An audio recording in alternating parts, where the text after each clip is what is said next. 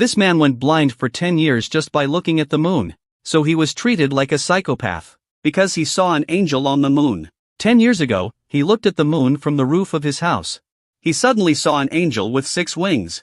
It's covered in golden light. His eyes have not been able to open since, and every night since then, he dreamt of an asylum. He felt a voice inside the asylum calling to him, but the knock on the door goes unanswered. But he couldn't tell the psychiatrist about it. Otherwise, the doctor will continue to think he's having a psychotic episode. The man's name is Lin Chie. His parents died when he was a child. But he has a cute little brother. The brothers were raised by their aunt. On this day, the brother asked if his eye was almost healed. Auntie also reassures Chie that if he doesn't get into college, she will support Chie for the rest of his life. All Chie could say was, "I'm almost done."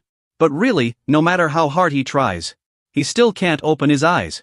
But since 5 years ago, Chie can suddenly sense his surroundings. It's only a few centimeters at first, but as time passes, Chie is now able to sense distances of up to 10 meters around him. Whenever he looks up to sense the moon, always listening to that angelic whisper, "Are you still looking at me?" Meanwhile, in an alley, a squad of 4 suddenly appeared. They're chasing a monster. A woman yells "Old Zhao" into the intercom. The man known as Old Zhao immediately replies, "Roger. Bulletin board number 3 is in place." Next, Old Zhao gestures, only to see the red electricity flow. His mouth shouted, "Jingsu, open." Old Zhao's words were just finished when a red light rushed up underneath him. The other 2 red lights echoed each other. A red Jingsu forms instantly. The 2 monsters are trapped in it. The woman in the squad takes off her hat and says, "Operation Purge, commence." 100 years ago, a mysterious, boundless fog came to life. A highly toxic fog in just 24 hours. The fog covered half the world. There's no way for humans to understand the places that are shrouded in mist. They don't know if there are any survivors. But in September of 1922, humans discovered a supersized dragon flying in mid-air in the Marianas Trench. It's Leviathan, the dragon of chaos. The first human discovery of a mythical creature. Its existence overturned all of mankind's perceptions. Soon after, a mysterious resurgence. The gods of the outside world resurfaced in the world. Monsters from various myths and legends have begun to appear in what's left of the city, slaughtering Huaxia humans with impunity. But not only do the gods of the outside world not help the humans, instead, they get involved. But it was also during this period.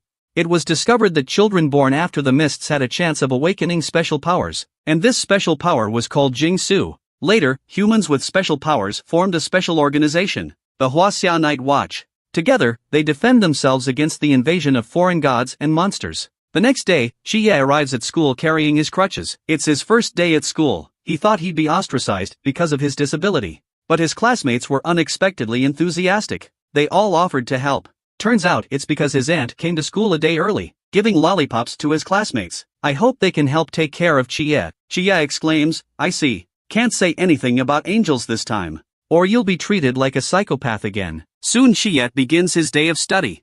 At the same time, a sewer opening. The Night's Watch is guarding the passageway and slaying monsters. Hongying carries a spear, splitting a monster in half. But just as she was getting proud, but her companion suddenly froze. Dumbfounded, he points behind her. A ghost-faced king is slowly raising his arm. Hongying doesn't have time to react. She's been hit in the chest by the ghost-faced king's claws. She's lying on the ground, gasping for air, but she still calls the intercom. We have a serious miscalculation. On the other side, at dusk, Chie is walking home with 3 of his classmates. As they pass a sewer, Chie suddenly smells the stench of a corpse. A bold student suggests going in to take a look. When he turned on his cell phone's flashlight, in front of him was the body of a woman. The 2 girls are terrified, and he lifted his cell phone upwards. And a few people saw. A monster is eating a woman's body. After sensing them, the monster immediately dropped the woman and charged at them. A male student took the lead. A female student looks back as she runs, realizing the monster is right behind her. Frightened, she throws her handbag in a hurry, totally oblivious to the fact that Chie is right behind her. But it's a good thing Chie sensed the bag, and he ducked his head in time to avoid being hit. But when the female student rushed to the entrance of the passage, another monster appeared and swallowed the girl. Chie is so scared, she stops dead in her tracks. He gets slapped by the monster behind him. It doesn't stop until it hits the wall. And once again, a monster appears above him. Sensing the monster has swooped down, Chie gnashes his teeth in hatred. Why me again? All these years I've been treated like a psychopath. I'm ready to start a new life. Xie hissed in anger. Two golden lights suddenly appear in his eyes. Meanwhile, the six-winged angel on the far side of the moon is gazing at Xie in a vague way. In the next second, Xie is wrapped in an intense golden light. His eyes turn completely golden. A pillar of golden light shoots up into the sky. On the other side, old Zhao flew to Honying. Honying was found to have been saved. But then he learns that the Ghostface King and 3 Ghostface have escaped into Old Town. Just as old Zhao was about to move to find, a golden light appeared a short distance away. Old Zhao is dumbfounded and murmurs, "This is a sign that Jingsu is coming out of the world." The others look on in amazement. The energy is outrageous. It's at least a level 5 or higher. Even up to level 6. Old Zhao is horrified, running in the direction of the pillar of light. And now the center of the light. Xie feels empowered. His eyes have finally been restored. Unaware of what's going on, the Ghostfacer rushes forward without fear.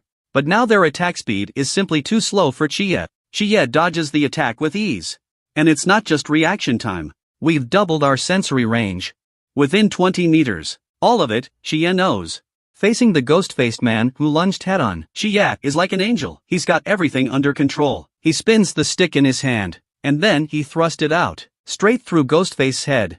And yet, just then, Xie was suddenly struck by a wave of vertigo. He can't move his body. The 2 remaining Ghostface see this, opened their fangs and lunged at him. Xie says, "Oh no, I can't avoid it." Just in the nick of time, old Zhao arrives in time to block the blow.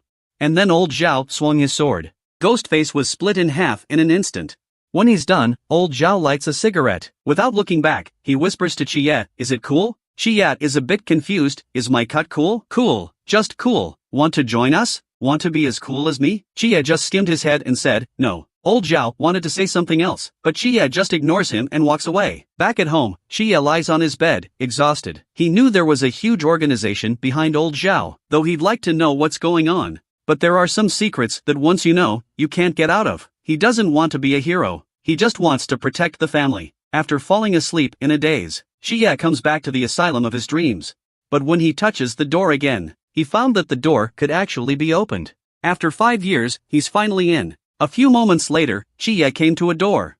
He pushes the door open only to find a woman inside. Xie is about to greet her. The next moment he suddenly saw a panel. Patient, Nyx. Quest, help Nyx with her mental illness. You can take some of Nyx's abilities with you. Xie is confused. Nyx is one of the 5 gods of creation in Greek mythology.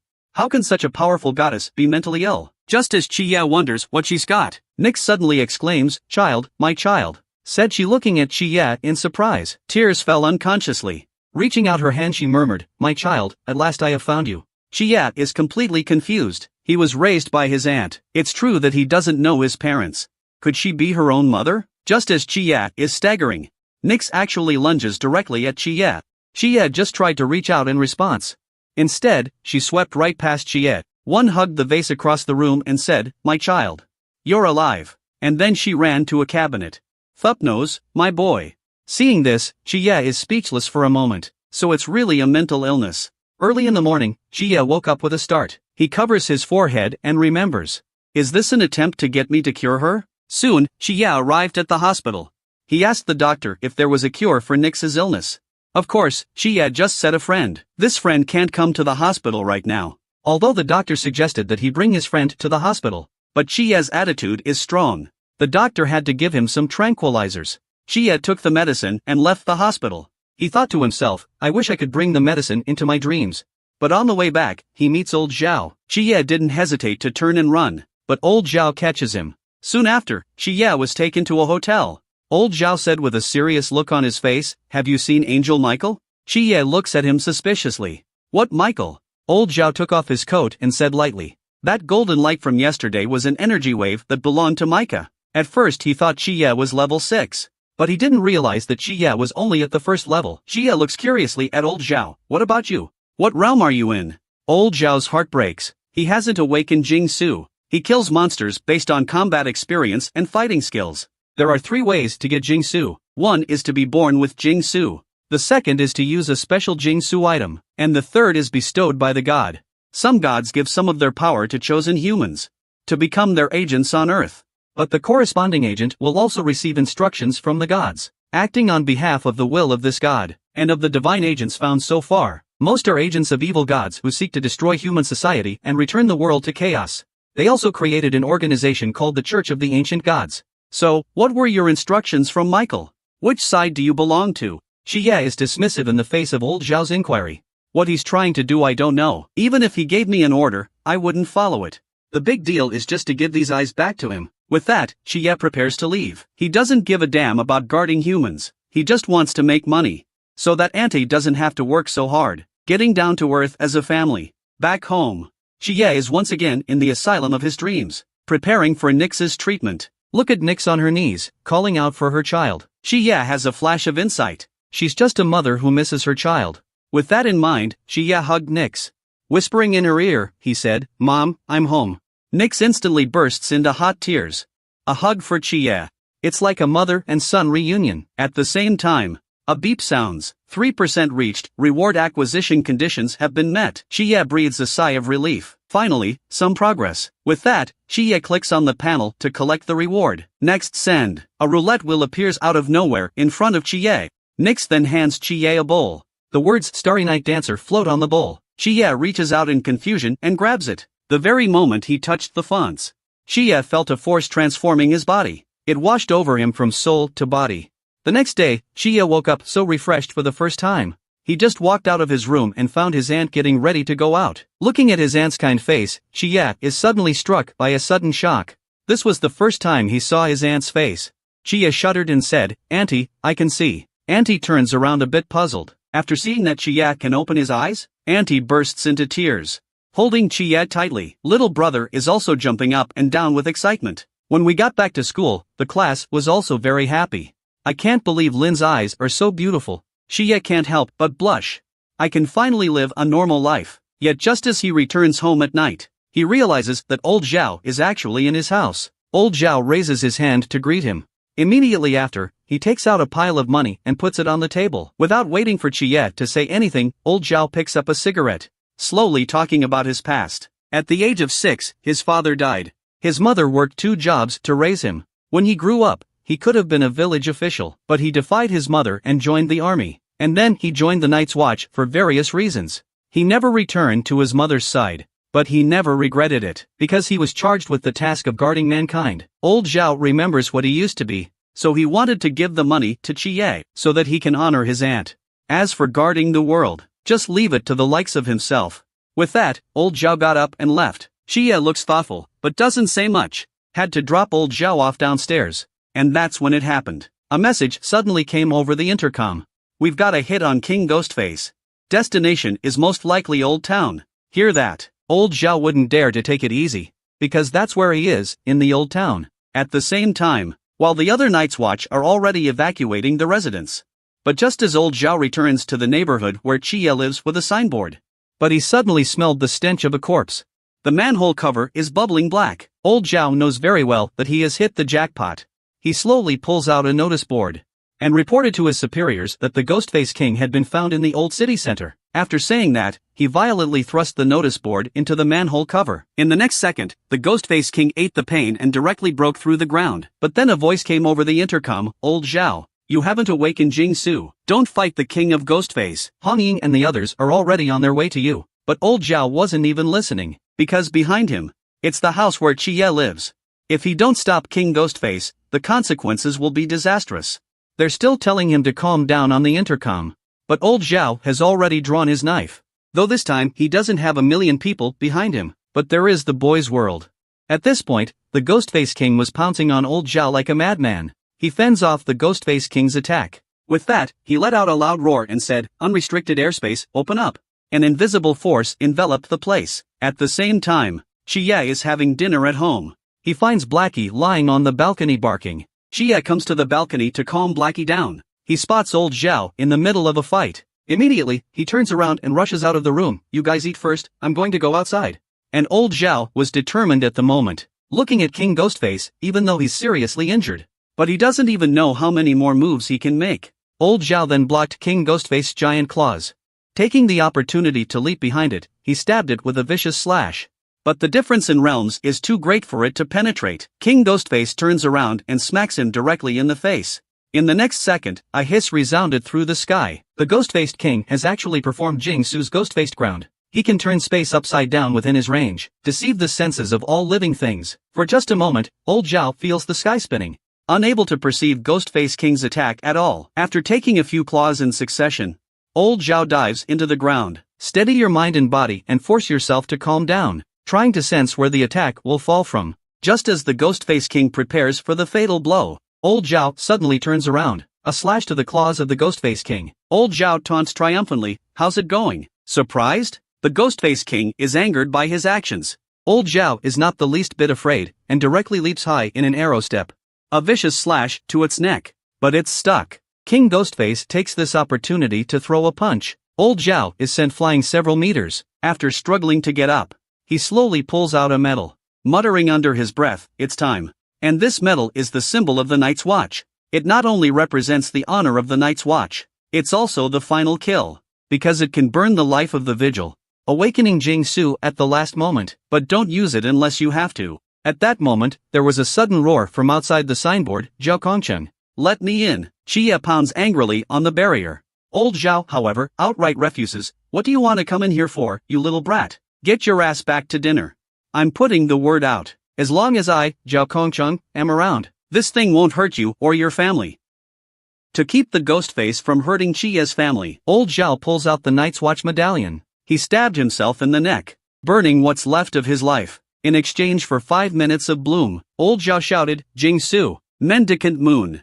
Red energy instantly covers old Zhao's entire body. With just one cut, old Zhao's aura was completely different from before, directly chopping off the arm of King Ghostface. Looking at the fallen King Ghostface, old Zhao's eyes are like lightning and he laughs. "I knew it. I'm a fucking genius, Zhao Kongcheng." King Ghostface is so scared, he does Jing-Su's Ghostface Emperor again, covering old Zhao. But now old Zhao is not the same as before. He strikes again. The Ghost-Faced Phase Emperor was shattered as easily as a mirror. Along with the claws of the King of Ghostface, he was split in half. The Ghost-Face King was stunned. Just then, a huge pain suddenly struck him. Old Zhao knows he doesn't have much time. It's got to be quick. He swooped down with his sword. The Ghost-Faced King comes at him as well. Old Zhao's attack is the first to land on King Ghostface. Just a moment, King Ghostface's arm is hacked to pieces. King Ghostface still endures the pain. He slams his other arm into old Zhao. Old Zhao flies violently backwards. He lands on the ground with a huge gush of blood. But he still managed to get up. "If you don't die, I'll never fall." But just then, the space barrier was suddenly broken. Old Zhao turns around dumbfounded and inquires, "How did you get in here?" Chia wiped the rainwater off her head.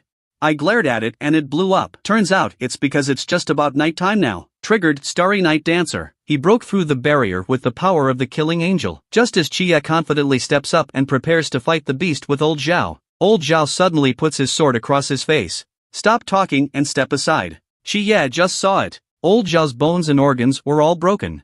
But he still forced himself to endure the pain and said, "One cut, I'll make another cut. It's not too late for you to help me after I'm done." Chia is silent. Tears have long been wetting his eyes.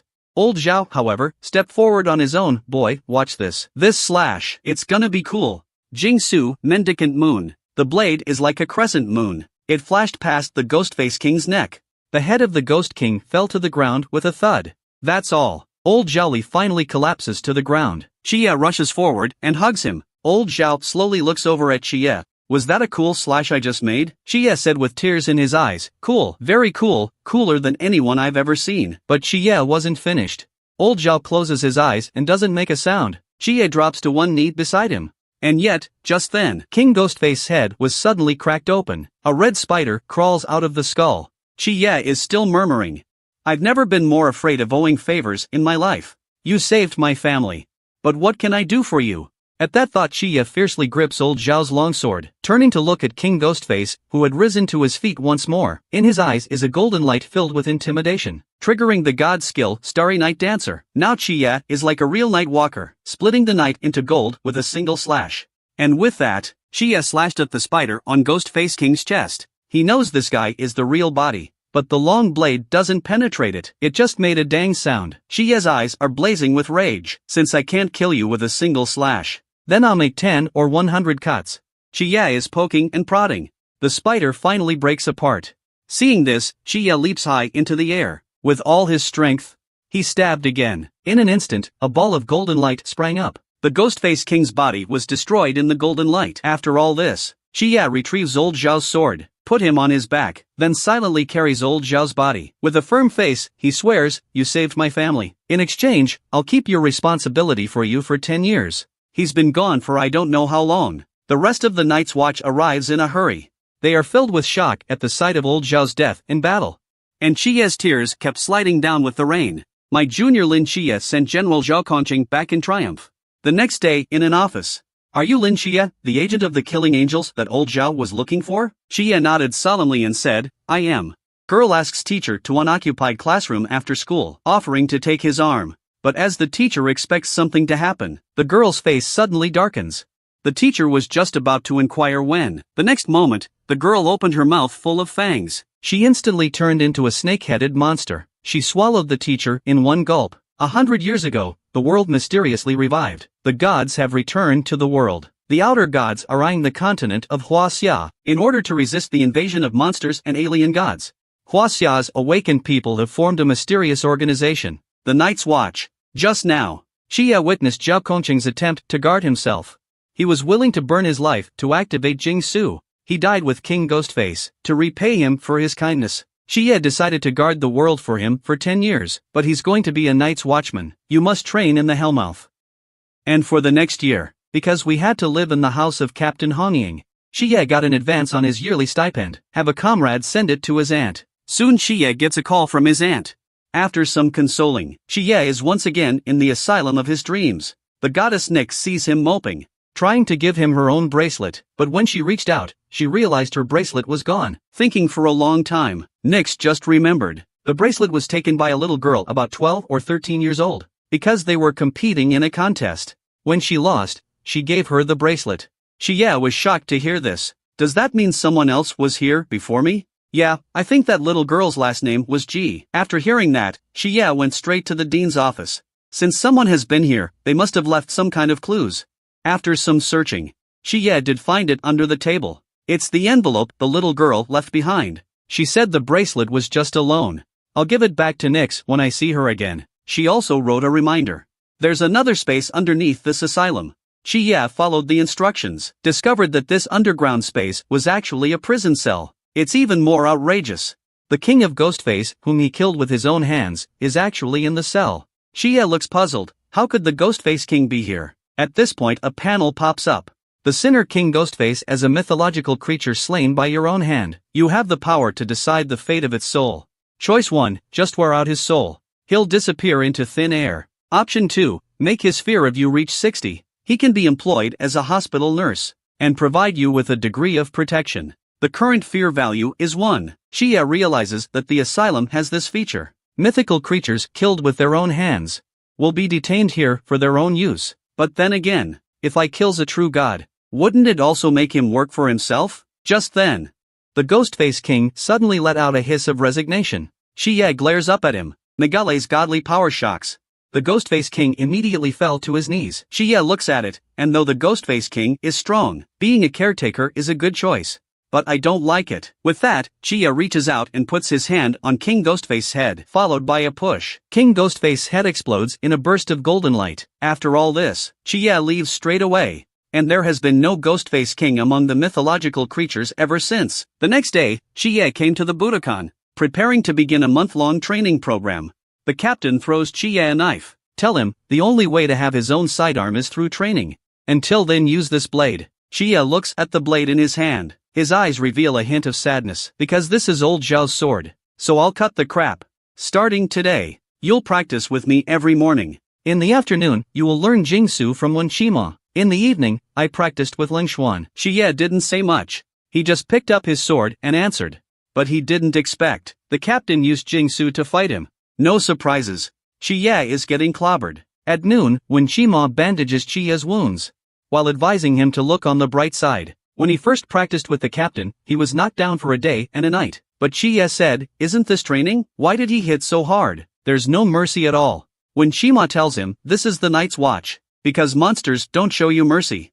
And then they talked about Jingsu. Xie brags about his Jingsu's ability to sense everything within a 20-meter radius. When Qima is a bit unconvinced, can it really sense everything? Just then, Hongying walks past them. when Chima suddenly thought of something. He glances at Hong Ying's ass. Then he gestures for Chia to take a look. Chia knows what he's doing. Then he turned his head and look, until Hong Ying walks away. Chia says white. Seeing this, Wen Shima couldn't help but praise him. Next, Wen Shima started to explain the sequence about Jing-Su. The so-called Jing-Su sequence. It's the human classification of the Jing-Su danger level. The higher the sequence, the more dangerous it is. Jing-Su sequence after 600 is categorized as harmless Jing-Su. This Jing-Su has very little effect. At best, it kills mosquitoes. Sequence 400 to 599 is known as the lowly Jing-Su. This kind of Jing-Su has the power to kill, but not much danger. Used wisely, it might work wonders. Sequence 200 to 399 is at a dangerous level. Can pose a threat to human society at scale, capable of fighting the mystical. Sequence 90 to 199 of high-risk Jing-Su possesses extremely strong combat power. Holders of these Jing-Su sequences are 1 in a million, and Captain Hong Ying is one of them. As for Jing-Su, whose sequence is above 89, not only does it have the power of mass destruction, it also possesses unimaginable special abilities, and Chia's mundane realm serial number is 003. But that's the power of the killing angel Michael. His current ability focuses on perception and anticipation, though he can still use his killing angel might. But the true power of Godsu is much more than that. In this case, either that or the killing angel only gave him a small portion of his abilities, or the full ability was there all along. It's just that Chia can't feel it. And the training that Wen Shima is going to take him through, it's all about getting Chia's body and his abilities to mesh. Chia was taken to a specialized training room. There are 39,000 miniature airsoft guns here. 39,000 rubber bullets per second. Consider the realm of Chie. When Chima decides to start with 50 rounds per second, in the next second, the room pops up with several exhaust guns. Oh my god, what if it hits where it shouldn't? When Chima doesn't bullshit, a single arrow step exits the room. Only the miserable Chia is left to wail alone. At night, Chia scrutinizes a gun drawing. Though guns don't do much for high-realm mythological creatures, but for mythic creatures of the lower realms, guns are more effective than cold weapons. With Lungshuan pressing the timer, Chia assembles quickly, calmly deconstructing each part, and then quickly loaded and aimed. 3.16 rounds fired quickly. Unfortunately, despite being only 5 meters away, Chia misses his target. Lungshuan can't help but tease him. A blind man could probably hit it better than you. Chia said with an embarrassed look, I was blind before. The next morning, Chia arrives at the organization with a black eye. As soon as he walks through the door, Hong Ying then tells Chia, the mythical creature reappears. The place is at Sangnan No. 2 Middle School where Chia studied. And the person who came to report, it's the same student who encountered the ghost mask together last time, Li Yifei. When Li Yifei came back to school last night to pick up the homework he forgot to take away during the day, he ran into the class monitor and the teacher. The class monitor turned into a monster and swallowed the teacher and then spit out an egg. The egg made a gurgling sound. The teacher slowly came out of the egg. Li Yifei was scared. She hid until dawn before rushing here to call the police. After listening to him, the captain analyzed. This monster has the ability to disguise and assimilate. It's probably spreading the infection among the lower mythological creatures. Assimilation is the trickiest ability. A little inattention to the victim can lead to exponential growth, and the damage can grow exponentially. And camouflage is an even more dangerous ability. It means it has the intelligence of a human. Hear this. One of the team members held his eyes. We have to be prepared for the worst, because there's a good chance that the entire second school has been infected. It's even spreading outside the school. A guy's first time being asked by a girl to go to the grove. But then someone intervenes and confesses to the girl. And the worst part is that the girl said yes. The boy doesn't realize that this is actually saving his life. Because girls are mythical creatures. Nanda Snake Demon. She has the ability to assimilate humans and disguise herself. Learned of problems at school. The Night's Watch organization understands that it is imperative to find out what the mythological creature is, and the number of people confirmed to have been infected. We've decided to split up into 2 groups. One group is based on the victim's social connections, finding out if there are other infected people. Another group went inside the school to follow the trail, find out where the body is as soon as possible. Hong Ying and Xiaonan change into their narrow school uniforms, preparing to head to school with Chie. Lungshuan hands Chie a gun. Chie hesitates. I'm not a good shot. What if I hurt someone? Lungshuan, however, waved his hand. There's more to a gun than killing. Come to school. They split up. Hong Ying and Xiaonan went to the office building to investigate the teacher. Chie goes back to his class to investigate Lu Xiaoyan, utilizing his sensory abilities, checking out as many infected students as possible. Xie walks down the classroom hallway. He soon senses many infected students. Xie couldn't believe it. There are 6 infected on this floor alone. If these infected go on the rampage, I don't know how many people would fall out of the school. After class, Xie tells Li Yifei he needs a chance to sense the whole school. And next, the flag-raising ceremony, and then he'll be able to get a feel for the whole school. The other side, Hongying and Xiaonan see that the infected teacher isn't there. Pried the door directly into the office to investigate. Hongying smells a foul odor. She realizes that the stench is coming from the ground. She pries open a floor tile. And there it is, a human skin hidden underneath the tile. At the same time, the singing of the flag-raising ceremony sounded. Students lined up for the playground. Li Yifei whispers to him, "Is there one in the crowd?" Xie has a golden glint in his eye. Li Yifei is then told.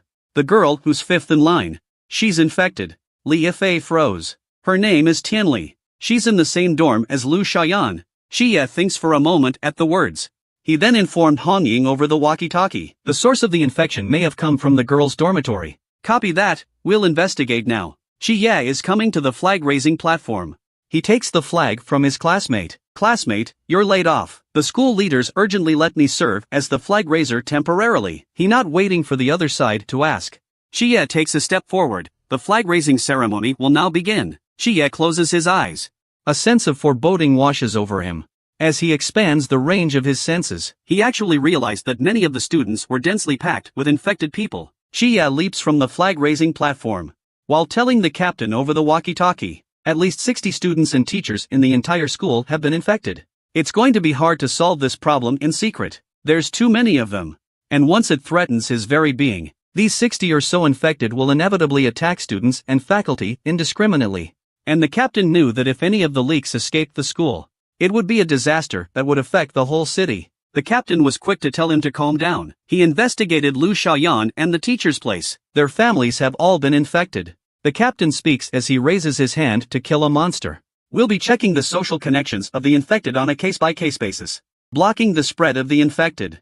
And the school is in your hands. Make sure you find the real body in the shortest possible time, then kill him. At the same time, I'll have Lungchuan open up uncommitted airspace.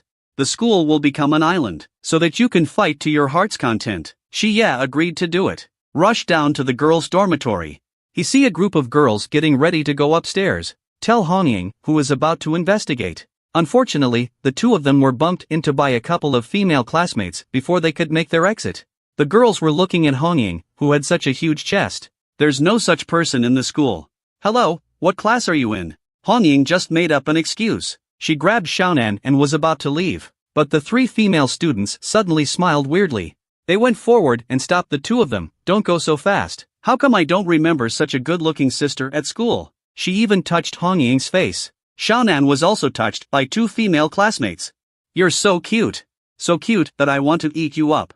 For a moment, the female student reveals herself as a monster. The tiger stares intently at Xiaonan. Hongying rushes to break away from his classmates to try to save her. But this classmate also bared his fangs and was ready to eat her in one bite. Just then, Hongying suddenly smiled. The box in her hand suddenly opened. A spear with fire appears in her hand. Hongying just flicked it. The creature was burned down to its skull. The other 2 monsters were instantly confused. They stared at her blankly. Hongying let out a laugh, a wave of the spear in his hand. The 2 monsters are instantly enveloped in flames. Gradually they go limp and turn to ashes.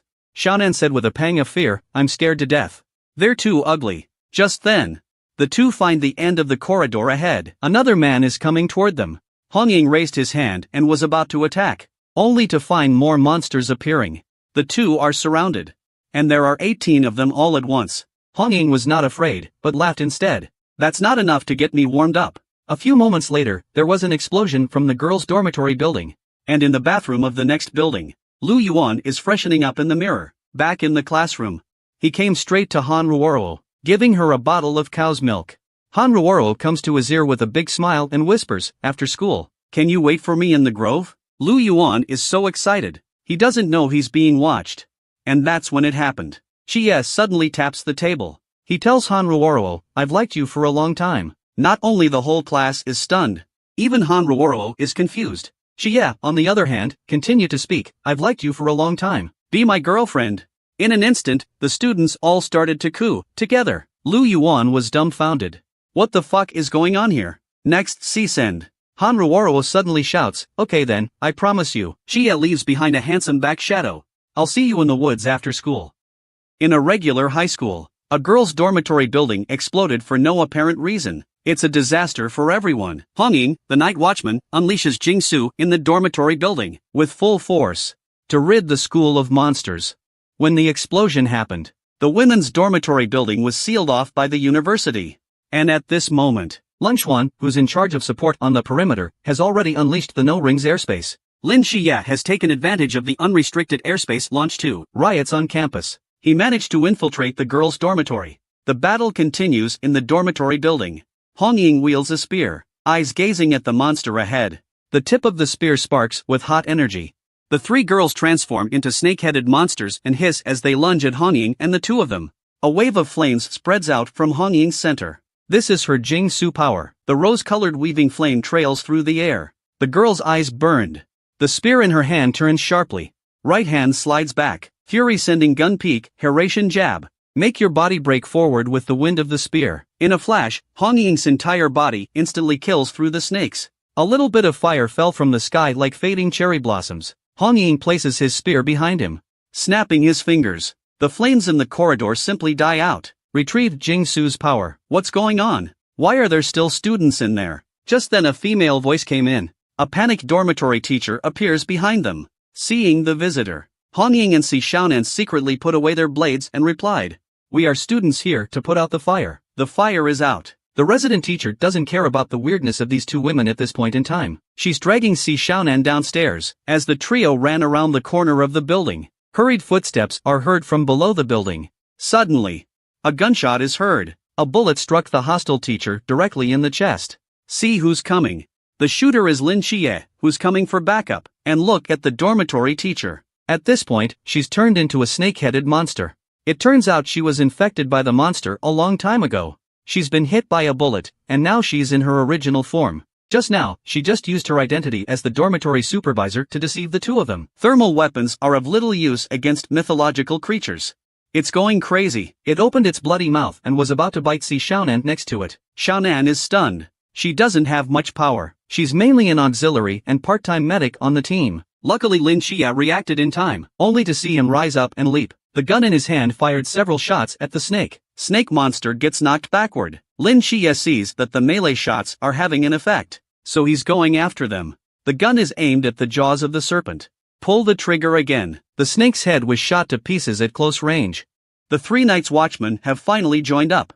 The three discussed the available information and they analyzed it. Currently, according to the high density of infections in the girls' dormitory, this must be the lair of the monster itself. This mythical creature mimics human behavior perfectly. It must have possessed an intelligence equal to that of a human. Its infection strategy shows a high level of intelligence. This monster has chosen to infect girls, after using the female identity to ask a male to a hidden location, expanding the infection. If Li Yifei hadn't happened to come across that incident, it probably wouldn't have been discovered for another 6 months.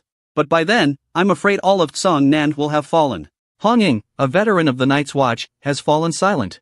It was also the first time she had seen such a highly intelligent mythological creature. Si Xiaonan interrupts Hongying's thoughts with an exclamation of surprise. What's that? Following the direction of Xiaonan's finger, the trio looks up to see an eerie figure above the stairwell secretly watching them. Needless to say, this must be the monster itself.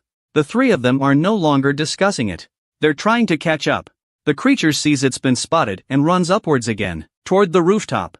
As Hongying and Lin Xia rush panting towards the rooftop, the snake monster was seen standing on the edge of the rooftop. It looked back at the two of them. Scarlet tongue spew forth. The corners of its mouth curl up in an arc. It seems to be mocking. The serpent sucks in a sharp breath. Then it raises its head. It opens its mouth and hisses abruptly into the sky. The voice carried a strange power that made the two of them dizzy all of a sudden. A hissing sound spreads in all directions. The campus looks eerie in the middle of the green unrestricted airspace. At the moment of the hissing sound, those infected hiding in the crowd are suddenly dizzy. And they take on the appearance of monsters. The whole school started to mutate at the sound of its hissing. There were screams from all over the campus. On the rooftop, the snake demon wakes up all the infected and leaps off along the edge of the rooftop. It's so fucking exciting to run away after the show. Angry Lin Xie and Hongying stomp their feet. But the campus is in chaos. The two prepare to split up. Lin Xie will protect the students. And Han Ying leaped straight down from the rooftop to continue his pursuit of the snake demon.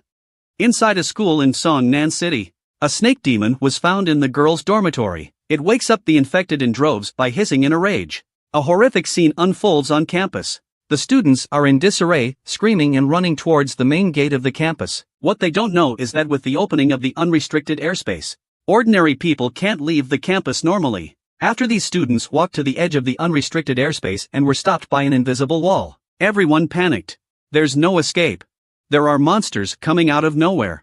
When Lin Xie arrives, the scene was noisy. No matter how much he yells, no one listens to him. At this rate, all these people will die. The infected hidden in the crowd smiled grimly at the chaos.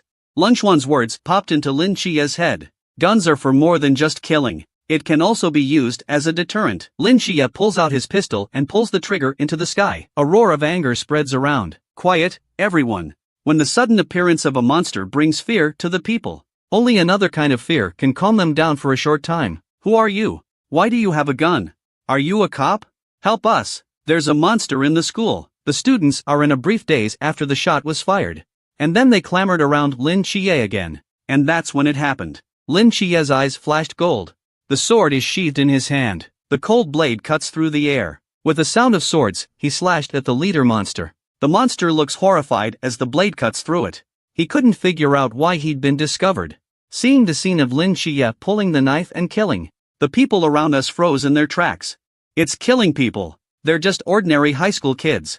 They've never seen anything like this. Lin Xie kills a man on the spot and shocks the crowd. He shouted, "Shut up!" The scene quieted down. The pupils of this boy who was hacked to death by Lin Xie plummeted. The whole head swells up. Something seems to be coming out. It's obvious this man is a monster. Surprisingly, it's been hiding by their side. Lin Xie takes a step into the monster's chest. He cut off its head before it was about to explode. There are no monsters hiding in the scene. He told the crowd to line up and leave the school in order. The crowd is silent for a moment. The students watch the scene and obediently follow Lin Xie's orders. At this point, the unrestricted airspace at the school's entrance was opened up a corner. A path to the outside world is revealed. Under Lin Xie's mental discernment, everyone evacuated the campus in an orderly fashion. After the evacuation of all present, Lun Xuan closes the channel to the unrestricted airspace again. And that's when it happened. There was a sudden flash in the sky. The unrestricted airspace changes from green to its former color of blood again. No solution anymore. This unrestricted airspace used to be under the control of Zhao Kongcheng. Lun Xuan is not yet proficient. All in all, it doesn't matter. It's just that the green color seems to be more friendly. Under the blood-red dome of the sky, the entire campus seems eerie and mysterious. Screams from the distant school building mixed with the hissing of the monster. An apocalyptic scene. In the 5th floor of the school building at the moment, Li Yifei is directing the surviving students to use desks and chairs to completely block the hallway. Several monsters are crashing wildly outside. Under the organization of Li Yifei, the students in this classroom are safe for now. Everyone looks like they've survived. When he realizes that there are still trapped students on the 3rd floor, he immediately organizes a team to go down and rescue them. I have to say, Li Yifei was doing quite well at this point. The crowd gets curtain fabric and ties it into a thick rope. And just like that, an escape rope was made. Li Yifei picks up a fire axe and carries it behind his back. He takes the lead and descends to the 3rd floor. After the mysterious events at the school, a number of students have begun to help themselves. People in extreme danger are often capable of extraordinary feats. Li Yifei is one of those people. After organizing manpower to descend along the rope to the 3rd floor, a few people with the weapons they've found are watching the building carefully. At this moment, there is only one monster left on the 3rd floor, gathered around the door of a classroom.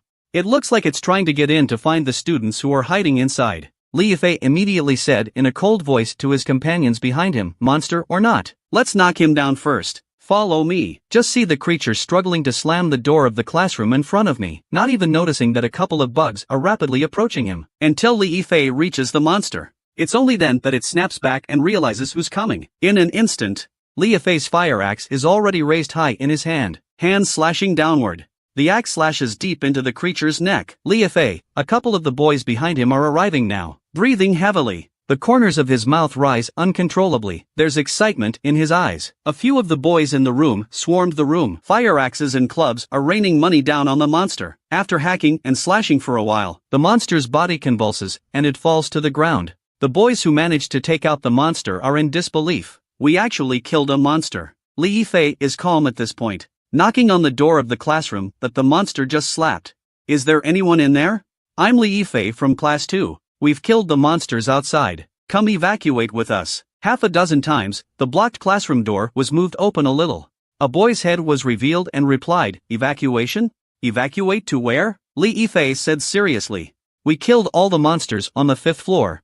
Stacked up tables and chairs on both sides of the building for defense. Most of the students in this building are now hiding there." The boy on the 5th floor strokes his glasses and smiles. "All the monsters are now on the 1st and 4th floors. Let me ask you, how do we get to the 5th floor?" Li Yifei replied with confidence. "We'll use the rope from the 5th floor." He's not finished. The boy in the classroom let out a long sigh. "There are 28 of us here. You're not gonna make us all climb a rope to the 5th floor, are you?" The man speaks as he moves out of the way of an obstructed view. He saw that there are more than 20 people hiding here in this classroom. I didn't realize there were so many." Li Yifei scratches his head in embarrassment. At this moment his gaze towards the man with the glasses suddenly changed. In his heart, he only felt that this boy in front of him was somewhat powerful. He's obviously trapped in here, but he knows everything that's going on outside. The boy bowed slightly and said slowly, "We're grateful that you came down to save us. But it's a shame.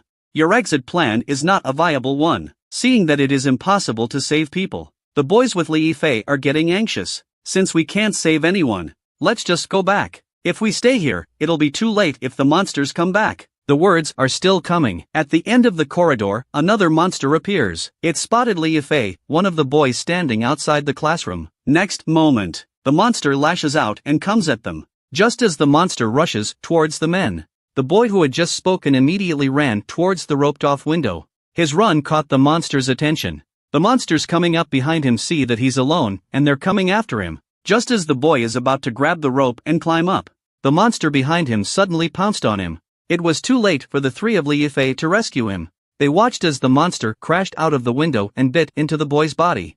The two of them fell together, and the rope that was hanging down from the 5th floor was ripped off. The three of Li Yifei have lost their way back. The trio returns to the corridor. The commotion has attracted several monsters. The lives of the three men who came to the rescue are in danger. It's the moment of truth. That blocked classroom door bursts open. The boy in charge rushes to let the three in. Quickly! Li Yifei is leading a rescue mission to the 3rd floor of the school building. Not only did they fail to rescue them, instead, a companion died. Just as more monsters appear, the man with glasses resolutely opened the closed classroom door, rescued the three of Li Yifei back. The monsters outside the classroom began to break down the door in a frenzy. All the boys in the classroom pushed against the door as hard as they could. Indoors and outdoors, a tug-of-war has begun with dozens of lives on the line. If the door is broken, everyone in the room will be killed. Li Yifei and the others are armed with firefighting weapons, might be able to kill a couple monsters. But if fighting multiple monsters at once, they're going to die. The girls in the classroom are now white with fear, screaming and hiding in the corners of the classroom. The rest of the boys can only grit their teeth and hold on for dear life. At this time, a powerful serpent suddenly appears among the monsters outside the door. It chased away the other monsters that were blocking the doorway. It's using a lot of force. The door is smashed right through. The defense has been breached. Everyone inside will be food for these monsters. Just when everyone thought they were going to be killed, there's a soft laugh coming from outside the hallway, and then a figure appears out of nowhere. It was Lin Xie, who had returned to the building to check on the situation. Lin Xie counts carefully. 5 monsters are frantically moving into a classroom. He yells out, "Hey, come play with me," facing Lin Xie's taunts. These monsters are naturally unafraid. They immediately abandoned the students in the classroom. Turning their heads towards Lin Xie, they pounce. Lin Xie's sword is drawn. The blade cuts the nearest monster from shoulder to waist. The blade cuts it in two. Blazing Angel's might unfolds. All monsters are slowing down a bit. Blade swept out. The blade descends. Blood spurts from the creature's body. At this point, the remaining monsters finally reacted. It hissed and lunged at the figure, just moments before they were about to touch Lin Xie's body. Lin Xie's eyes suddenly explode with 2 fiery rays of light. Like a burning furnace, they are blinding. Lin Xie swings his sword forward. The light golden blade turned into a crescent moon and completely dismembered the two monsters. The whole process is like a flowing stream, without the slightest stagnation. This is the moment. The people in the room have also noticed the unusual movement outside the door. They all poked their heads out. But Lin Xie is facing that last monster. In the next moment, his figure leaps up again. A direct duel with a monster. Lin Xie's figure changes pace slightly. The figure turns. He swings his sword in an extremely strange position, dodging the monster's claws. It hits the monster right in the crook of its leg. The creature was unable to stand. It collapsed. Lin Xie's sword hangs vertically over the monster's head. Fierce force, viciously plunging the knife into the monster's skull. The monsters on the third floor have been wiped out since then. This scene has left the audience dumbfounded. They were so moved, they almost cried. Saved at last. Sheathing his sword at the moment, Lin Xie only felt that his sparring session with the captain had been very effective. Li Yifei's voice was filled with a hint of aggravated crying. "Xie, you're finally here. I thought you ran away without me." Lin Xie arrived just in time. All the monsters are taken care of with a single stroke of the sword. He's very powerful at the moment. Directly avoided the fate of the students who were about to be massacred. Li Yifei is thrilled at this moment. Taking grievance for Lin Xie with a hint of grief, he tells all about how he organized his classmates to fend off the monsters and struggled to survive until now. The others look at Lin Xie with mostly fear, awe, admiration, and love. At this point, Lin Xie seems to have caught someone's eye. Turning his head, only to see the wiry man with the glasses crouched down and to take a closer look at the monster on the ground. Lin Xie looks at him and asks his name. The man simply replied, "Inxingyu," and then studied the monster's body tissues again. The word Inxingyu surprised Li Yifei a bit. This Inxingyu is rumored to be a rare genius in Songnan City. He's very intelligent. I can't believe they met here. No wonder he was so calm and collected. In the face of Li Yifei's appreciation, Inxingyu was not the least bit proud. The corpses of these monsters were more appealing to him than anything else. This genius realized at this moment, the world is more interesting than he ever imagined. At the same time, he's interested in Lin Xie's identity and his extraordinary combat prowess. He politely extends his right hand. "Hello, my name is Inxingyu." Looking at Inxingyu's curious gaze, Li Yifei pulls Lin Xie aside, asking about how the other students were handled by Lin Xie. Lin Xie makes an excuse before rushing to their rescue. The unaltered infected have been quarantined in a classroom. They're being guarded. As for the rest of the arrangements, Lin Xie plans to send all these students to the auditorium first. It's safer there. And so it was, escorted by Lin Xie. The people were arranged to go to the school's auditorium and settle in. This moment, in the headset, Hong Ying is also reporting the pursuit of the snake demon. Hong Ying, after chasing half of the campus, the snake demon went into the woods behind the school and disappeared. Still haven't caught it. If the mythical creature is not dead, then this event will not end. It is clear to all of the Night's Watch. Even if you pull out all the monsters and kill them, that's just treating the symptoms, not the cause. Luckily, unrestricted airspace is always there. This mythical creature couldn't escape the school. Hong Ying with Si Xiaonan is still continuing to search for the snake demon. The identity of the snake demon was also found out by Vice Captain Wu Shangnan. This monster is called Nanda Snake Demon. After he'd searched through all the mythological texts, he eventually found a small clue in a tattered ancient book. This serpent demon has excellent camouflage abilities, and an intelligence no less than man's. It can devour a creature and plant a serpent seed within it. Turns carapaces into its children, manipulating their actions. However, there are limitations to the creation of snake species. Even the main body can only produce one snake seed a day. The heirs, on the other hand, can only spawn one snake seed in 3 days. And neither its main body nor its heirs have high combat power. Hearing the news from within the Night's Watch, at this moment, all is clear. It seems the snake demon has been lurking in human society for a long time now. It's very careful and cautious, just as Lin Xie is thinking. And Xingyu walks silently to Lin Xie's side. He has a lot of questions he wants to ask. After experiencing mysterious events, this man who was dubbed a genius became interested in the world. Any questions? I'd like to ask you a question. If you're asking me if I'm a Superman or an immortal, forget it. No, my question is, have monsters like this always existed? Right under our noses all the time? He continues to press. Is there such an evil presence in the shadows of our lives all the time? How is it that we can still live without knowing anything? By rights, Lin Xie shouldn't have answered that question. But sooner or later these people are going to get their memories wiped by the Night's Watch anyway. It doesn't matter what they say now. The solid back of old Zhao comes to Lin Xie's mind. Mouth answers in Xingyu's question, because someone is watching over the night for you. And Xingyu suddenly fell silent. So that's how it is. In the land of the unknowable, there is a group of people secretly guarding all human beings. There is such a group of people in the world. They were the age of a normal high school student. But they thought it would be a waste of their lives to spend 3 years learning a rigid, monotonous knowledge. And Xingyu is one of those people. After seeing the supernatural things of this world, facing a strange world, he was not afraid of the mysteries of the unknown. Instead, there was a sense of excitement. And Xingyu, who is a high school student, has just finished her master's degree in biology. He's already planning to start a PhD program. He focuses on genetics and mutations in living things, also studies clinical medicine. If there is anyone in this world who can really be called a genius, and Xingyu falls into that category, facing someone like Xingyu, Lin Xie can only say, sorry. He has a rescue to do. No time for this genius. At this moment, Li Yifei and his men are looking for him, prepare to rescue the others with Lin Xie. Lin Xie wanted to refuse, because at this point in his life, both his physical and mental strength were severely depleted. But Li Yifei and his team can help ease the pressure on Lin Xie.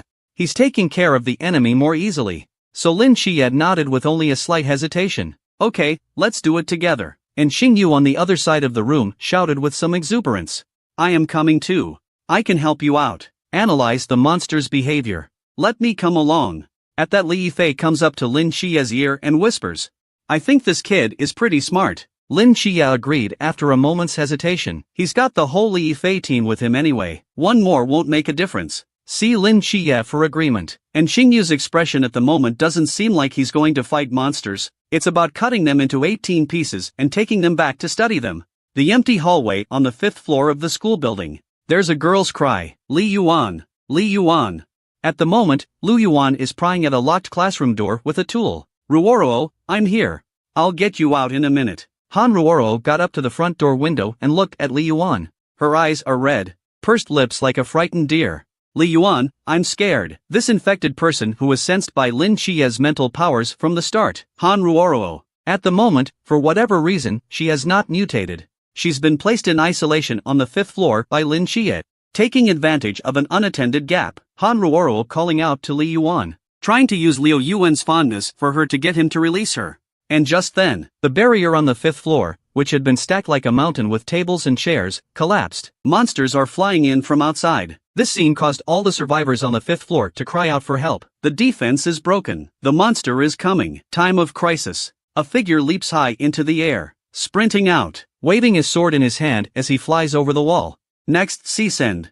The blade pierces into the monster's skull with pinpoint accuracy. The right hand of the blade was seen to turn its wrist and swing. His body slightly swept past the monster beneath him. The creature's entire skull has been chipped off. The visitor is officially Lin Xie, who has come to the rescue. Behind him, Li Yifei and Xingyu and the others followed one after another, led by Lin Xie. The group has cleared the school building of all monsters. After sheathing the knife, Lin Xie's eyes fall on Li Yuan at this moment. Behind him is the infected who were hiding in the crowd from the start. Han Ruoro lowers his head to avoid Lin Xie's gaze. Seeing Lu Yuan about to step forward to protect Han Ruoro, Lin Xie has nothing to say. He sidesteps out of the way and makes a pleased gesture. As for Li Yuan's death wish, Lin Xie didn't have to take responsibility for it. Instead, he was generous enough to let the two go. The two of them are slowly leaving. Lin Xie laughs somewhat mockingly. I wish you all the happiness in the world. After Lu Yuan and Han Ruoro left, Li Yifei and the others gather all the survivors, started leading everyone to the auditorium. Lin Xie looks on as the crowd evacuates the building. And Xingyu quietly moves to Lin Xie's ear and whispers something to him. Lin Xie's eyes widened at his words. His frown grows tighter and tighter. This message from Xingyu shocked Lin Xie beyond belief. Are you sure? And Xingyu also pondered. He knows so little about the mysterious snake monster. Not enough to make an accurate judgment. So Xingyu points to the pistol at Lin Xie's waist. I need this. Lin Xie hesitates for a moment. He pulled the pistol out of his pocket and handed it over to the other man and said, only the last 3 rounds. Do you know how to use this thing?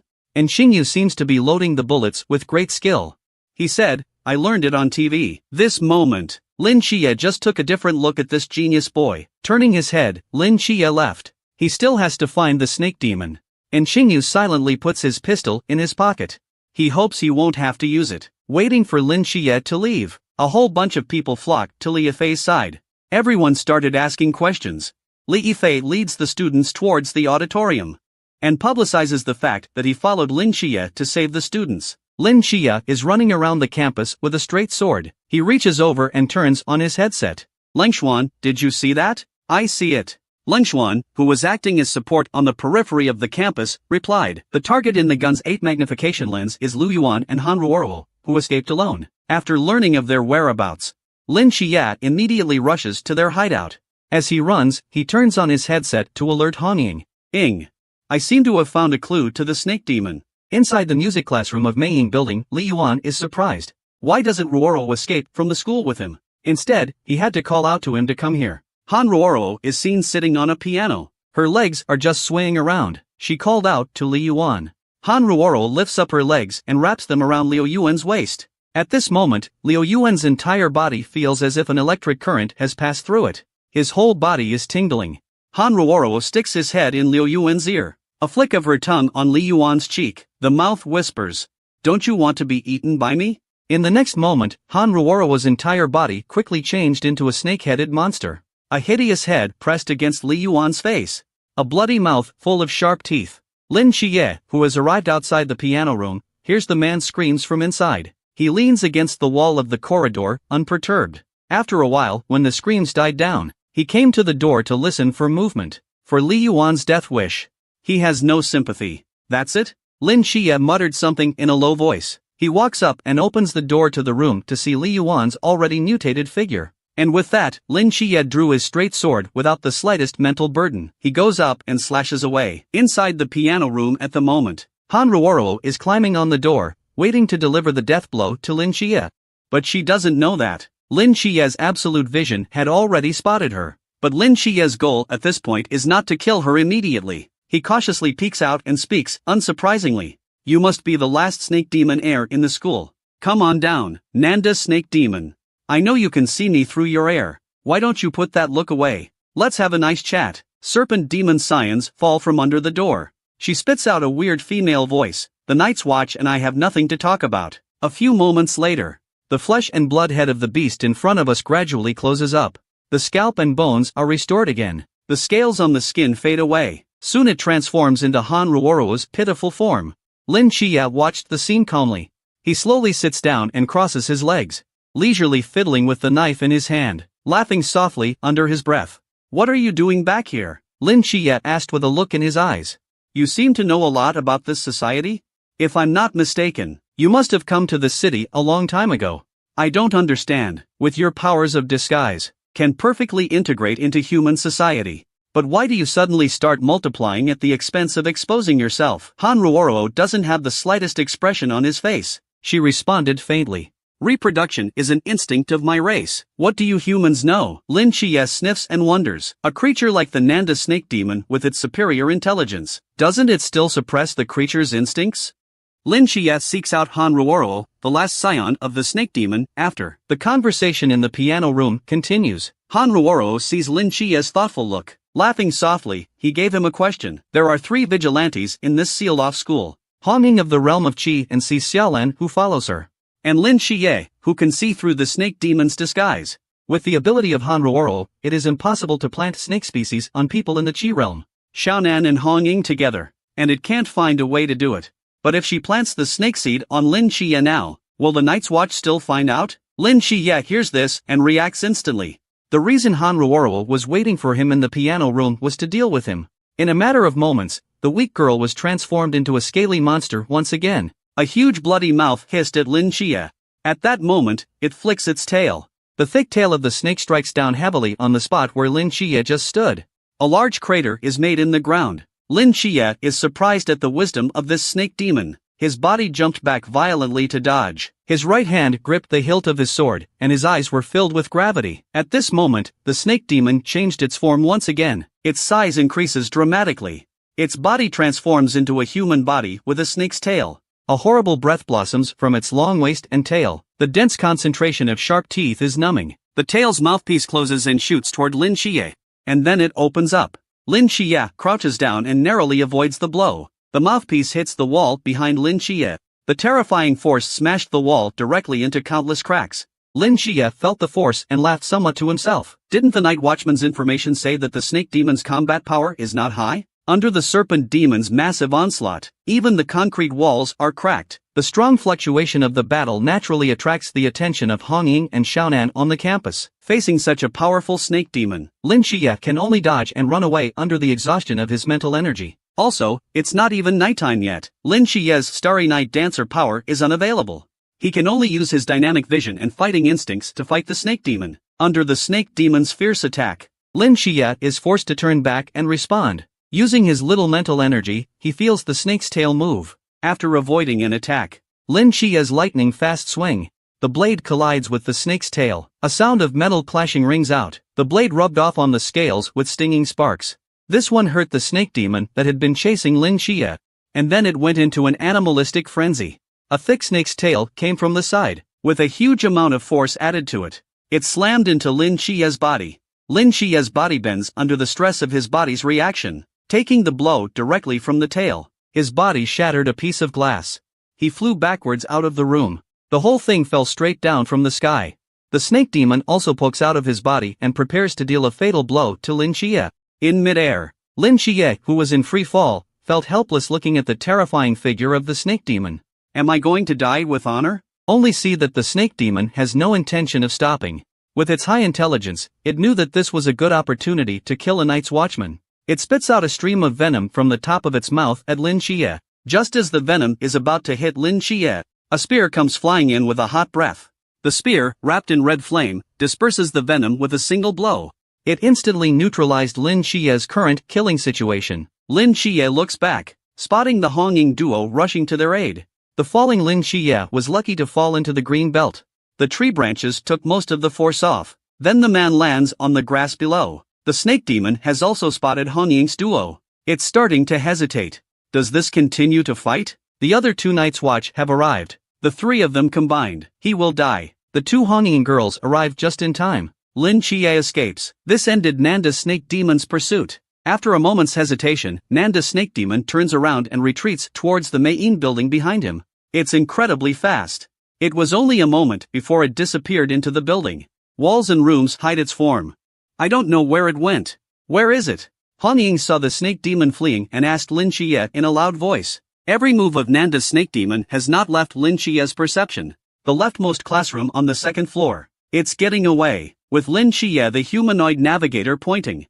Hot flames burst forth from beneath Hongying's feet. Squad 130's excess warrior power shows its strength.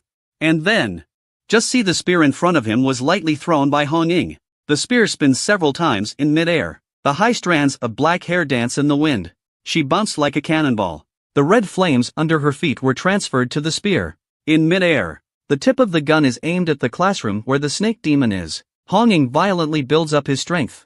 A softly mocking word came out of his mouth, "Goodbye, Nanda snake demon." And with that, she throws the flaming spear with great vigor. The spear cuts through the air, leaving a long burn mark. A mere blink of an eye. A beam of red light pierced through the entire Mei building. This powerful gunshot exploded instantly. The sound spread throughout the campus. Lin Xie stood under Mei and stared blankly at the blown-through building. He's all confused. This was the moment he finally realized why Nanda's snake demon is weak in the eyes of others. When the trio came indoors, they see a crater with a radius of several meters blown out. The spear ripped through the snake demon's body. Nanda's snake demon was nailed to the ground with a spear and was already dead. Hongying walks forward and prepares to pull out his spear. It's another kick at Nanda's snake demon's body. She nods in satisfaction and stretches her back. It's finally over. She takes the spear away and walks over to Lin Xie and puts her hand on his shoulder. With a light-hearted tone, she teases, "Call it a day. Xie brother, let's go. I'll buy you dinner. Celebrate your first mission." But that's when Lin Xie was still standing in the middle of that big pit, looking down at the body of Nanda's snake demon at his feet. His frown grows tighter and tighter. The scene returns to the school's auditorium. The students who were saved by Lin Xie have been temporarily housed here. And Xingyu approached Li Yifei, very curious, and asked him about the organization behind Lin Xie. It seems to her that Li Yifei knows a lot of things. Li Yifei was a bit stunned before replying back. "It's okay to tell you. Your memories will be erased anyway." To erase memories? This is a bit of a surprise to Xingyu. Li Yifei continues. "Right, the Night's Watch has a thing that wipes out memories. It could cause a lot of trouble if anyone told anyone. What about you? Are you going to be purged too? And Xingyu asked. Of course not. Li Yifei is very proud of himself. He smiled and said, after this incident is over, I should be able to join them. And Xingyu nodded at his words. Pursuing the question, are there any conditions for wanting to join them? Li Yifei became interested. Somewhat curious, she asked, what, you want to go too? It's not that easy. They have a very high standard of acceptance. Just as the two were chatting, there was a loud noise at the front door. When the two looked back, they realize it's Lin Xie who's back. How's it going? Li Yifei asked in a hurry. Lin Xie nodded. It worked. We killed the snake demon. The whole auditorium burst into cheers at these words. It was as if the students who had traveled through hell could finally leave this horrible school, away from those man-eating monsters. Yifei immediately rushed to Lin Xie and took his hand and asked, Xie, I have made such a great achievement this time, I should have no problem joining the Night's Watch, right? Lin Xie is somewhat silent. Maybe. Just then, a blackened gun was aimed at the back of Li Yifei's head. An oozing feeling descends on Li Yifei's heart. The screen pulls away. The pistol in Xingyu's hand pulls the trigger. The gunshot was like thunder across the sky. The noise and laughter around us has come to an abrupt end. Once again, the hall has fallen silent. A shocking scene has occurred in the auditorium. And Xingyu shot Li Yifei in the back of the head. To complete his conjecture, he raises his hand and fires 2 more shots. The shell casings fall, creating a crisp buzz. At the back of Li Yifei's head, the 3 bloody holes are only slightly overflowing with a few strands of blood. Most importantly, Li Yifei was shot in the head and didn't go down. Instead, he turned his head in dismay. He sees Xingyu calmly holding his gun. A wisp of smoke fades from the black muzzle of the gun. And Xingyu, why are you shooting at me? After a few seconds of stagnation, feeling the 3 holes in his head pierced by bullets, he asked in confusion. No, why didn't I die when I was shot? Li Yifei snapped his head up to look at Lin Xie. Pupils tremble slightly. Xie, why am I not dead? Have I awakened my powers? Lin Xie looks at Li Yifei, who is talking about joining the Night's Watch, with a complicated look on his face. He shook his head slightly and said, no, you have no awakened powers. You, Nanda Snake Demon. Or maybe you're part of Nanda's Snake Demon. Li Yifei is incredible. The spirit shouts out in extreme insanity. What did you say? This is impossible. How can I be a snake demon? I'm Li Yifei. Lin Xie didn't say anything and stepped forward with a stride. Reaching out, he gave Li Yifei a hard tug on his chest. Look me in the eye. 2 golden glows rise in his eyes. The blazing angel's power pours out. Madness pours into Li Yifei's spirit world. Just for a few moments, Li Yifei is shocked by the power of the gods. Bending his legs, he fainted. Lin Xie reaches out to help him. But the next moment, a strong palm violently grips Lin Xie's wrist. Li Yifei's eyes suddenly open. The veins around his eyes are clenched. A pair of eyes that look demonic. Interesting. How did you find out? Now this Li Yifei's voice is deep and calm. You should not be able to see through my disguise with your current senses. Lin Xie did not see through it. But Li Yifei left too many holes. Have to be suspicious. Crashing into a snake demon devouring, leads Hongning to human skin, helping Lin Xie to the girls' dormitory. Near riot at the campus gates. Han Ruoro's anomaly in the piano room. You had a chance to hide and escape, but you slaughtered the students. But the overall infection is not too great. What's behind all the disorganization and illogic? A little analysis of all the information leads to one conclusion. You have only one purpose. And that's to highlight Li Yifei as a hero.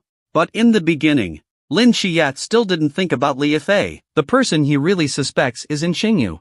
And Xingyu pushes up his glasses. He's been puzzled before. The injured students on the 3rd floor of the building were defenseless. But the infected didn't attack him. Until Li Yifei and his classmates came down to save the day. And that's when the monsters swarmed. What really made Xingyu suspicious was the rope. The rope that leads to the safe 5th floor. The rope that the monster didn't hesitate to rip off. Once the rope is broken, Li Yifei can wait for Lin Xie's support, showing Lin Xie its excellence. That way, your path into the Night's Watch will be smoother. And Xingyu made a summary after a pause. After connecting the dots, he and Lin Xie made a big guess. The snake demon was trying to do a perfect disguise, gave birth to a second personality.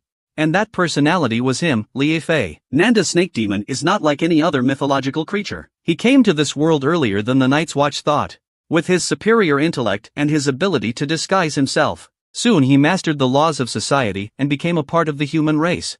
And then, he sensed the presence of a human power among the Night's Watch. His innate vigilance has led him to prepare. During this long process of trying to achieve a truly perfect disguise, from the subconscious, a second personality is birthed, living in the city with the self-awareness of an ordinary high school student. If nothing else, in the future, he'll be able to use his long lifespan and his natural abilities to play with the world. Until about half a month ago, Li Yifei witnessed the brutal death of a fellow mythological creature from the Ghostface King's lineage. Serpent Demon's Masterger feels fear from the Night's Watch's body. He began to fear and panic. He was afraid that he would end up like King Ghostface. There's no way he can win against the Night's Watch on his own. So Nanda Snake Demon directed this whole thing. As long as you can join the Night Watchman team, you can avoid this muddy water. Li Yifei, after listening to Lin Xie and Xingyu's analysis, smiling and applauding. Wonderful, just wonderful. Never in a million years that he would fall into the hands of these two guys. The smile on Li Yifei's face tightens rapidly. His eyes are filled with hatred. With a loud bang, Li Yifei's figure is long gone. In the blink of an eye he completes his transformation in the auditorium. A monster with a serpent's tail, an ear-piercing scream resonates throughout the auditorium. The students around us scatter in all directions. A roar comes from the snake demon's mouth. You're ruining my plan. How do you propose I repay you? Lin Xie, who was previously being chased by the snake demon's heir, standing bravely in front of the snake demon at the moment, after the sound of a sword. The straight sword has been sheathed. Nanda Snake Demon seems to be targeting Lin Xie. The sharp claws in his hands cut through the air, directly at Lin Xie's neck. Xie's slash is intertwined with his claws. Now Lin Xie won't be pinned down anymore. For at this moment the night is falling. Reversal of strength and weakness. By the power of the gods, Starry Night Dancer, Lin Xie has 5 times the strength and speed. Now, Nanda Snake Demon is no match for him. The frequency of his swings increases dramatically. It created a shadow in the air. Pale golden blades form an impenetrable wall in front of Nanda Snake Demon. As Lin Xie explodes, Nanda Snake Demon is struggling. A number of ghastly bloody holes appear on his body.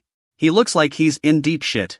Lin Xie is in front of him in a flash. He swings his sword with no expression on his face. The blade swept past. The head of the serpent rises to the sky.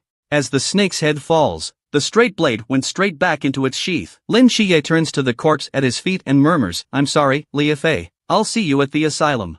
Outside the school, the logistics team attached to the Night's Watch is busy cleaning up the area. 2 men are silently watching the silent campus. It feels especially like parents picking up their kids from school. It's almost like they're proud of themselves. 3 figures walk slowly out of the school gates. Hong Ying sees the 2 men from a great distance and smiles, jumping up and waving at them. Lin Xie has done such a good job on his first mission. This has made the 2 parents of the 136th team very excited. Just as a few of the vigilantes cackle. As the crowd prepares to leave, someone from the logistics team rushes out to stop Captain Chen Mai. Something's wrong. After the mysterious creatures in Songnan City's 6th high school were completely purged, just as the vigilante team is about to close up and leave, the captain is approached by one of the logistics team. They were recovering Nanda Snake Demon's body when they realized its head was missing. The logistics team searched everyone who left campus, but nothing was found. Nanda Snake Demon's head was probably taken into hiding. Chen Mai arranged to have Dream Whisperer, a banned substance, broadcast throughout the campus, preparing to wash away the students' memories. The one who's lost his memory will throw himself into the net. Lin Xie, who heard this message from the sidelines, a suspicious person naturally comes to mind. Could it be him, Xingyu? As Lin Xie predicted, Xingyu is carrying a school bag behind her. He's hiding in a dark corner from the logistics team. A melodious music is coming from outside. Xingyu's pupils constrict suddenly. He's very clear. This is how the Night's Watch erases memories. Against a strong sense of sleep, Xingyu dashes to a manhole cover at the edge of the school grounds. He lifted it out with all his might, jumped in, trance, Xingyu seems to hear someone whispering in his ear. The man is uncontrollably sleepy. The mental burden of exhaustion has him about to fall into a deep sleep. He's not happy about it. This was the day he learned the truth about the world, truly saw the world that he found so interesting. Xingyu opens his book bag and prepares to take one last look at the head of the mythical creature. Between the eyes, a strange power surges from his heart, washes all dreams and whispers away without a trace. Yes, Xingyu has awakened to his own power. The strange power was applied directly to his eyes. It seemed to him that his body had become a machine of the utmost precision. He could see every part of it in action. He can see how they work. At this moment, Xingyu looks at the snake head in his backpack with a frantic look on his face. He's going to dissect it. He wants to see what's inside the head. Crazy at the same time, he pulled out a sharp artisan's knife. Like a surgeon with a scalpel, he stabbed the snake demon in the head. And then one knife after another. So that's it. That's interesting. Ha, in the dark, stinking sewers. A skinny kid with a knife and a crazy look on his face. An excited voice echoes in the darkness. Just after Xingyu awakens Jingsu, while frantically researching the structure that Nanda Snake Demon had put into it. The real Nanda Snake Demon. It's Li Yifei waking up in a cell at the God's Asylum. In a dark cell, Li Yifei looks around blankly. All he remembers is that he was shot in the head in the auditorium. Within a few moments, disjointed memories flooded his mind like a tidal wave. Li Yifei half-kneeled on the ground. The face is distorted, groaning in pain. He's in disbelief about his brutal murder of a student. I did all this? Until a soft chuckle comes. We meet again. How does it feel? Lin Qiye walks up to the bars of his cell. Next moment, Li Yifei's eyes suddenly glow a demonic green. It's like he's changed. He's roaring with rage for no reason. He remembers that it was this boy who cut off his head. Only Lin Qiye smiled faintly, hands in pockets, because he knows when the other guy touches the cell bars, fate's warning will be given to the other. A familiar panel appeared out of nowhere. Sinner, Nanda Snake Demon. As a mythical creature killed by Lin Qiye himself, Lin Qiye has the right to decide the fate of its soul. It can choose to have its soul destroyed and be completely extinguished from the world. Or you can choose to employ them as caretakers in a hospital. Provides a degree of protection for the patient while caring for them. That's the biggest secret of this asylum. A dark underground cell. Lin Qiye's cold voice rings out. Do you realize what you're in for now? Nanda Snake Demon looks indignant. Hands clenched around the cell bars. A pair of demonic eyes stare Lin Qiye dead in the face. Those clenched teeth hardened and squeezed out a few words. Kill me and Li Yifei will die too. At that Lin Qiye's words, he looked relieved. Responding to the Snake Demon's words with a faint smile. Do you think I'd care if he died or not? I think you're misunderstanding something. Li Yifei and I have only known each other for half a month. My relationship with him is just so. Not to mention that time Ghostface. Li Yifei left Lin Qiye behind once. So, Lin Qiye taps the fence heavily as a reminder. Now it's time for Li Yifei to show himself his worth. Nanda Snake Demon, out of an instinct to stay alive, had to really get his attitude right. Took a hard look at what it could do for the other side. Nanda Snake Demon is silent for a moment before speaking slowly. I'm good at disguises. I can plant snake seeds. Lurking and infiltration is my specialty. Lin Qiye shook his head and said, these are not enough. I'm good at layouts. I can give you advice. Nanda Snake Demon almost forgot. Its layout was just recognized by the other side. So Lin Qiye still thinks it's not enough. I'm not fighting well right now. But if I'm an adult later on. It was interrupted by Lin Qiye before it could finish its sentence. I can molt and it's hard to kill me.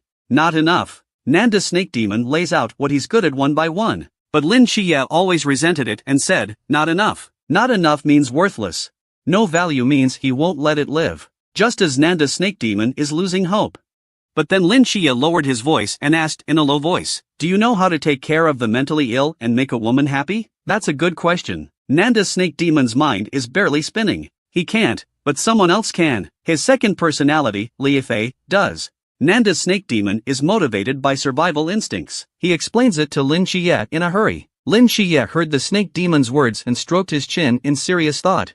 The Snake Demon is trembling in fear. After all, his life was at the mercy of his opponent. After half a second, Lin Qiye opened the cell, summoning a labor contract. All he's asking for is, when it's not necessary, Li Yifei will be in charge of this body. Compared to the Snake Demon, Lin Qiye still prefers contact with Li Yifei. The Snake Demon agreed without even thinking about it. In the next moment, Lin Qiye reaches out into the void and points a finger. The labor contract transformed into a golden translucent paper and punched straight into the body of the Snake Demon. After a flash of light, the Snake Demon's body is then covered in a white caretaker's uniform.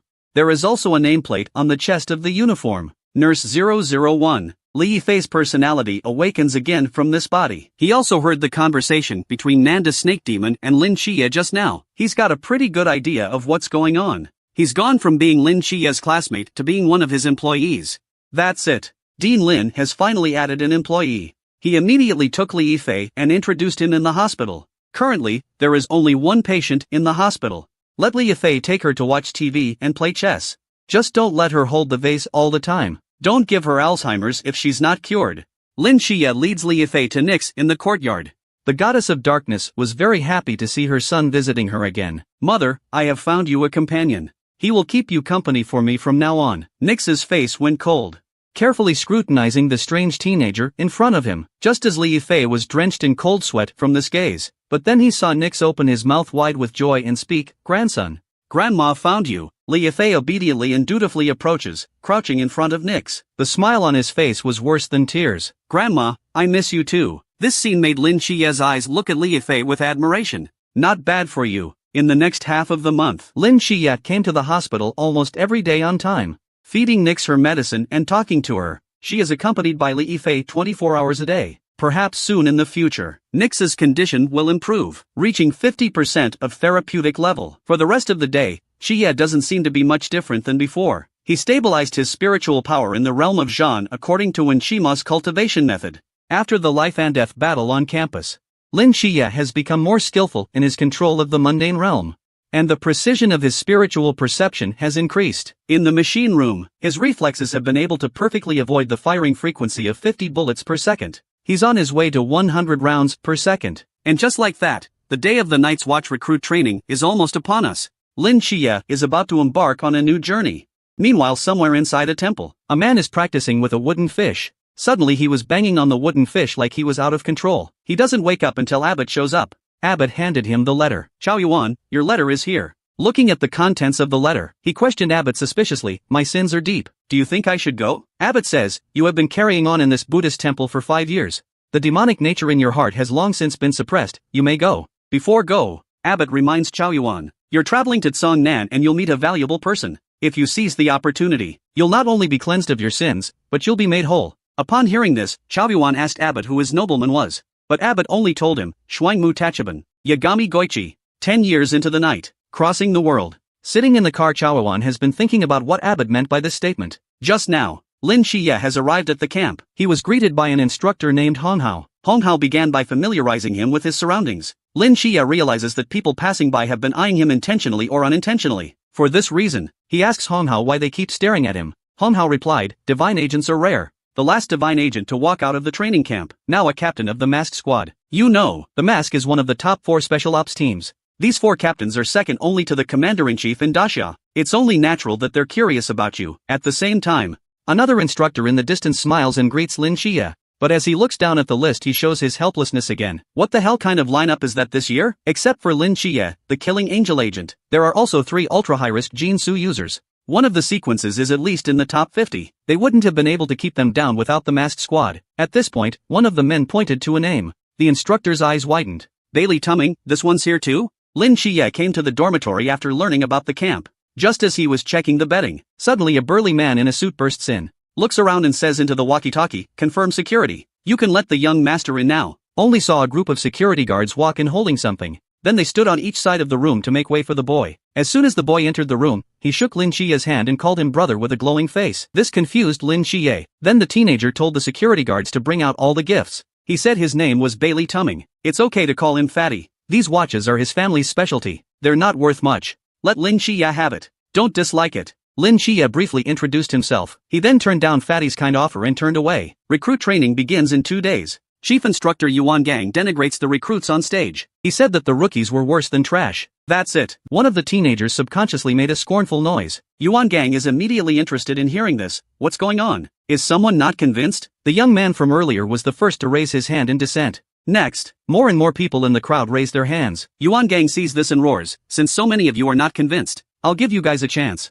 to recognize yourselves." In an airplane at the moment, the masked squad is eating barbecue. In the next second, the bottom of the cabin suddenly opens. They just fell straight down. And then they're on the scene. See the mighty masked squad. A heated discussion erupts from the stage. The crowd didn't expect. They actually invited the masked squad over. And the way they appear is actually so cool. Yuan Gang smiled and said, "You guys don't want to accept it? I'll let you guys know what a true master is." And so Yuan Gang announced the rules. All masked squad members have suppressed themselves to the Zhan realm. 239 recruits versus 5 from masked squad. By hook or by crook. If you can unmask one of the masked squad, you win. The fight is between now and 9 p.m. If you win, you'll prove that you're really good. I'll apply for early graduation tomorrow. But if no one makes it by 9 o'clock, then that proves you guys really are trash. In the future, throw your ridiculous pride and arrogance down the toilet. Do whatever the instructor tells you to do. Do you understand? If you need weapons, you can find them in the warehouse. With that, the instructor's team left the scene. Instantly many of the recruits in the room were disconcerted. So arrogant? It's all the same genre realm.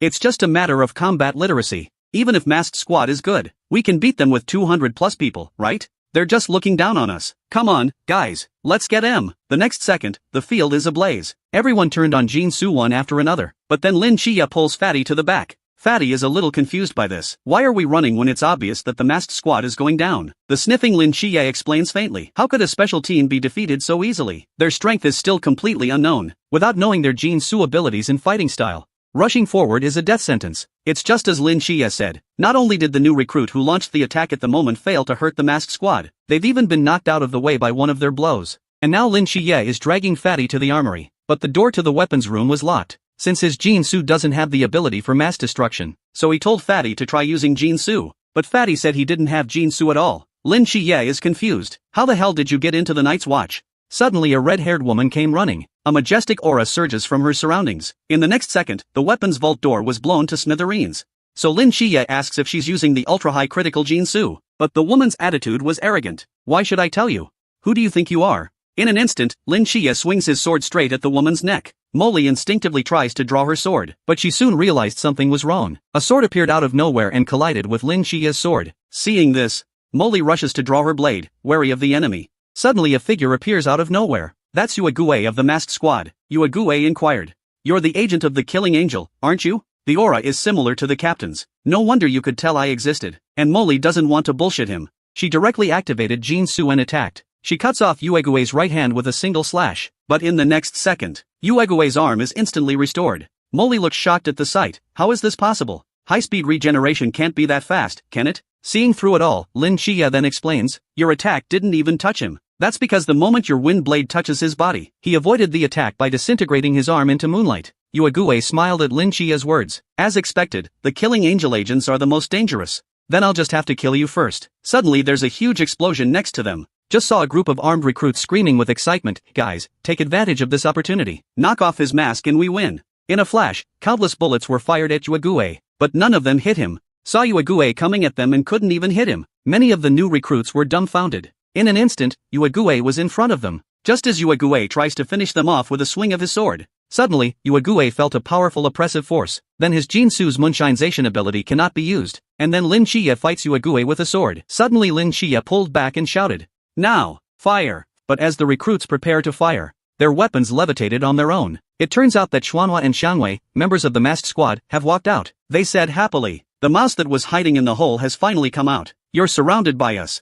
Surrender now. Yuague rushes over to his teammate at this point and says, it's a good thing you guys got here when you did. There's an divine agents among the recruits. I almost flipped. Xuanhua smiles when he hears this. What can a divine agent do? He's just a new recruit now. Look how I gave him military training. Xiangwei on the other side of the room can't stand it anymore. She immediately waved her hand, signaled them to hurry up and settle the fight. Molly, feeling the pressure, looks to Lin Chia with a grave expression on her face. What should we do now? Fight them? Lin Chia told him not to make any sudden moves. And then, Lin Chia yells at the other recruits, everyone listen to me. Masked Squad, even if they're good, there's only 4 of them. Even if we can't win. But if all of us can break through at the same time, there's definitely a chance we can get out. When the recruits hear this plan, they feel it's very feasible. There's no shame in a recruit running away if he can't beat them. Hearing this, Xuanhua smiled, you little chicken shits. Why are you just thinking about running around? Why don't you just let us beat you and get it over with? Lin Chia quietly tells Molly to use Jin-Soo to break the wall next to him. Lin Chia then held a long sword and called on everyone to attack and find the right time to escape.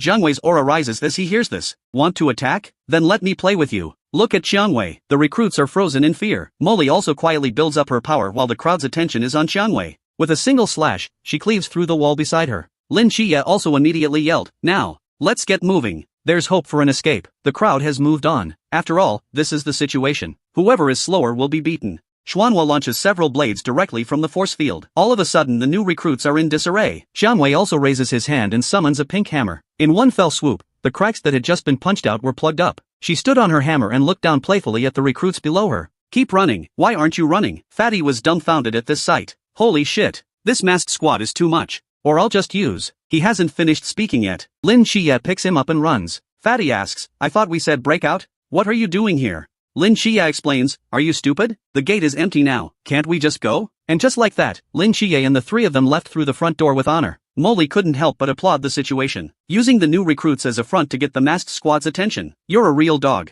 After seeing Lin Xie escape, Xiangwei doesn't care. He's just going to take care of the new recruits right where they are. MANHWA goes after them first. But as soon as he was out the door, he saw a cart coming towards him out of nowhere, and Lin Xie greets him with a smile on her face, keys in hand. Just as Xuanhua's face was filled with confusion, he suddenly saw a cart full of explosives inside the cart. Before he could react, in an instant, it's a firestorm that consumes everything in its path. After the smoke clears, the armory that had just stood in front of us has been razed to the ground. The rest of the masked squad looks on in disbelief. It takes Xiangwei half a second to realize what's going on. It was the door that blew up first, and then the whole arsenal exploded with it.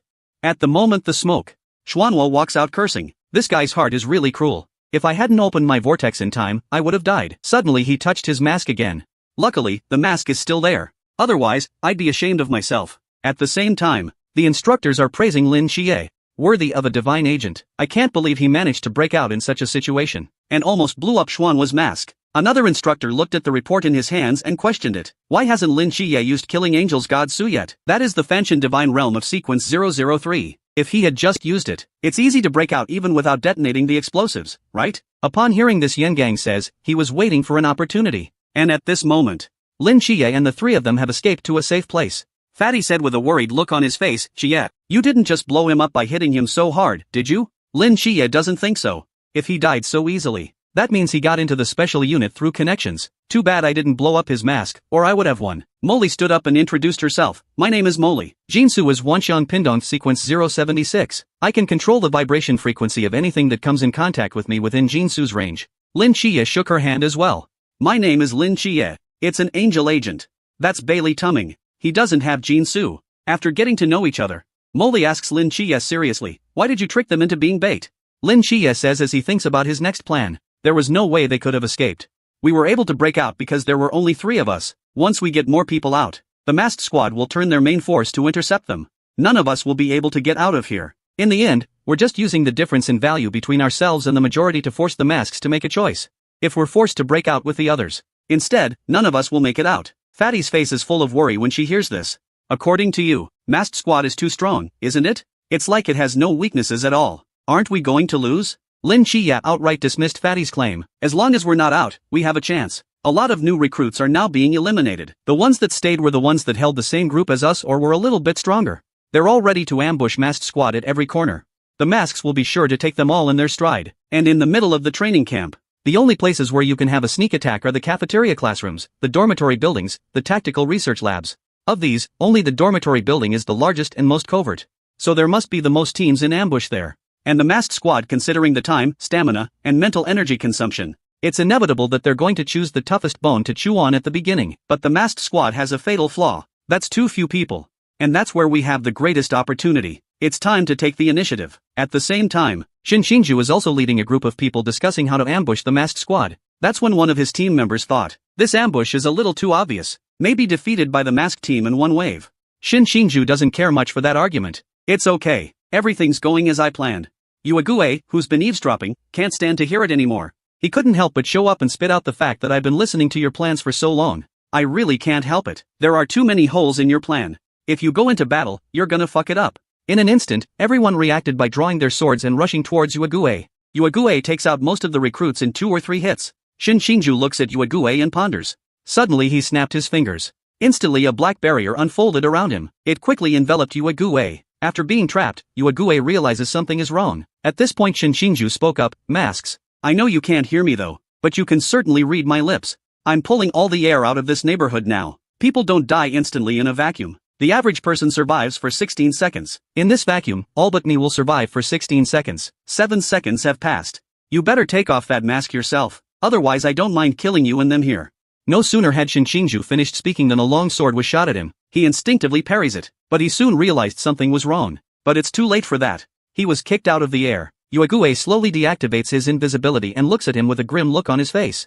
When Shinju is kicked out of the air returns to the space. Yuague's tone is so cold. You're crazy, it's just a test. How dare you? Shinju raised his hand shakily. How do I force you out if I don't? At the moment, the ring on his middle finger is emitting energy. In the next second, a violent explosion erupted. Lin Xie, who had been peeking out from a distance, also noticed the situation. Lin Xie analyzes the situation as he observes, it's just as I thought.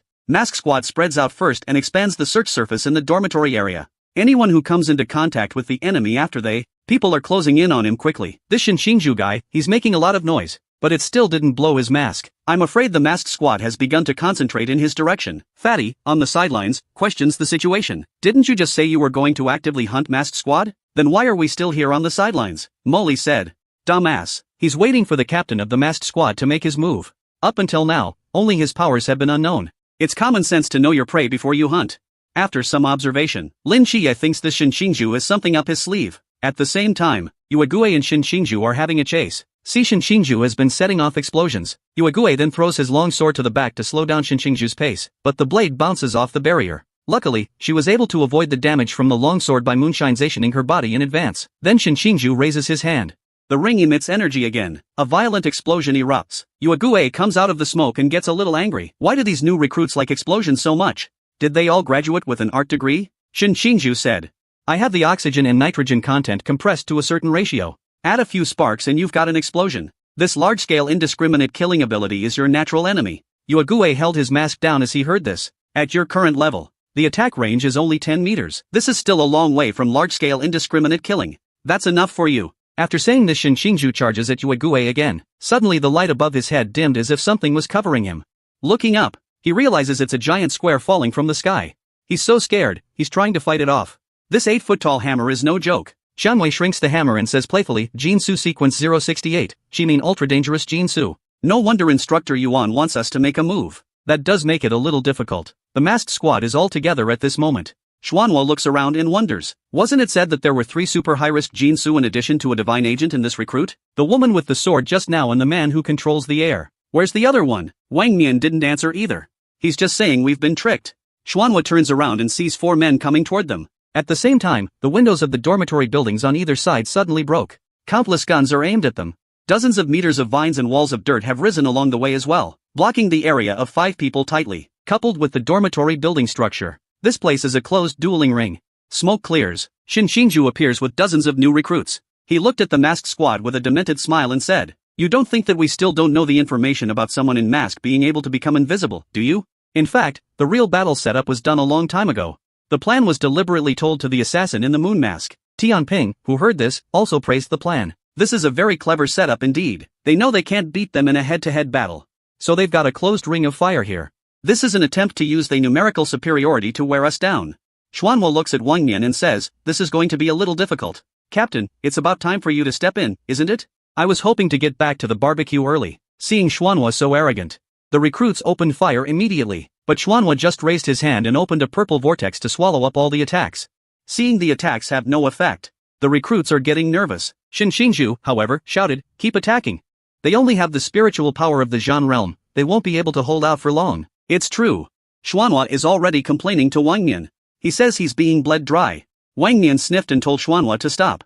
In an instant, the purple vortex disappears and the ammo is detonated. The recruits are all excited to see this. Almost done, guys, more effort. But the bullets have stopped in front of Wang Mian again. At the same time, Shinshinju's movements have slowed down. He reacts instantly. It's time being slowed down. And in this stagnant time, Wang Mian draws the black sword at his waist, seemingly slowly. There was a flash of golden light. And then there was a giant blade that split the building in half. Molly, who was peeking out from a distance, looked incredulous at this scene. Is this really Zhan's realm? It's like a cheat. At this point Fatty on the sidelines explains, You're right. He's really cheating. Behind Wang Mian is the god of time, codenamed 017. His god Su is just controlling time. That black blade in his hand is a forbidden object. It can perform Jin Su Guyuan. The effect is that your own speed is converted into a sword energy. The faster you are, the stronger your ki will be. Though this forbidden artifact does not have a high danger rating of its own. But in Wang Mian's hands, it has a very high hazard level. Using only the acceleration of the Zhan realm, he can wield a blade energy comparable to that of the Chuan realm. Lin Xia and the two of them are very surprised to see how familiar Fatty is with Wang Mian. Fatty went on to explain that the Guyuan in his hand was originally a gift from my family. When I was a kid, I used to cut mosquitoes with that sword. Hearing this, Molly asked in surprise, Your family is the Bailey family known as the Museum of Forbidden Things? Keep your voice down. I'm just a kid from a normal family. Molly said with a disdainful face that she hates rich boys. The richer they are, the more they hate them. Just now, Wang Mian cuts the building in half and starts organizing the operation. Jiangwei, Uegue, Xuanhua. You 3 come with me to search the rest of the city. Tianping, you stay here in the dormitory and see if there's anything we can find. It's time to meet the divine agent who keeps running away. Tianping grumbles as he cleans up. With everything like this, how could anything slip through the net? The captain is too cautious. The words just fell out of my mouth. Chao Yuan in the rubble peels back the stone and walks out. This scares the hell out of Tianping. Am I a crow's mouth? But interesting. It's alright. As a new recruit, you've got a pretty good reflexes. Chao Yuan explains. I was just resting in my room. Rubble levitation. Is this your Jinsu? It feels pretty good. Just get rid of me. Tianping is frozen. What did you say? Don't you want to fight back? Chao Yuan sits up with a helpless look on his face. There's no point, and I'm afraid I'll kill you if I resist. Tianping laughed at his words. Interesting. You're quite the braggart for a new recruit. Are you looking down on me? Chao Yuan said seriously. Maybe it's okay. This immediately piqued Tianping's curiosity. Now that's the way it is. Then I still have to try. Just as the two are conversing, a sword attacked Tianping. He dodges while maneuvering the rubble around him to counterattack. Molly's sword shatters all the rubble with ease. Lin Xie takes this opportunity to grab Chao Yuan by the collar and try to lead him away. But Chao Yuan asked Lin Xie back. Why did you save me? I just wanted to be eliminated. Lin Xie also stares for a moment at his words. Then he said, as you wish. But soon we'll be fighting masked squad here. If you have no intention of joining the war, please do not interfere with our operations. That's when Fatty called out behind us. Xie, come on, help me. I can't drag the Xinxingzhu out by myself. After hearing the name Xie, Chao Yuan is shocked and asks Lin Xie what his last name is. Lin Xie turns around and says, Lin. Chao Yuan immediately recalls the nobleman traits Abbot told him earlier. Double wood standing. Yagami Goichi. 10 years into the night, ferry me to the world. Suddenly a hand interrupts his thoughts. Tianping looks at him with anticipation in his eyes. I got rid of that taijutsu girl just to find you. You're going to have to cut me. I'm so curious. Don't worry, you can't kill me. Chao Yuan picked up his sword at this point and muttered. Looks like he's treating me like a deserter now. That's a bad impression I'm gonna have to reverse. Then he pulled out his sword and looked seriously at Tianping. I'd like to confirm for the last time. Are you sure you'll survive? After receiving an affirmative answer, Chao Yuan then slashed at him. Tianping immediately goes on the defense. In a moment of confrontation, Tianping feels a strong sense of unease. This slash really made Tianping feel a life and death crisis. At the moment of life and death, luckily Wang Nian arrived in time. A terrifying sword energy cuts Chao Yuan with his sword. Wang Nian looks at Tianping somewhat helplessly and says that he has taken the enemy lightly. Tianping rubs the corners of his eyes. He's still in a state of shock. What the hell was that? This is the so-called Black King killing where all living beings are equal under the god. Jinsu's top 30 are known as the realm of the god, and this Black King chopper is the 31st Jinsu sequence. This power is too strong. And he's too weak, so much so that he'll lose consciousness completely after using Jinsu. He's fighting on instinct now. This is a truly indiscriminate attack. He'd kill his own mother if he was crazy. After hearing this, Tianping's body slowly rose up. Looking at the mad Chao Yuan, he says seriously. I see, I was really careless just now. Now I'm going to give it my all. He spreads his palms out. In a flash, tons of debris flew at Chao Yuan. At the same time, Tianping jumps onto the rock and starts flying Xiao Yuan's kite. Watching Tianping's ability, Xuanhua can't help but feel envious of Tianping's ability. You can fly if you want to. After hearing this, Xianwei punched him on the head. Idiot, the captain didn't ask you to be here to watch Tianping fight. Look for the divine agent. As they speak, Molly appears and slashes at them. Xuanhua uses Jinsu to block Xiangwei's attack in one go. At the same time, Lin Xie, who was watching from afar, immediately asked Xinxingzhu to help Molly. Xinxingzhu says indignantly, who are you to tell me what to do? Lin Xie has a glint in his eye. You guys help me hold off the rest of Masked Squad. I'll take out their leader. This put Xinxingzhu at a loss for words. Before he left, he said, if we don't win, you're gonna have to wait. And Fatty is sneaking a peek at Molly right now. He doesn't realize that Yuegue is behind him. Yuegue's swing is blocked by a golden barrier. And then the air is suddenly quiet. The two of them look at each other a little awkwardly. Yuegue strikes again. The sword breaks in two. Looking at the broken sword, Yuegue is deep in thought. Fatty sheepishly raises the necklace around his neck. I'm sorry, I have this Yao Guang bodyguard. Physical attacks can't hurt me. Incidentally, it can also be used to attack. It's sequence 171. It's a high-ranking Jinsu. The whole battlefield is filled with smoke. Except for Lin Xie and Wang Nian, everyone else is mixed up in the fight. At this moment, Lin Xie has found Wang Nian. What's the matter? Just watching from here? Wang Nian waved his hand and said, I've been waiting for you for a long time. At the same time, the instructor's basement is shaking like crazy. Should we change places? They're not going to collapse this place, are they? I don't think so. It's 10 meters underground. They are just a group of Zhan realm. How is that possible? But after looking at the surveillance, the instructors weren't so confident. Do you guys think a battle at this level can be fought by a bunch of Zhan realms? Yuan Gang looks at the list in his hand with great satisfaction. It's amazing how many geniuses have come out of this recruit training program. Maybe in a few years, the vacant 5th special team will reappear. Lin Xie and Wang Nian are now staring at each other. Wang Nian draws his weapon and breaks the silence. I know you have many doubts as a new divine agent. You can come and talk to me after this sparring session. Thank you, sir. With that said, Lin Xie launches a direct attack. Wang Nian also immediately launched God Su, Time God's Realm. At once Lin Xie feels the movement slow down. There is a feeling of being shackled. Luckily, it's getting to be nighttime now.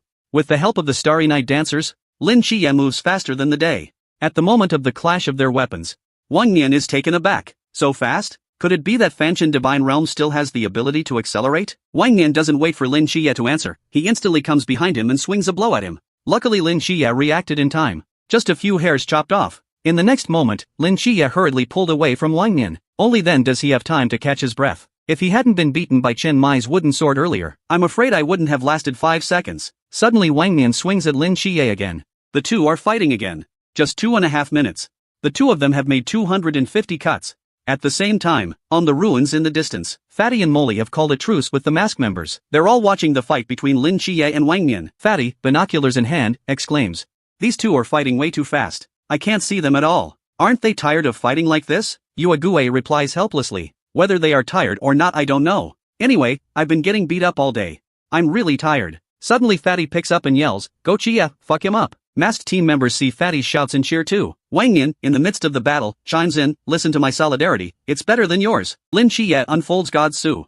So long. You should be reaching the end of your Zhan realm's spiritual power. Wang Nian didn't deny it, he just said, my God Su is very strong.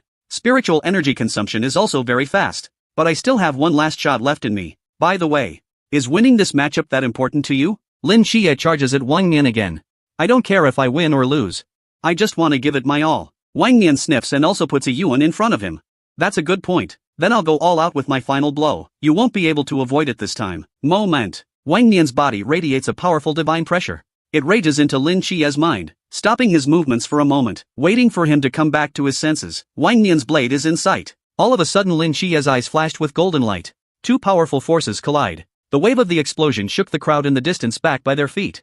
Just as the two were at a standstill, Lin Xie feels a warm current and is instantly energized, only to see the golden light in Lin Xie's eyes grow even brighter. Shattered Wang Nian's Time God Su in one fell swoop. Wang Nian hasn't looked back yet. Lin Xie's blade was already slashing at his mask. Only a crisp sound was heard. The next second the mask shattered with a loud bang. The crowd of onlookers were stunned at this moment. The instructor behind the monitor is also stunned. The mask is cracked. Wang Nian gazes at Lin Xie and whispers, I'm sorry. Suddenly his eyes glittered with gold. The pieces of the mask that crumbled in midair flowed back into Wang Nian's face. Lin Xie's form also strangely returns to where it was before the attack. Trance. The mask on Wang Nian's face is restored. Lin Xie is confused. What's going on here? Wang Nian explains, just now I freed my realm. Use Time God Su to backtrack everything in a 2 kilometers radius by 3 seconds. Lin Xie's eyes are like bronze bells, pointing to the crowd watching from afar. Can't they see? Wang Nian clears his throat. Except you who have God Su. Everyone's memories have returned to 3 seconds ago. But my team and some of the stronger instructors should realize that I've turned back the clock. Lin Xie is furious at this. I can't believe you're cheating. Wang Nian is a little embarrassed by this. Lin Xie, I admit I just lost to you. But this recruit training must go on. Do you understand what I'm saying? You want me to pretend I didn't win, and pretend that nothing just happened? I'm sorry, but my principles don't allow me to do that. I'll tell all the recruits what really happened. Hearing what Lin Xie said, Wang Nian raised his hand and made a 5 and said, 500,000 red packets plus a forbidden item, plus I owe you a favor. How's that? Is that enough? That's a very generous offer. Lin Xie feels that his principles are not that important. He agreed to the deal immediately. At the moment, the female instructor in the monitoring room asked the chief with a worried look on her face. Did the mask just get cut through? Yuan Gang nods. I feel that Wang Nian should have used that trick. This is a helpless move. The training must go on. It's not for our honor. It's for the future of these children. Look at the time. It's 9 o'clock. The match is over. A strong voice swept through the training camp at once. The battle is over. Masked pair wins. Yuan Gang stands on the stage and angrily scolds the crowd of recruits. I'm disappointed in you guys.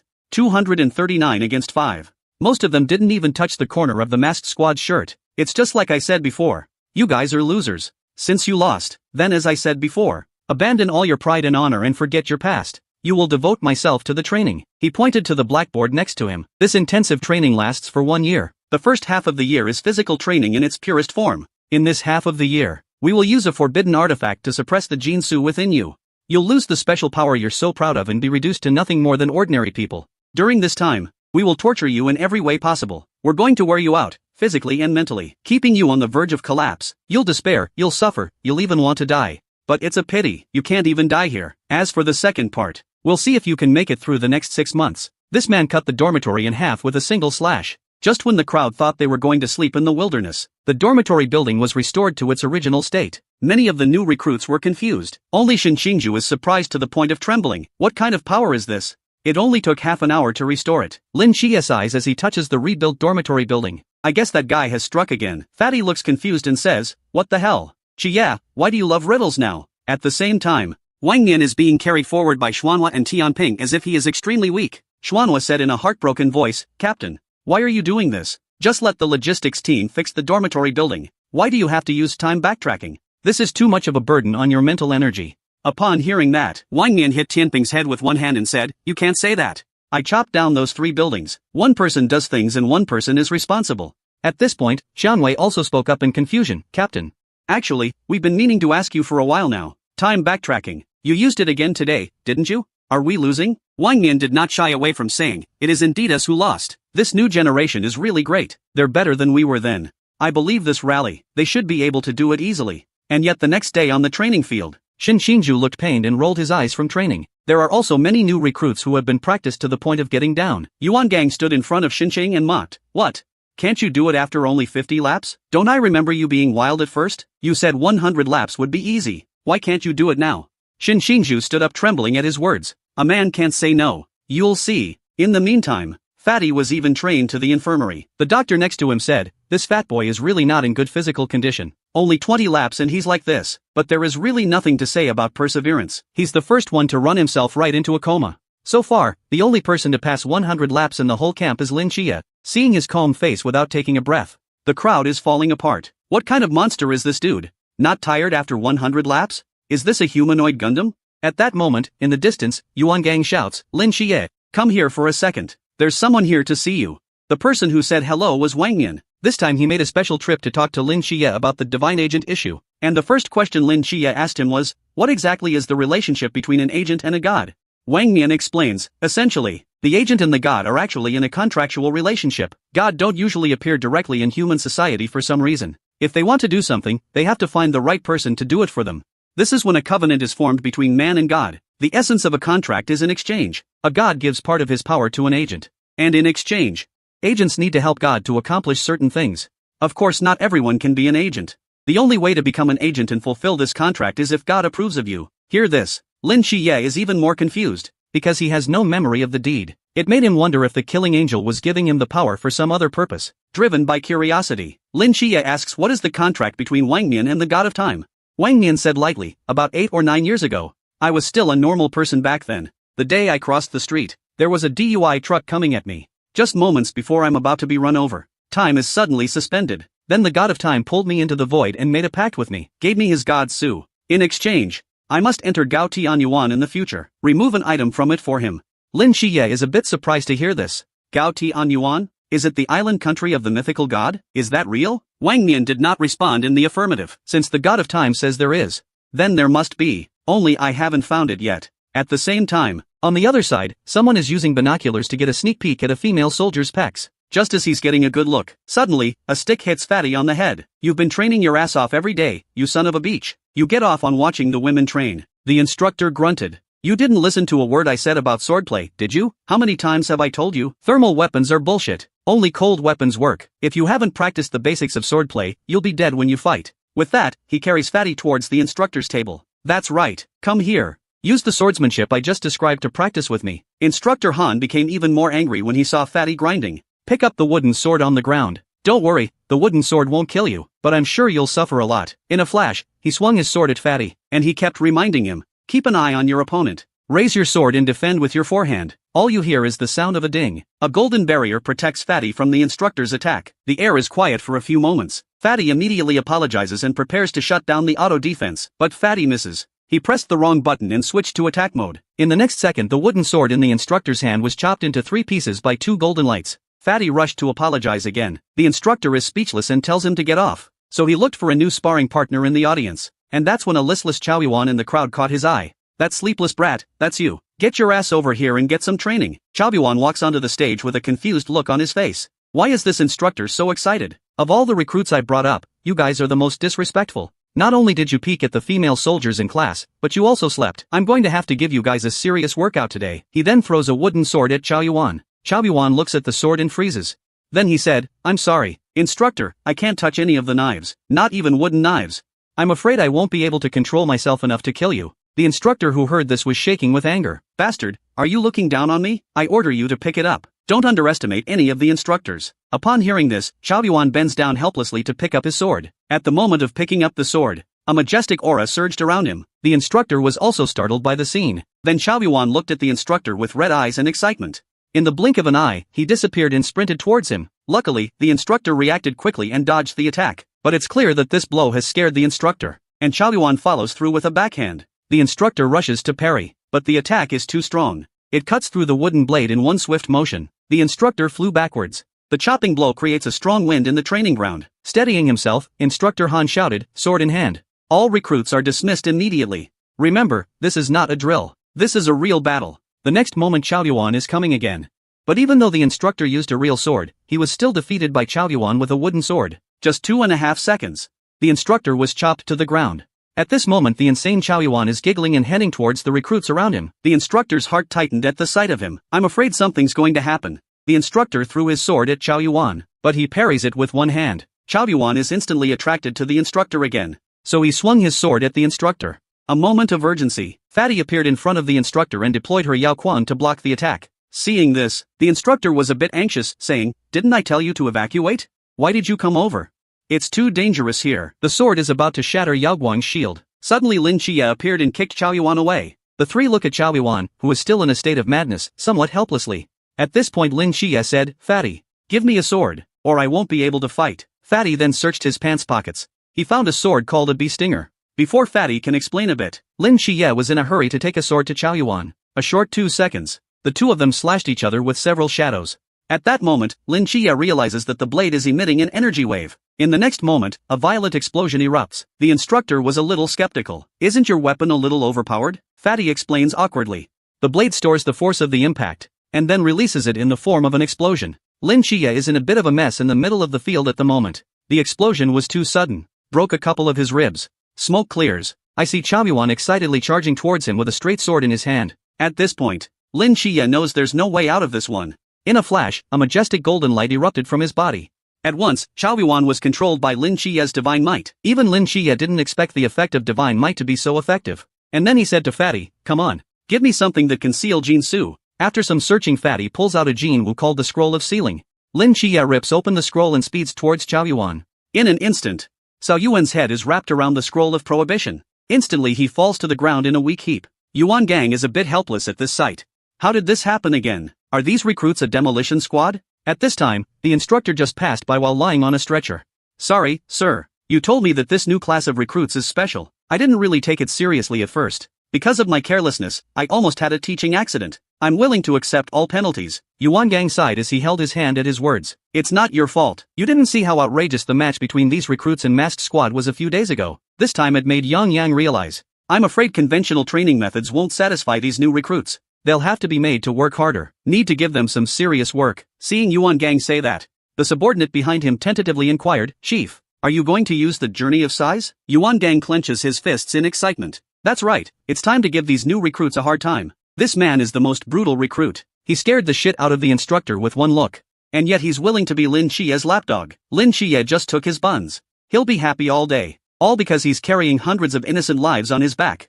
In order to atone for his sins, Chao Yuan went to Mtjiuhua to recite sutras and chant the Buddha's name for 7 years. But all this is still not enough. Master Jinchan said that there was only one person who could help him fulfill his sins. But Master Jinchan didn't say who exactly. He just left 4 prophecies, double withstanding. Yagami Goichi, 10 years into the night, ferry me to the world. After Cao Yuan's observation these days, he found that only Lin Chia matches the content of these verses. That's why he's close to Chia. Lin Chia was very puzzled when he heard Chao Yuan give this information. How can this Master Jinchan explode his information so accurately? But after thinking about it for a while he stops thinking about it. Lin Chia picked up the steamed bun and ate it while saying, never mind. Whatever, I don't know anything about eliminating calamities and transmigrations anyway. I can't give you any guarantees. Suddenly the radio comes on. Yuan Gang's voice resonates through the cafeteria. Attention all. You have 10 minutes to eat. All gather in 10 minutes. Special training out of camp. Fatty's eyes light up when he hears the announcement. Yeah, we can get out of camp. Good thing. We can finally get out there. I don't think it's necessarily a good thing. The fact that we're out of the camp means that the facilities here are no longer adequate for special training. Hearing Lin Qia's words, Fatty is momentarily speechless. He don't know what to say, and the place they came to was Jinnan Mountain. Lin Qia also explains to them. This Jinnan Mountain is a wild mountain in the outskirts of Songnan. It's not very famous. Not a lot of people come here all year round. Chao Yuan looked at the mountain and muttered. This mountain is less than 4 kilometers high. It's not much of an area. Special training here. It's not getting any harder at all, is it? Suddenly Yuan Gong's voice interrupts the crowd's thoughts. Attention all. See this mountain range behind me? Each of you will be equipped with a 35-kilogram weight. The goal of this training program is simple. It's to cross this mountain range before sunrise tomorrow. Report.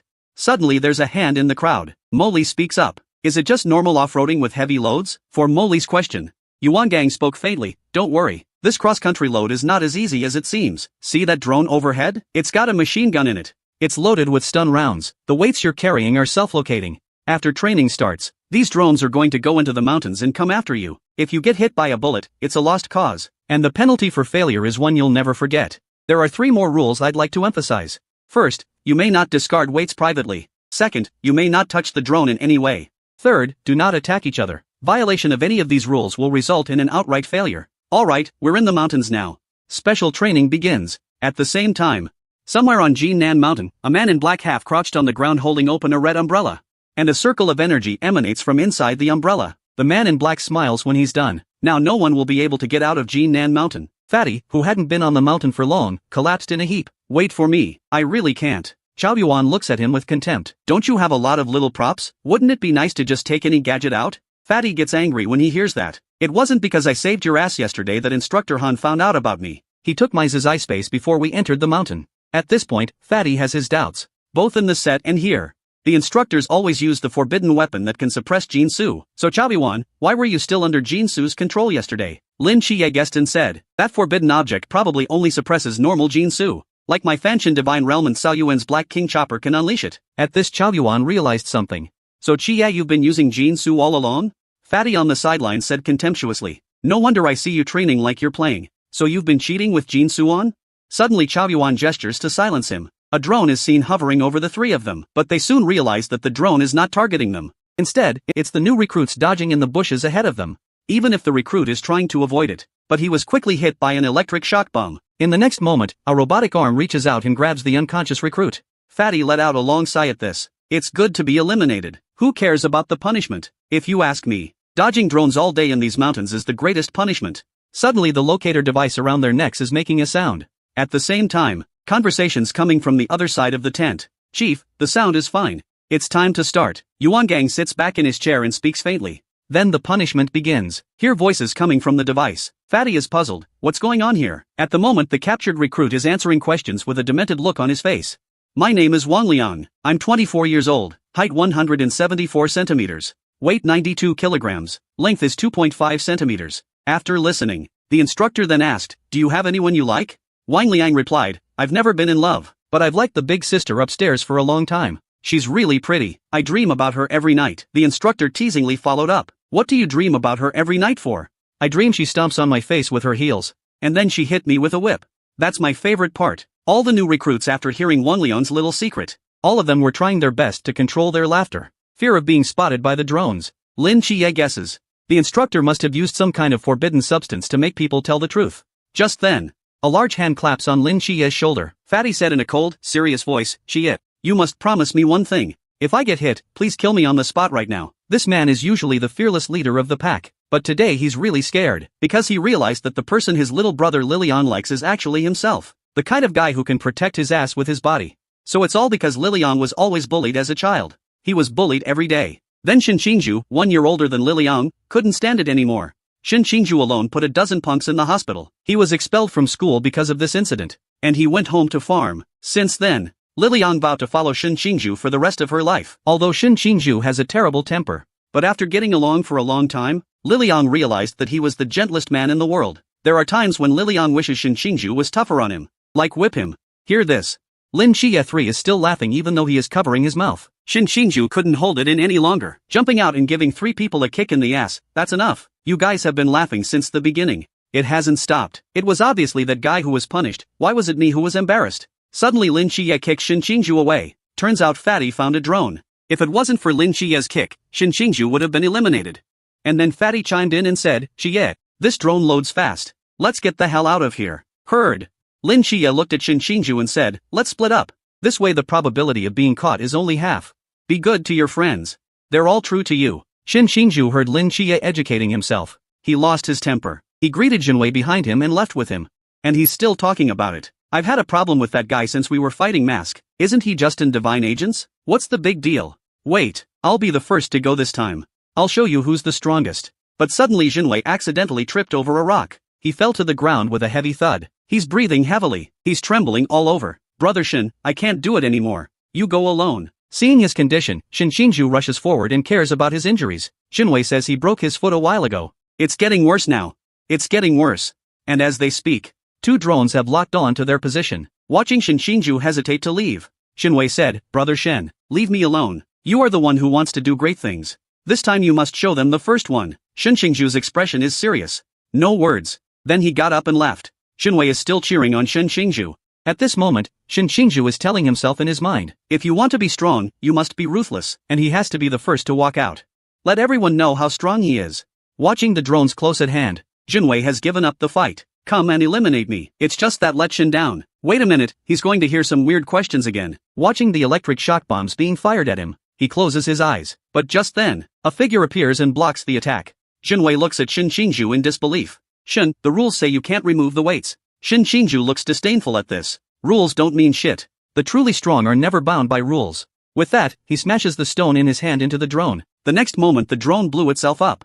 Shin Qingju laughs. The rules also say you can't shoot drones, but I'm gonna do it. And with that, he extends his hand to Jinwei. Piece of shit, still standing? I'm coming to get you. Jinwei looks at him and freezes in place. There are so many emotions in my heart, but I don't know how to say them. Once again, Brother Shin has given up his future for these losers. At the same time, the instructor also learned about the destruction of the drone, so he immediately moved out the electric shock missile. At the command of Yuan Gang, all missiles are headed for Shin Qingju. Shin Qingju is speechless. Missiles? These instructors are really capable of causing trouble. Suddenly, he's in a state of euphoria. These missiles need oxygen in the air for propulsion. I just need to use my Jinsu to pump out all the air around me. These missiles will be useless. Just before the missiles get close, suddenly Jinwei shouted from behind him. Did you forget that you can't use Jinsu right now? Shin Qingju froze at the sound of his voice. The next second they were blown away. After the smoke cleared, Hooklock is seen grabbing the unconscious duo and taking off. 10 minutes later, the instructor looks at the delirious Shin Qingju and smiles. It wasn't easy catching you, asshole. Shin Qingju has blanked an entire group of our missiles. Go ahead. How dare you break the rules and blow up a drone? Under the influence of the Ring of Truth, Shin Qingju honestly apologized. I'm sorry, I'm bloated.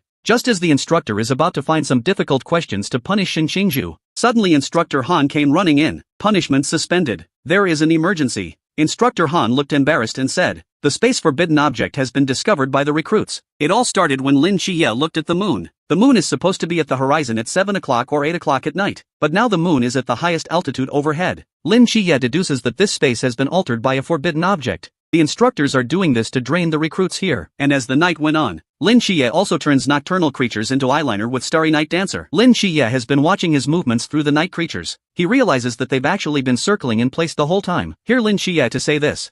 Fatty is immediately puzzled. It can't be, can it? If we were going through the same place over and over again, we'd have reacted by now. And then Lin Qiye gestures to the surrounding landscape. The scenery around us is all fake. Our judgment of the scene relies heavily on vision. And the instructors take advantage of this by changing the entire visual landscape of Imtinjinan with some sort of forbidden object, misleading us to keep circling in place, which is why the moon's position is problematic. Because the view of the sky is also modified, probably afraid that some of us might use astronavigation. Upon hearing this, Chao Yuan inquired, Qiye, don't you have nocturnal creatures for eyeliner? Can they help us find our way out?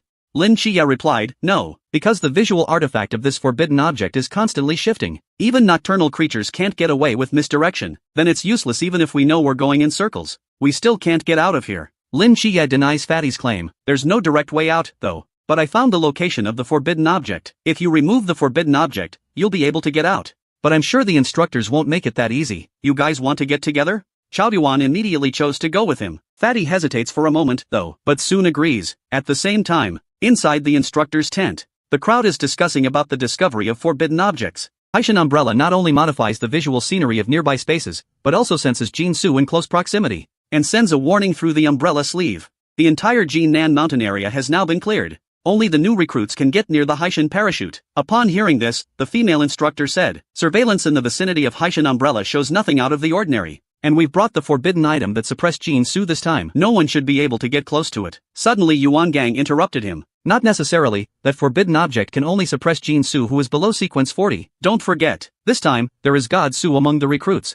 The young instructor's face sank. "Chief, do you mean Lin Chiye?" Yuan Gang said with a grave expression on his face. "Release all spare drones. All taser missiles are aimed in the direction of Haishan Umbrella. The Psi Tour has been around since we were recruits in training. No recruit has come out of it in over 20 years. I hope this record is not broken at our hands." The Lin Chiye trio is amazed to see so many drones. "Chiye, it's kinda like you said. Looks like they're determined not to let us out." Just as Lin Chiye and Chaoyuan were discussing tactics, they suddenly realized that Fatty had disappeared, and now Fatty is being exposed to a lot of drones. He gives a thumbs up and says, "Chiye, if a crisis ever comes, would you rather be a hero for a second or a coward for the rest of your life?" Lin Chiye is a bit confused when she hears this. He don't know what this means. Suddenly Fatty yells at the drone, "Hey, I'm here, come on, you guys." Next, just see 4 drones firing stun rounds at him at the same time. He barely manages to leap out of the way. He slumps weakly to the ground. "What are you two waiting for? Go. If the 3 of us go together, none of us will escape." Seeing Fatty volunteering to make a sacrifice, both of them are a little overwhelmed. Lin Chiye pulls Chaoyuan out of the room. As soon as Fatty was immersed in his handsome lines, he was immediately chased mercilessly by drones. Meanwhile, the female instructor is watching the field in real time through the monitor. "I'm sure I'll find figures around Haishan Umbrella. I think it's Lin Chiye." The instructor behind us said. Sure enough, that little fat guy is there to distract the drones and give Lin Chiye a chance to get close to Haishan Umbrella. But he's not going to realize that we're prepared. With his command, all stun missiles are heading toward Haishan Umbrella. Look at the hundreds of missiles coming at you. The silhouette couldn't help but explode with an expletive. Damn it! Instantly collapsed in front of Haishan Umbrella. The female instructor was relieved to see this. Report, Lin Chiye has been hit and incapacitated. Half the saying. She suddenly realized something. Wait, there's something wrong. Haishan Umbrella is not working. No, this isn't Lin Chiye, it's Chaoyuan. Yuan Gang looked at his pocket watch and said, "We've been tricked, but it's only half an hour to midnight. In this half hour, Lin Chiye will never make it to the exit anyway. As soon as 0 hour arrives, this is the end of Journey of Size. The record of no one leaving the mountain within the timeframe still stands." Chaoyuan, now incapacitated, smiles in relief. "It's up to you next." Same as him, Lin Chiye smiled as he watched the moon return to normal. Chaoyuan, Fatty. Thanks, guys. So this was all their plan. 15 minutes ago, Chaoyuan proposes that he go alone to lift the ban. To make sure Lin Chiye can get out of here, because he's convinced that the instructors will be heavily guarded around the forbidden objects. And that's when Yengang was announcing that the training would be over in half an hour. You know, Lin Chiye would never have made it out of the mountains in half an hour. The only possibility is to climb over the cliff in front of us. Lin Chiye doesn't hesitate. He immediately pushes Starry Night Dancer to start climbing with his bare hands. Finally at 23:59 Lin Chiye appears at the exit. He straightens up and salutes, reporting that new recruit Lin Chiye has arrived at the exit. Completion of training mission. Yuan Gang can't help but laugh out loud. Good boy. Welcome to the finish line. Lin Chiye, you've done wonders. And everyone in the cafeteria is talking about Lin Chiye, saying that he is worthy of being in Divine Agents. He actually became the only person to complete the Journey of Size in the past 20 years. Shin Qingju on the side looked unhappy. Damn, that guy stole the limelight again. Overhearing the crowd's discussion, Chaoyuan learns to praise them too. Chiye, you are the first person to complete the program in decades. You've really given a few of us heretics a run for our money. Fatty sniffs with a puzzled look on his face and says, "You said a few of us heretics. Who else is there besides you two?"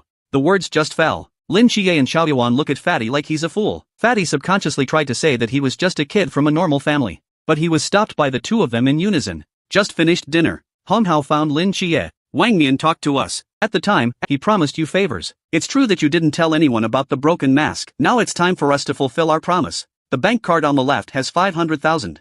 The code is 6/8. The box on the right contains a forbidden object. Said Hong Hao couldn't help but snicker. Speaking of which, your kid is also really suspicious. After all, there are not many people who can pick the wool from the chief. Lin Chiye was surprised to hear this and asked, "Did Instructor Yuan pay for all of this?" Hong Hao nodded and said, "Yes. It was the chief's idea to have the masked squad. I didn't expect you kid to be able to split the mask apart. So the chief took it upon himself to come up with these rewards for you. He wouldn't even let us help him out a little bit." Lin Chiye pushed the card right back. "Forget it." Seeing this, Hong Hao explained, "Actually, you don't have to do this. The chief is the vice captain of the Night's Watch in Shangjing City. He also holds a position at the top of the hierarchy. Do you think he's missing the $500,000? Lin Chiye said faintly. He never takes money from soldiers. Listening to this, Honghao prepares to retrieve the case without a trace.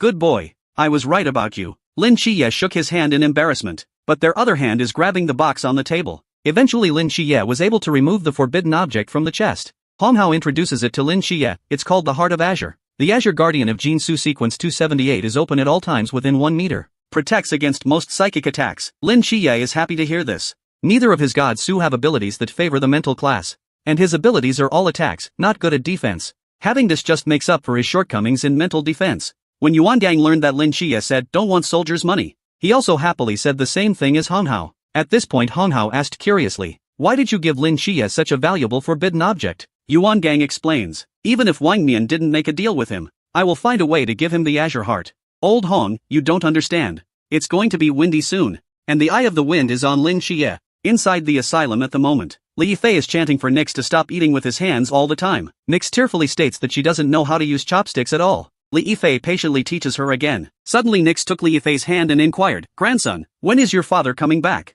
How long has it been? Did he get into trouble again?" Just when Li Yifei doesn't know what to do, Lin Qiye appears in a white coat. He greets Nix joyfully, "Mother, I'm back." Nix is ecstatic, "My child, you're finally back for dinner." But Li Yifei started crying. "You still know how to come back. Do you know how hard it is for me to be alone?" Nix saw Li Yifei crying. Then she began to educate Li Yifei. Lin Qiye was extremely pleasantly surprised when she saw the progress of Nix's treatment. Remember, last time Nix's healing progress was just over 20%. How did this go straight to 48% all of a sudden? So he asked Li Yifei in a low voice what he had done to Nix during this period. Li Yifei says it's just normal life. "I'm just being a grandson to her every day." After hearing this, Lin Qiye understood. For Nix, family life with company is the best therapy, and then he gave Li Yifei a thumbs up.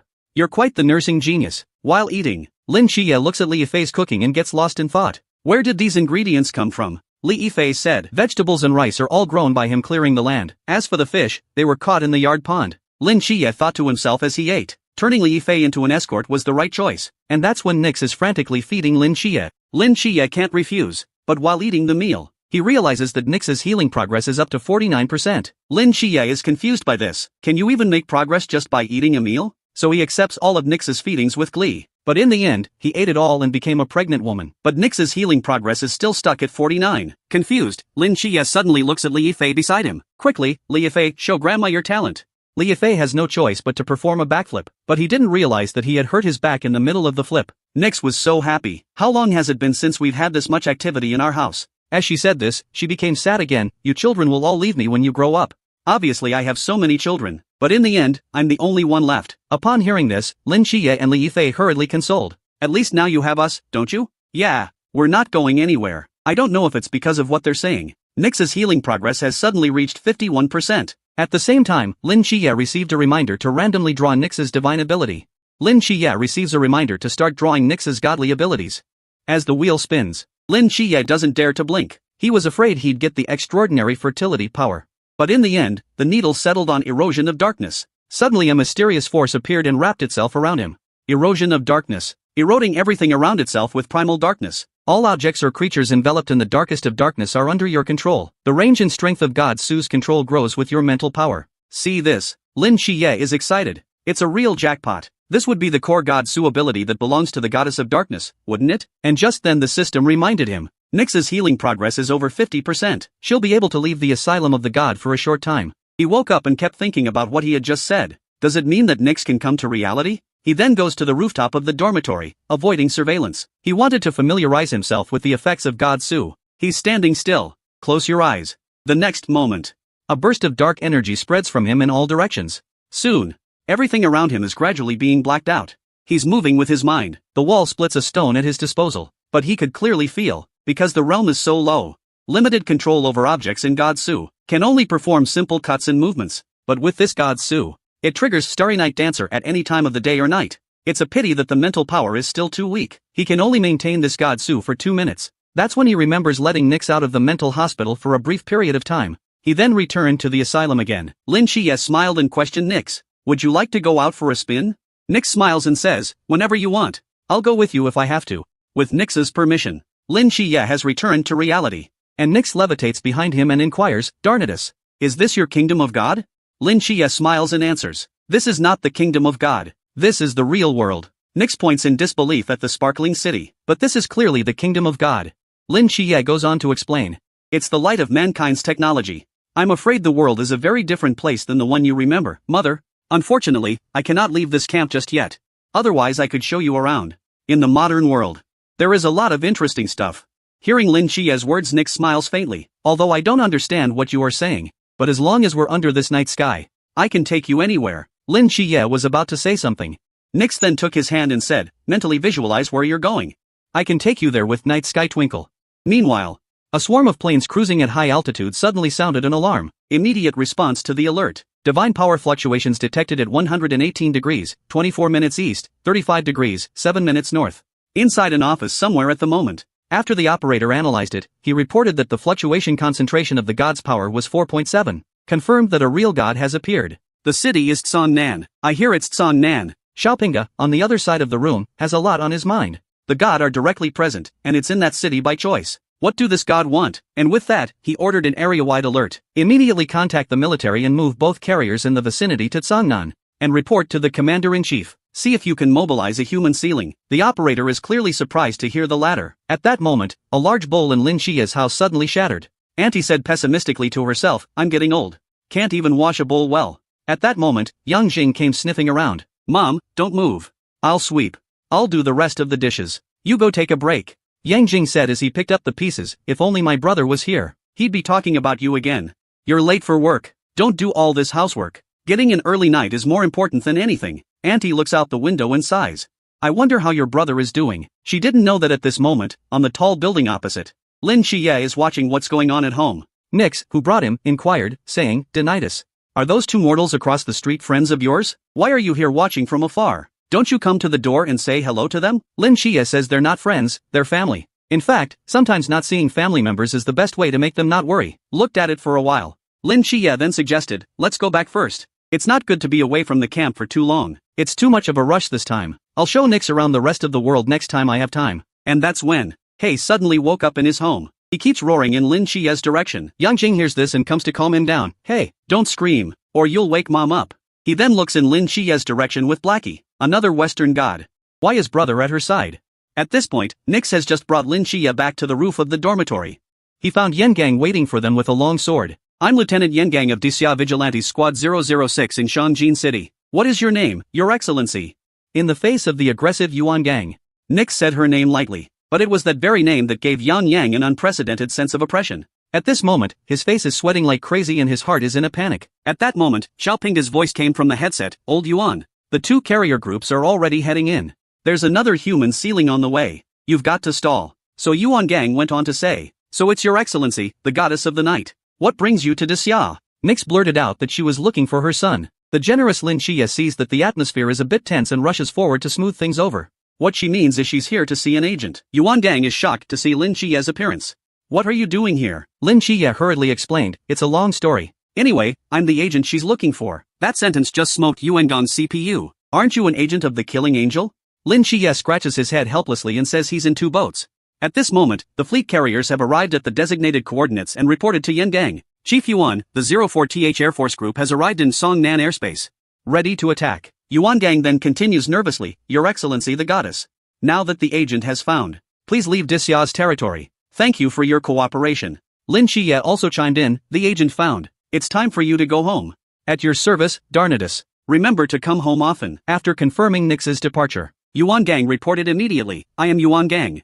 The god have left. Attack cancelled. Repeat, attack cancelled. At the same time, inside the Night's Watch command center, everyone breathes a sigh of relief after hearing Yuan Gang say that the god have left. Only Xiaopinga frowned slightly. Toggle signal. Disappeared directly in place. Does this goddess of the night have the ability to teleport through space? He won't be able to figure it out for a while. He said faintly, report to the commander-in-chief. Inform the human ceiling that there is no need to go there. At the same time, somewhere in the canyon of the Yangtze River, a carriage is traveling smoothly on the river. Suddenly a modern cell phone rings. And the boy driving in front of us is sound asleep. The man in the carriage wakes him up with the handle of his fan. He then hastily picks up the phone. Then he said to the carriage, Fuzi. The commander said that the god in Songnan had left. He told us not to go there. So we turn around and go back now? Or, turn back. It's better not to go to that evil place in Songnan. The roof of the dormitory at the moment. Lin Xie and Yengang are sitting on the ground. I've turned off my headset. Tell me, what's the matter with you? Lin Xie said awkwardly. I was sleeping in my bed. Suddenly, she pulled me here, and after a little chat, she asked me to be her agent. Is that it? Then why did she call you Danaeus? She's a foreign god. It's hard to pronounce Dacia names, so she gave me a new name. Okay, so what was the task she gave you when she made you an agent? Hear this. Lin Xia hesitated for a long time. I think it's come home often. Yuan Gang knows this kid is full of shit when he hears it. Can you make something up that's more plausible? Forget it. I won't ask if you don't want to talk about it. But you've managed to become an agent of two god. That's unprecedented. Go back to bed. I'll take care of the rest. Before he left, Yuan Gang suddenly stopped Lin Xia. I want to ask you a serious question. Are you still on the side of mankind, on the side of our Dacia? To this Lin Xia said without hesitation. I made a deal with someone.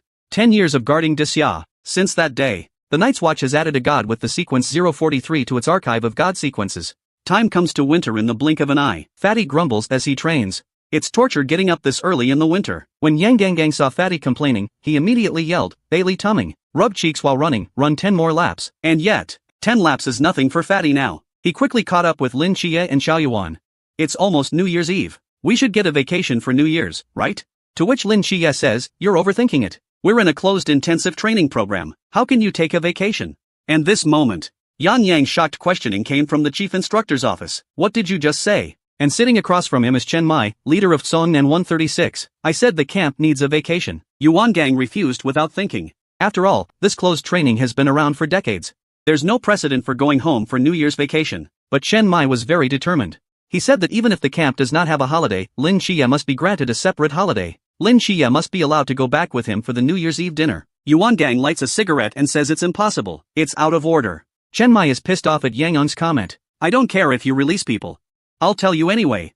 2 of our squad mates are ambushing us outside the camp. If you don't say yes, they're going to start taking people. Yuan Gang was shocked to hear that. He never thought Chen Mai could do such a thing, so he asked Chen Mai suspiciously what he was trying to do. Don't you guys in squad 136 always keep a low profile? Chen Mai explained with a frown. Songnan is not a peaceful place these days. Someone from the Church of the Ancient God has gotten in. Yan Gang was shocked to hear this.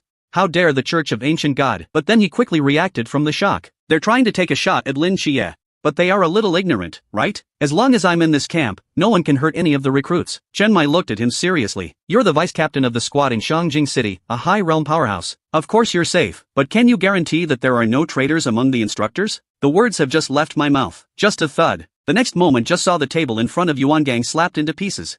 According to you, is our training camp now facing internal and external troubles? If even our camp can't stop the Church of the Ancient God, what makes you think that your squad 136 can protect Lin Xie? Because there are only 6 of us, and we know and trust each other, so we have no internal problems. As for external troubles, we've never been afraid of any enemy in the 136. Yuan Gang fell silent at this. Being able to become the deputy captain of the team stationed in Shangjing City, and become the chief instructor. I'm sure he's not stupid. As Chen Mai would say, he really can't guarantee that the instructors at the camp are okay. So he asked Chen Mai what to do next, to which Chen Mai replied, that's easy. Vacation for all. Cicada shelling, turning the whole into nothing. Yuan Gang also immediately rallied all the recruits over the radio. A furlough ceremony was announced. The first half of physical training is over. 4 days of vacation from today until the second day of the new year. When you all get back, we'll start the second half of Jin Su and weapon tactics training. Fatty is happy to hear this. That's great, Jie. Did you hear that? The vacation god I worship every day are really working. Pack up your stuff. I'll take you to Guangshin for a good time. Fatty just said it. Yuan Gang then said, there is a request for this vacation. Can't leave Songnan. Anyone who violates this rule will be dismissed from the Night's Watch. Fatty almost fainted when she heard that. Lin Xie, on the other hand, said, he doesn't have a house in Songnan. When the time comes, it may be up to Fatty himself. Soon the buses are being arranged for the training camp. As soon as everyone leaves the camp, they feel a sense of relief. They've got a whole new spirit. It's as if some kind of shackle has been broken. A coolness flows through the brain and washes over the body. Everyone's realm has been elevated at this moment. Yuan Gang said lightly at this. Do you think we used that precious forbidden object just to suppress your Jinsu? While your Jinsu is being suppressed, the flow of spiritual energy will also be suppressed. The forbidden object has been suppressing you for half a year. Now it's suddenly unlocked. Your mental powers that have been contained for so long will rebound violently. Thus, you will easily break the shackles of the realm and enter a new one. There are several star swords on the ground while waiting in line to board the bus. Everybody get a sword. Remember, you can't leave your sword behind on vacation. But never use it unless you have to. Lin Xie opens the sword. He realizes that there is no engraving on it. It proves that this is a standard sword that was temporarily loaned out. Combined with everything that happened today, he's always felt that this vacation is something else. At this moment, hundreds of kilometers away from the training camp, Inside Missile Base 039. A woman has arrived with 2 sheep. When the guard saw this, he immediately pointed his gun at her and asked what she was doing. The woman says she got lost while herding sheep. The 2 guards dropped their guard and tell the others to stand down. They then gave the woman the way out. Suddenly, the woman fawns and says, "Do you think I'm pretty?" She raised her head sharply. Her eyes were filled with an eerie green light, and the guards who met her gaze were petrified. By the time he reacts, he realizes that his companion behind him has become a stone statue. He can't even move an inch because he's petrified. He ends up falling into stone. At this point, the woman takes off her hood and reveals herself. So insensitive. A man with no taste. Just a few minutes ago, the bus is full of recruits talking and laughing. They're all talking about how they're going to have fun on vacation. But Lin Chiye is the only one who is silent. Worried at heart, Chao Yuan asks what is wrong with him. Why aren't you happier now that you're on vacation? Lin Chiye's slightly thoughtful reply. Always felt there was something wrong with this vacation. Never mind, I hope I'm overthinking it. Chao Yuan was confused after hearing Lin Chiye's nonsensical words. Is there a problem? What's wrong? At this moment, an alarm went off inside the camp's underground base. A fast-moving object is approaching the base and the recruits' vehicles. Yuan Gang looks surprised. Is it really such a coincidence? Lock on and shoot it down now. The female instructor is embarrassed after some maneuvering. The moving object is our weapon. The interceptor won't lock on. Here it's our weapon. The Yuan Gang are confused. He couldn't figure out what to do next. At this moment, 5 missiles are approaching the camp. 3 of those missiles are targeting the training camp. The remaining 2 were aimed at buses transporting recruits on the highway. The recruits are also drawn to these missiles. But the distance was too great. It's hard for them to see what's coming. By the time they see it, the missile is already approaching the bus. They don't have time to escape or counterattack. Suddenly a spear flies out. It intercepts the missile in midair with precision. But it's too close. The impact of the explosion still reaches the bus. Inside the bus, except for Lin Chiye, everyone is losing gravity and falling to one side. Lin Chiye realizes that the missile fragments must be contained as soon as possible. Otherwise, with their numbers and speed, I'm afraid not many of us will survive. Next, a flash of extreme darkness erupts at his center. The Wraith bus quickly forms a hemisphere. And the moment the shrapnel touches the darkness, none of it stops in midair. Inside the car, Lin Chiye is holding the rail with one hand and controlling the Dark God Su with the other. His body is sweating like crazy. Shivers run down his spine. If he hadn't just been promoted to Chi Realm, he would never have been able to hold on. Soon he couldn't hold out any longer. Lost consciousness and fell to the side like the others. After 2 seconds of stagnation, the bus continues to take hits. A closer look reveals that the exterior of the bus, though broken, but none of the shrapnel has penetrated the vehicle. At the moment, a light golden film covers half the camp. It's saving the lives of all the instructors and logisticians inside. That's when the female instructor caught up with Yen Gang in a hurry. We've got news from the new recruits. A squad 136 member arrived just in time. The missile was blown up by a single shot. Then there was a flash of black light.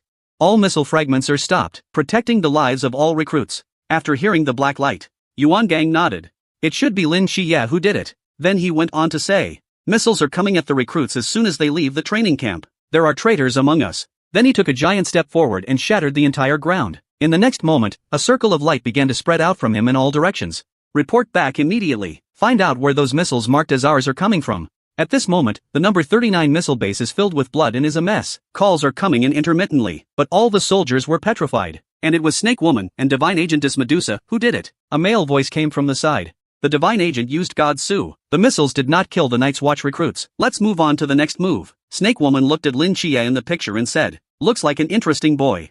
I'll see you soon, she said, her face flushed with morbid excitement. The next day, Lin Chiye also woke up from her coma. Looking at the interior of the room, he felt a sense of déjà vu. Suddenly Wu Shangnan appeared and startled him. Chiye, you're finally awake. Han Ying slaps Wu Shangnan on the back of the head. Look what you did to Chiye. Si Xiaonan faintly inquired. Chiye, feeling better? Lin Chiye is a little startled. There's nothing wrong with the body. But why am I here? Chen Mai explains. Chiye, you should have fainted after using God Su and overdrawing too much mental energy in a short period of time. Han Ying and Qima arrived just in time, so they brought you right back. When Qima adds with a smirk. Don't worry, the recruits are fine. That Hong instructor of yours even told me he'd report you for intercepting missile fragments. Maybe you'll even get a medal. Lin Chiye stands up slowly with Han Ying's help. I can't believe Instructor Hong guessed it was me. But why are we being attacked by missiles? What kind of people are trying to attack us? Chen Mai explains lightly. You're wrong, not attacking you. The Ancient Order of God is targeting only you and the fat little man. I hear it's the Church of the Ancient God. Lin Chiye immediately thought of Wang Nian's warning earlier. Though he knew that being a dual divine agent of the Blazing Angel and the Goddess of Night would attract the attention of the Church of the Ancient God. But he didn't think the Church of the Ancient God would be so crazy. The other side, Yuan Gang is also going over the reports of this attack. The female instructor beside him is reporting back. Intelligence has been confirmed. The Ancient Order of God has attacked Missile Site 39. That's where the missiles were launched from, and according to intelligence, they're targeting Lin Chia and Bailey Tumming. When Yuan Gang heard this, he showed an expression of sure enough. Their target is indeed the first dual divine agent in history and the sole heir of the Bailey family. But I really didn't expect that. Missile sites would fall without warning, based on the large number of broken stone statues at the site and a snake's eye drawn in blood. It's probably the work of Medusa's agent, the Serpentis, from the Church of the Ancient God. Suddenly, Instructor Hong Hao came in from outside and asked, "Chief, shouldn't we call off the vacation and secure Lin Chia and Bailey Tumming?" Yuan Gang turned him down. "Not only can we not call off the vacation, but we have to look defenseless. After all, it's the thief that steals, but it's the thief that misses.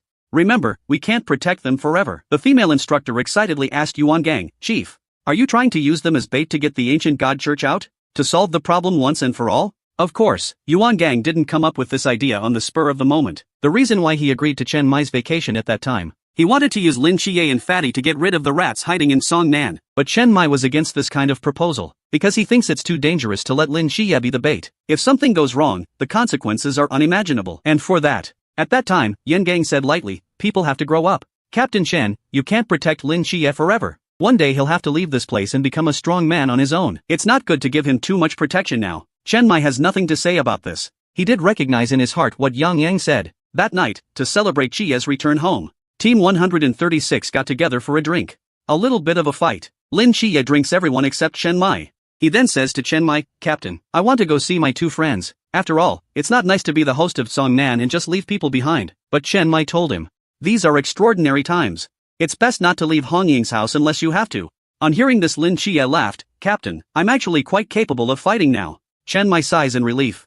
"I don't know if you can fight, but you've gotten more confident." After saying that, he threw Lin Chia a rune card and a star blade. "That little fat friend of yours is staying at a 5-star hotel in the city. He told me to tell you. The room number is 9-0-3-9. At the same time, Fatty at the hotel is happily taking a bath. And when he's done with his bath, he's refreshed. But he was surprised when he walked into the living room. He shouted angrily at Chao Yuan, "What are you doing here? Didn't I get you a single room in the small hotel next door?" Chao Yuan said indifferently, "The single room is not as comfortable as the presidential suite. It's okay. Just pretend I don't exist. You do what you have to do. I'll leave you alone." Fatty huffs and puffs and goes up to get rid of Chao Yuan. "Go away, you're interfering with my enjoyment of life here. I want my privacy tonight. Not a single living thing can appear." Chao Yuan points aside in contempt. "How about this rat?" "Bullshit, how can there be rats in this 5-star hotel?" Then Fatty looked in the right direction. And sure enough, he sees a little mouse. But rats always look weird. And now Lin Chia has arrived at Fatty's hotel. Just as he was communicating with the staff, suddenly there's an explosion on the top floor of the hotel. Lin Chia felt bad. Did they do it again? At this time, Fatty's in the air and he's still raging at Chao Yuan. "Do you have any idea how many people in this city are trying to take my life right now? People are avoiding me like the plague. Why do you keep coming back to me? You're not afraid to die, are you?"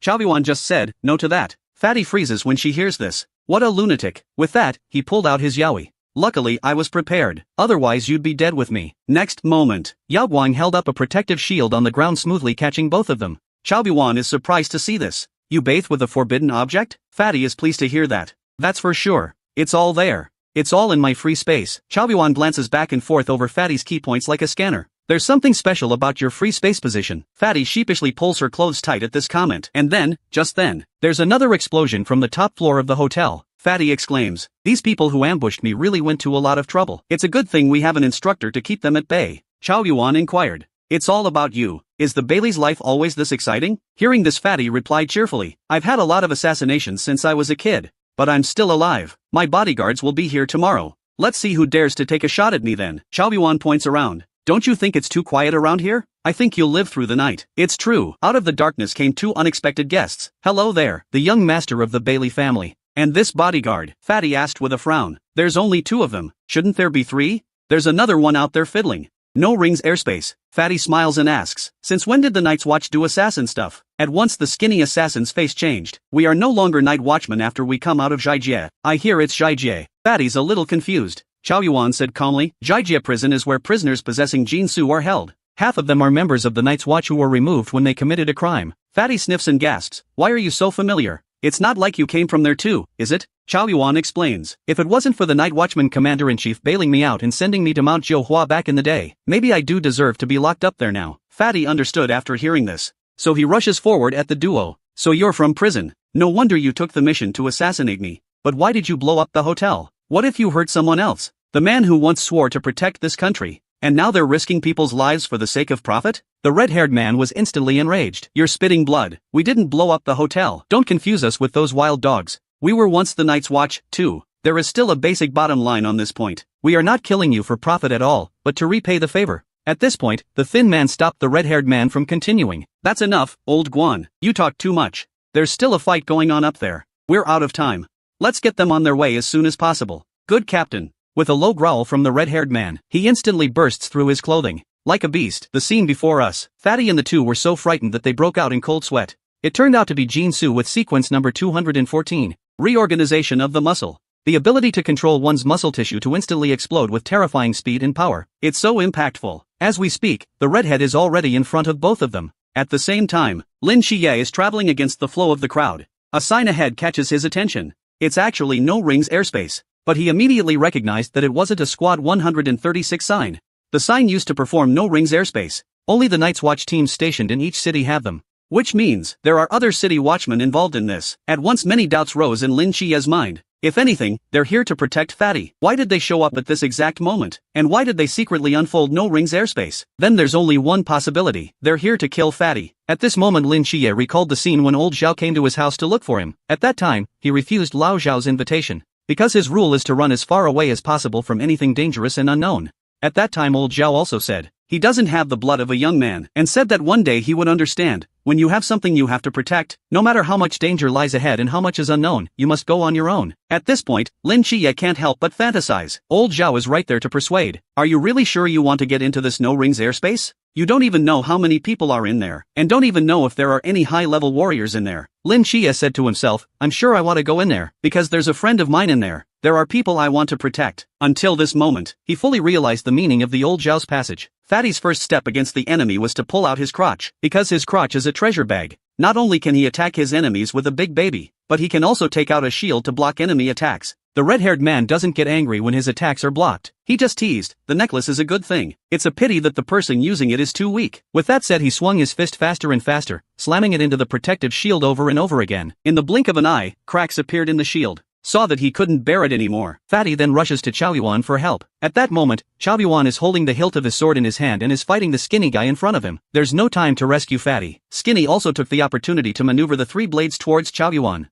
On the other side, Fatty's shield is also broken by the redhead's bare hands. But Fatty reacts quickly and doesn't get hit. The red-haired man's eyes are full of disbelief. You can still dodge my attacks? Fatty smiles at his words. You really think I'm a rookie, don't you? These 6 months of physical training weren't for nothing. But before Fatty can get his hands dirty, the next second the redhead's fist slammed into his face. In one fell swoop it slammed him into the wall. According to the law of smoke and no harm. Sure enough, after the smoke clears, Fatty is seen wrapped in a cloud of golden light. Harmless. The arm the redhead used to attack was injured though. But his expression is getting more and more excited. This necklace of yours is quite versatile. Also comes with automatic defense against ultra-high temperatures. Fatty stabilizes and then starts pulling out his crotch. And with a lewd look on his face, he said, Humph, just you wait, it looks like I'm gonna have to teach you a lesson with my big baby. And right after that, a beam of golden light shoots straight up from his crotch to the heavens. This sudden golden light startled Fatty himself. Damn, I forgot to turn it off last time. Almost got caught. And the golden light split into 7 golden lights in the sky as the redhead froze in his tracks. They attacked the red-haired man from different directions at the same time. It was just one blow, and the red-haired man was covered in smoke. Before he could catch his breath, he suddenly felt a gust of wind at his back. The next moment, a boulder splits apart as it smashes behind him.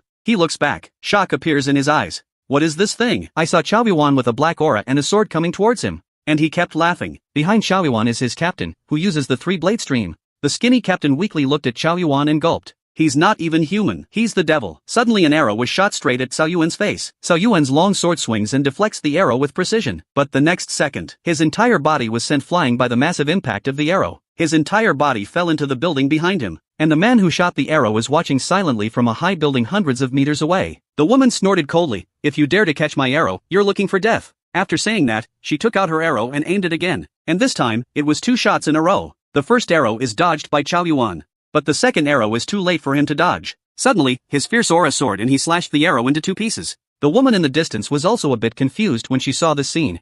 This is too much. Forget it. Let's attack the main target first. That's when Lin Xiye finally arrived. He smiles behind the woman and asks, "Who's the main target you're talking about?" This woman is the most powerful archer in the world. A single arrow can penetrate the entire building. But Lin Qiye simply raises his hand and deflects the powerful arrow with his fingers.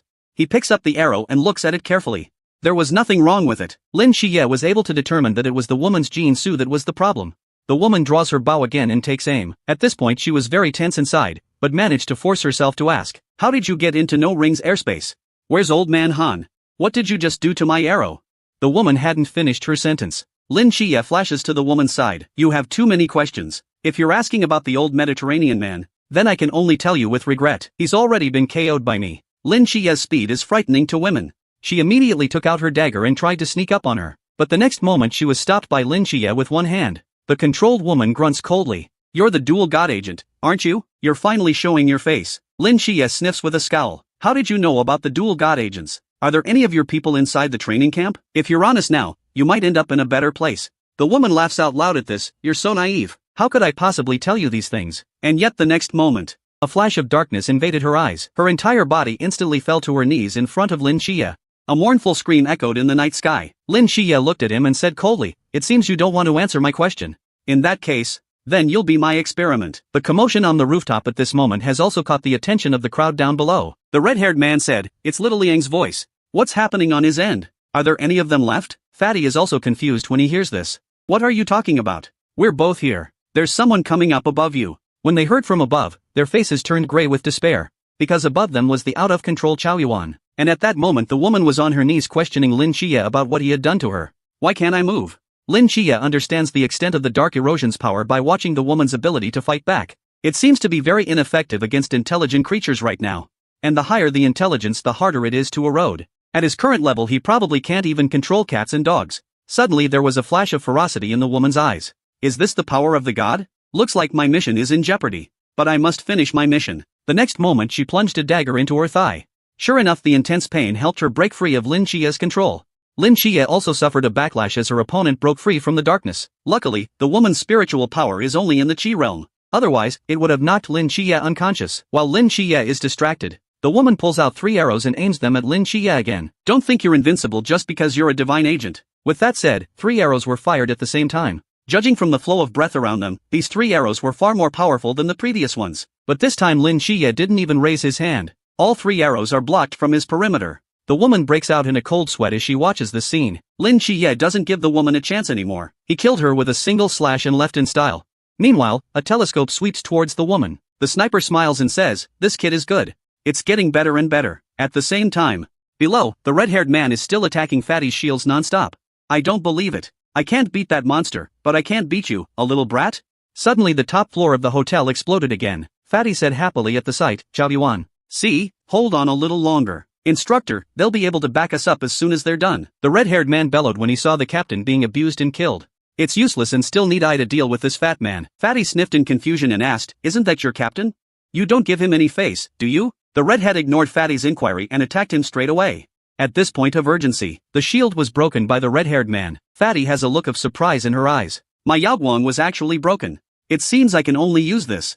With that he pulled out an ornate mirror. The red-haired man just looked at himself in the mirror. Instantly his brain felt like it had been hit by a sledgehammer. His whole mind went into a trance. Not waiting for him to react, Fatty uses 6 more flying swords to attack him at the same time, instantly causing a huge explosion. Fatty smiles confidently at this sight. But before he could be happy for 2 seconds, a voice appeared behind him. "Didn't your instructor teach you anything? Watch your back at all times." Fatty pisses himself at once. Suddenly the redhead spits out a mouthful of blood. A silhouette killed the red-haired man and gave him back his "instructor didn't teach you to watch your back" line. Fatty was very excited to see that it was Lin Qiye. "Qiye, you're finally here. I knew you'd come for me." Just as Lin Qiye rejects Fatty's passion, he suddenly felt a strong murderous aura. Lin Qiye looked at Chao Yuan and said, "It's not over yet. The real trouble is this." Chao Yuan has heard the commotion on Lin Qiye's side at this point. The moment he turns back is filled with excitement. Lin Qiye stares at Chao Yuan with a deadly stare. Meanwhile, he asks Fatty for the forbidden object that can control Chao Yuan. Fatty digs around for a while before he finds the secret of the seal. Meanwhile, Fatty talks. "Let's call this thing the Chao Yuan Chastity Lock." That's a disgusting name. Lin Qiye gets a chill. While the two are inking away, Chao Yuan also rushed Lin Qiye. He looks at Lin Qiye as if he's looking at a toy. Lin Qiye raised his sword and blocked. It feels like Chao Yuan is several times stronger than before after advancing to the Qi realm. It seems that the only way to safely get him out of his current state of insanity is to control his sword first. Lin Xie raises his hands. A flash of darkness enveloped the two of them. The two stood frozen for a while before Lin Xie found. This dark god Su can't control anything around Chao Yuan at all. The fury in him is too strong. Surprisingly, he was able to block god Su's erosion. Just as Lin Xie was distracted, he was knocked back a few meters by Cao Yuan's blow. Fatty, who was hiding behind a trash can, saw it too. Chao Yuan is so much better today than he was in training camp. Even if he was promoted to Qi realm, he wouldn't be this outrageous, right? Lin Xie explained at this point. That's because there's no forbidden objects from the training camp to suppress now. Now is the true power of the Black King's chopper. Lin Xie charges at Chao Yuan again. He used Darkness God Su to control the stones on the ground. In an instant, Chao Yuan is surrounded by a big bag of them. But in less than a second, the big bun glowed purple. Chao Yuan shakes the stone's wraith with a roar of rage. But when he breaks free of the stone, he can't find Lin Xie. Just when he was wondering, Lin Xie flashes behind him. Chao Yuan immediately senses someone behind him. He just turned around and they almost kissed each other. There was a bit of an awkward atmosphere. But Lin Xie doesn't care about that. His eyes glowed with a golden light. In an instant, the Killing Angel's divine power spread all around him, and Chao Yuan is immobilized by the Killing Angel's power. Lin Xie also rushes to take out the Chao Yuan chastity lock. He tied Chao Yuan into a big dumpling. He even gave him a kick to calm him down. Chao Yuan struggles to get up from the rubble after half a second. He undoes the tape and says with slight displeasure, "Xie, can you be a little more gentle next time?" Lin Xie responds with an expressionless retraction of his blade. "You weren't gentle when you cut me. No ring's airspace is already broken." The flames burning on the top floor of the hotel show no signs of being extinguished. Chao Yuan looks up and analyzes. The battle of the instructors continues. The ones fighting them now are supposed to be the enemies of Chuan's realm. Luckily we jumped straight down. Lin Xie turns away and addresses the two. That kind of enemy is not for us to deal with. The risk of exposure is too great to stand around foolishly. Let's go, I'll buy you both noodles. After saying that, Lin Xie led the two to a very remote location. It was far from the main road, and the signs are all still broken. But the smell of the noodles coming out of the bowl can be smelled from far away. Fatty looks at the large bowl of noodles and asks curiously, "Xie, this is the kind of place you mean to come and eat noodles, huh?" Lin Xie rolls his eyes and explains. "With the situation our three are in now, can I take you to a big hotel? It's the only way we can eat in peace is in a corner where no one comes." Lin Xie then added, "Don't worry about it. Though the store doesn't look like much, but the flavor is absolutely superb." But what he had in mind was, "My $50 is just enough to buy you guys noodles." After saying that, Lin Xie took out his wallet and asked the boss's wife how much it was. Noodles with shredded pork $10. Big noodles $12. And this guy's noodles are $42. That's $64. Lin Xie instantly freezes at that number. Immediately asked, "Why is the noodle this Fatty ordered so expensive?" Before the boss's wife could say anything, Fatty is the first to explain. "I saw that this store had a lot of toppings, so I added them all in. It's just a shame that they don't have my favorite caviar and pineapple." Lin Xie sniffed grimly and said, "Fatty, you pay your own money." Fatty panicked immediately. "Xie, I thought you said you were inviting me? Besides, do I look like I have money in this bathrobe?" Lin Xie said lightly, "I've changed my mind." After a lot of bickering, Chao Yuan finally pulled out a crumpled $50 and paid for Fatty. But in exchange, Fatty will pay for Cao Yuan's room and board for the remaining days. While the three of them are eating noodles, Lin Xie inquires about the battle just now. "They blasted the 90th floor and attacked you." Fatty gestures to the towel he's wearing. "Yeah, you can see I'm still wearing a towel. But they should be using some kind of Jinsu of mass destruction rather than thermal weapons." Lin Xie heard this and analyzed it. "Your strategy of jumping straight to escape is correct. Once they catch you in the act, you won't be able to escape. You'll just get caught in the middle of a battle between the instructors." Chao Yuan interjects at this point, "You're living too ostentatiously. You need to register to stay in a hotel like this. Anyone who's interested can find out where you are." Bailey Fatty muttered, "I'm not used to this. I always stay in better hotels than this when I play in Guangshan. This level of assassination is a piece of cake." Just as the three are talking, Shin Xingju walks in from outside. One of them said in a slightly aggravated voice, "Brother Shin, we've had 2 noodles in a row.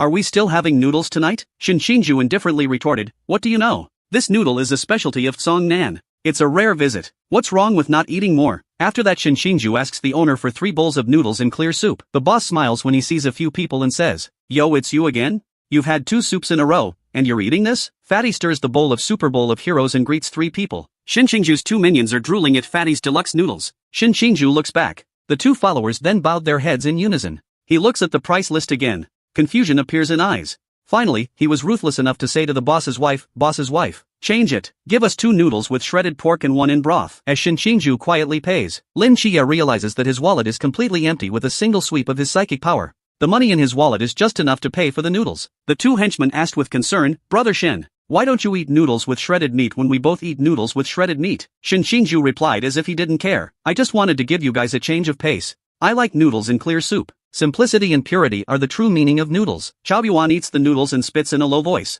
Here's another poor guy. Shinju looks at Lin Xie before the noodles come up and asks, are you okay from the injuries you sustained on the bus? Lin Xie says he's fine. Shinju hesitated for a moment before speaking slowly. Thank you then. If you hadn't deflected those missile fragments, we'd all be hurt. Fatty asked, puzzled. When did you become so polite? Shinju blares at Fatty and says, Fatty, I've always kept my grudges clear. I knew this vacation would not be easy. Let me know if you need any help. Lin Xie's eyebrow raises. An idea pops into his head.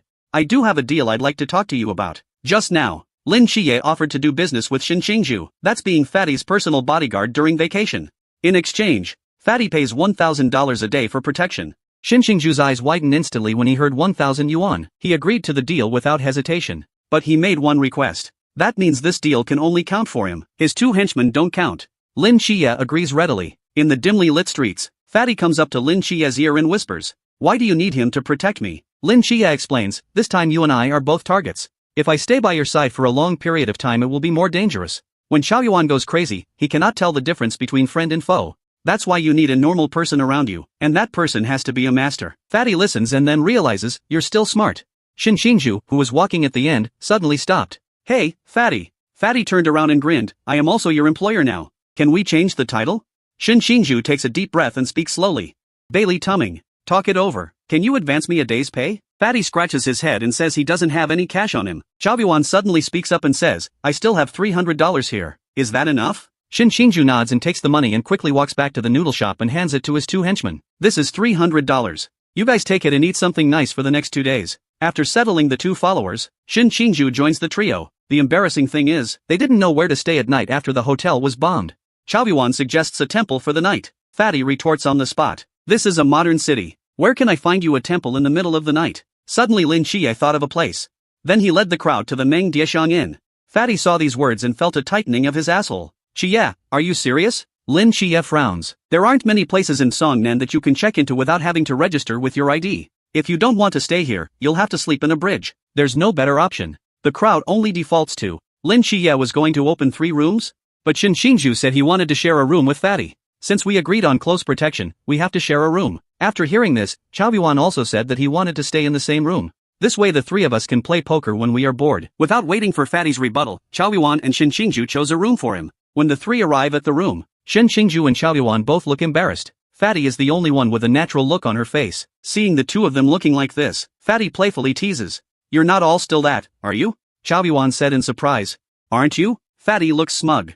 Not since I was 7 years old. Shinju walked over to the window and watched carefully for a long time. He makes sure no one is watching before he closes the curtains. It's a pretty big bed. We should be able to sleep in it. Fatty says it's alright. Then Chaoyuan was asked if he had any comments, but Chaoyuan had already found a hotel. Boss, do you have any of those for 3 people? Very exciting and interesting stuff. The boss replies with a lewd expression. I've got everything here. What exactly do you want? Chaoyuan leans in close to the boss's wife and whispers, playing cards. At the same time, back at home, Lin Xie is being reprimanded by Hong Ying. If you don't come back, I'm going out to look for you. When Shima, lying on the couch, yawned and said, I can testify. She's already mentioned you at least 200 times in the last half hour. Hong Ying finally let him go after Lin Xie's sincere apology. Lin Xie was told to go back to his house and rest early, and tell Wen Shima to stay alert at night and protect Lin Xie. When Shima yawns again and responds that he understands. No one can sneak in when I'm in the living room. Night. Lying in bed, Lin Xie tosses and turns, unable to sleep. So he decides to go back to the mental hospital for a visit. Just after arriving at the asylum he fell into a deep thought at a door. Li Yifei comes over and asks in surprise, Xie, what are you doing here? I thought this door wouldn't open. Lin Xie replies thoughtfully. I might be able to open this door now that I've broken through the spirit realm. Li Yifei curiously asks, what's behind the door? Lin Xie says, behind the door may come the second patient of the hospital. Li Yifei sniffs and says, since there's an extra patient, can we get a raise? Lin Xie turned him down without thinking. When Lin Xie placed his hand on the door, a powerful energy emanated from all around him. The door shows signs of opening. Lin Xie is pleased, I guess I was right. Each door here corresponds to a realm of its own. I have now broken through into the Qi realm. My spiritual power may be enough to open the second door. As the door slowly opens, a flash of light flashes from within. A pair of deep, abyssal eyes watch Lin Xie from within the dimly lit room. You're finally here. The truth is that our world is just a toy created by the higher dimensions. They see us as we see the fish in the tank. Mei Lin, the god of magic, was incarcerated in this psychiatric hospital because he wanted to know the truth about the world, and he's been waiting for Lin Qiye to arrive. Lin Qiye looks at Mei Lin with great confusion. Because he doesn't look sick at all. He's the legendary wizard who helped put King Arthur on the throne. Not only is he a master of all types of magic, but he can also see the future. But I'm afraid the Mei Lin here isn't the historical one. It's the Englishman's yearning for the unknown. The god that were created were god of magic and wisdom. What? It's a man. Li Yifei peeked out and muttered something in a low voice. Mei Lin, sitting quietly in his chair, glances at him. A bit of blue light emerges from his hand. In the next moment, his entire body turns into energy. In the blink of an eye, he turned into a blonde, blue-eyed, slender woman. She smiled and said, "Gender doesn't mean anything to her." Li Yifei is scared to death. Lin Qiye doesn't seem surprised by this. Speaking slowly, he explains, "He's Mei Lin, legendary archmage with a mastery of shapeshifting. Don't talk about turning into a woman, even if you let him become your father, that's fine. Lord Mei Lin, you'd better change back. Let's have a good talk." Lin Qiye just finished speaking. Mei Lin changed back to her old self. "You're Lin Qiye, aren't you? 10 years ago I predicted you would open this door." Lin Qiye was interested when he heard this. "Well, how about you take a look at my future?" Mei Lin shakes her head no. "Prophecy is not omnipotent. I tried to peek into your destiny when you first opened the door, but your past and future are a blur. Only the present offers a glimpse. You're in the middle of a dangerous vortex. One wrong move, and you're dead. And it might even involve someone close to you." Li Yifei had a moment of realization. "No wonder you came straight here to open the door as soon as you got back this time. So you're in trouble out there." Lin Qiye, on the other hand, rushes to ask, "How can I keep my friends safe?" Mei Lin shakes his head again. "Any clearer information is not visible. I can't make too precise predictions at this time. I've lost my crystal ball." Upon hearing the news, Lin Qiye shudders slightly. Mei Lin seems to think of something. A pang of bitterness spreads across the corners of his mouth. 10 years ago a little girl came to this room and had a competition with me. She said, if I win, she'll let me go. But if I lose, I have to give her the crystal ball. We start with a falling leaf and extrapolate the entire forest over the last 50 years to the present and the next 50 years. The result is a tie. And then projected the stone and the water droplets. And then we found. No matter how you compare external objects, you can't compare them. So let's just use each other as a target to deduce everything about each other. In the second round, she managed to deduce part of my destiny. But in the third round, and I couldn't see through her. Mei Lin's brow grows tighter as she remembers the situation. Her presence was completely unexpected. There is no trace of past, present or future. She's like a ghost that doesn't belong in this world. No matter what I do, I can't get a glimpse of her destiny. So I lost. She ended up taking the crystal ball. Li Yifei gulps and arches his hand over Lin Qiye whispering, "Is that so amazing?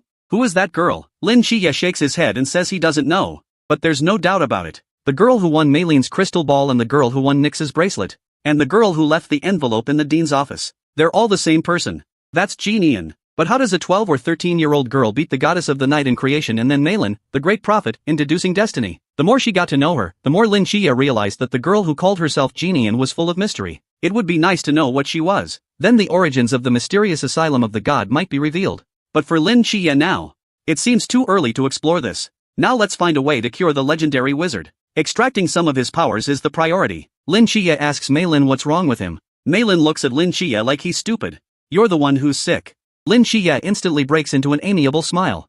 "Sorry about that. Wrong thing to say. What I meant was, do you have any mental illnesses? Why else would you be here?" Mei Lin shrugs indifferently.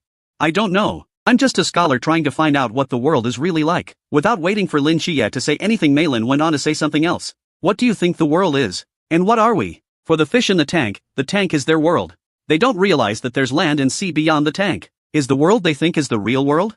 And how do we know that the world we perceive is a real world? Could we also be fish in a fishbowl, created by a higher dimensional being?" Lin Qiye is dumbfounded by the talk. Instead, Li Yifei questioned if he had proof. Mei Lin turns her head and gazes at him slyly. "We myths suddenly appear in your world. Isn't this proof?" Lin Qiye then inquired, "If it is as you say, we live in a false world. So, and what does that real world look like? Did you find it?" Mei Lin said crazily, "I found it. I used my magic to communicate to some mysterious dimension, though I don't know exactly where it is. But I can vaguely predict that it is the real world. It was at the bottom of a sea. There were all kinds of little houses in there. There's a pineapple, in the shape of a human head. A store that sells strange food. There's also a strange yellow cube." Mei Lin begins to remember what he saw and heard. Eyes get whiter and whiter. The body begins to twitch involuntarily. Lin Qiye frowns. Realizing that things aren't simple, takes Li Yifei a silent half-step backwards. Suddenly Mei Lin explodes into a puff of pink smoke.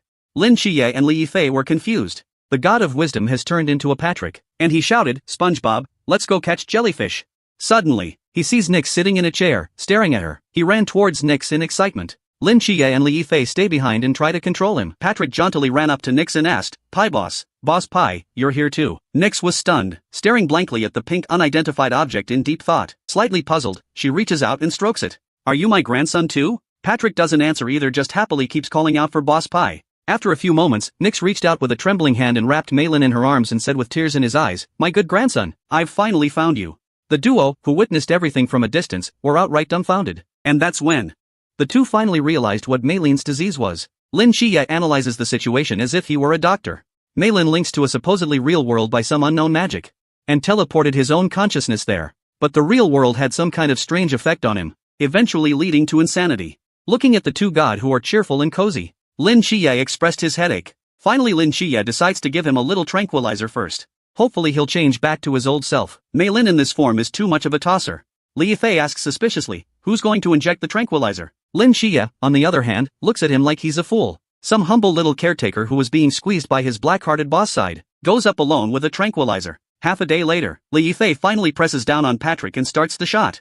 Lin Xie, on the other hand, pulls Nix to keep her out of trouble. After giving Patrick his shot, immediately, a blue light appeared. Malin is back to her old self. Lin Xie steps forward to confirm Malin's status. He's just a little fuzzy. It should be the sequelae of confusion just now.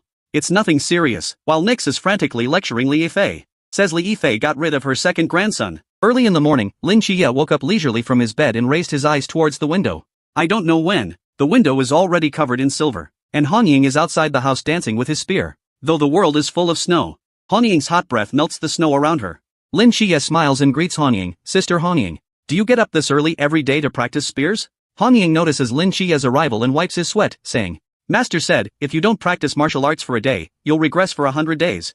From the time I learned the spear, I've been waking up early and practicing spears for 12 years. Lin Xie raised an eyebrow. Curious inquiry, 12 years of practice? So how old are you, Ms. Han Ying? How can you just ask a girl her age? I won't tell you."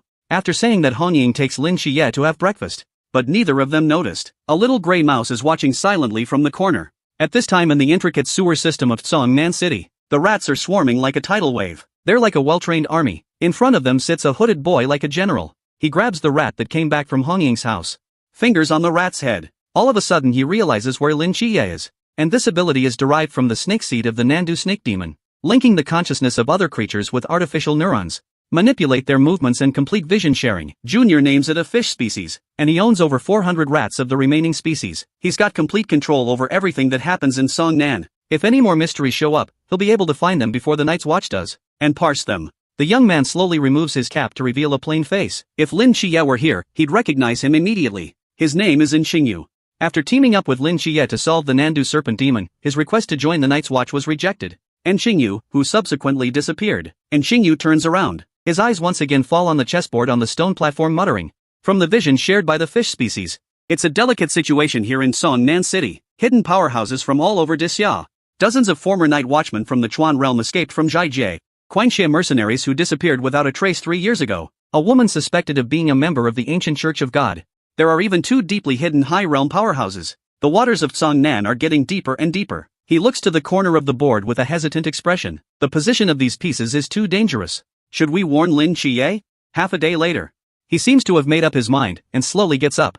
After all, we have experienced disasters together. I'll give you a hand this time. This man is being forced to live with 2 beautiful girls. Not only was he supported when he was injured, and he's accompanied by 2 beautiful women when he goes out to buy groceries, but Han Ying is quite cheerful when he's out and about. She's attracting a lot of attention from passers-by. The thin-skinned Lin Xie can't wait to bury her head in the ground. Han Ying, however, is holding him like a brother. What's wrong with having fun on New Year's Eve? Am I right, Xie? Lin Xie is a bit helpless to Han Ying's big-headed behavior. So, has there been no mysterious arrival in my absence? Han Ying thought for a while and said that she had only encountered 1 lizard. That's easy to fix. But things are still a bit strange. When the logistics guys went to clean up the body, they found it was only half dead. Lin Xie's brow furrows slightly. Seems to be thinking of something. Is someone secretly collecting mysterious bodies? Suddenly Lin Xie senses a crisis. He easily dodges the attack and catches the flying weapon. The man in black who took action did not escape immediately. Instead, he stood still and watched the 3 of them. This man is none other than Xingyu. Han Ying snorted coldly, looking for death. She threw the 2 big bags in her hand to Lin Xie and then shifted her body and dragged her shadow towards that person. Si Xiaonan and Lin Xie were frozen in place. That's not exactly a sneak attack. It's more like a bad joke. At this point Lin Xie notices there's actually a note tied to the concealed weapon. When he opened it, his pupils suddenly contracted. Without saying a word, he turned around and threw all the bags at Si Xiaonan. Xiaonan, you take these and go back first. I have something important to do. The note was also thrown out with the bag by Lin Xie. After the note fell to the ground, it reads, 3,901 Old Town. Someone is trying to kill your family. At the same time, Lin Xie's house in Old Town. Lin Xie's aunt and brother, Yang Jing, are putting up the Chinese character for bless. Auntie is looking at the Chinese character bless in her hand and remembers Lin Xie. I'll post it on your brother's door. The boy is far from home. The usual blessings don't work. I went to the temple specifically to ask for this one. Yang Jing smiles softly at his words. Mom, there's no such thing as near or far in the Chinese character for fortune. Auntie glares at him. What do you kids know? It's called believing what you want to believe, not what you don't.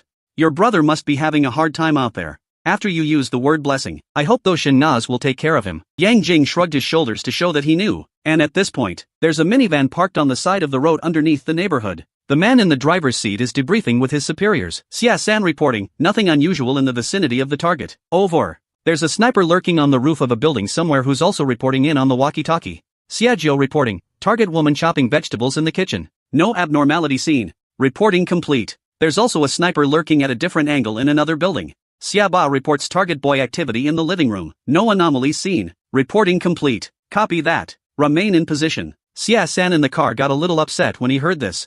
Xia-yi, we've been on guard here for 2 days now. How long do we have to wait? Waiting for the target to show up. Ms. Snake said it.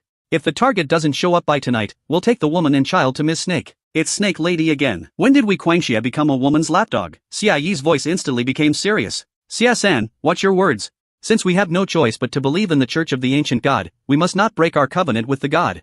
Or you will not only kill yourself, but all of us here at Guangxia mercenaries. Suddenly the sniper hidden in the house asked. Since we are targeting the dual God agent, if he does show up, can we handle him with just the rest of us? Don't worry. Even if we can't handle it, there's still that guy. That's the 16th seat of the believers.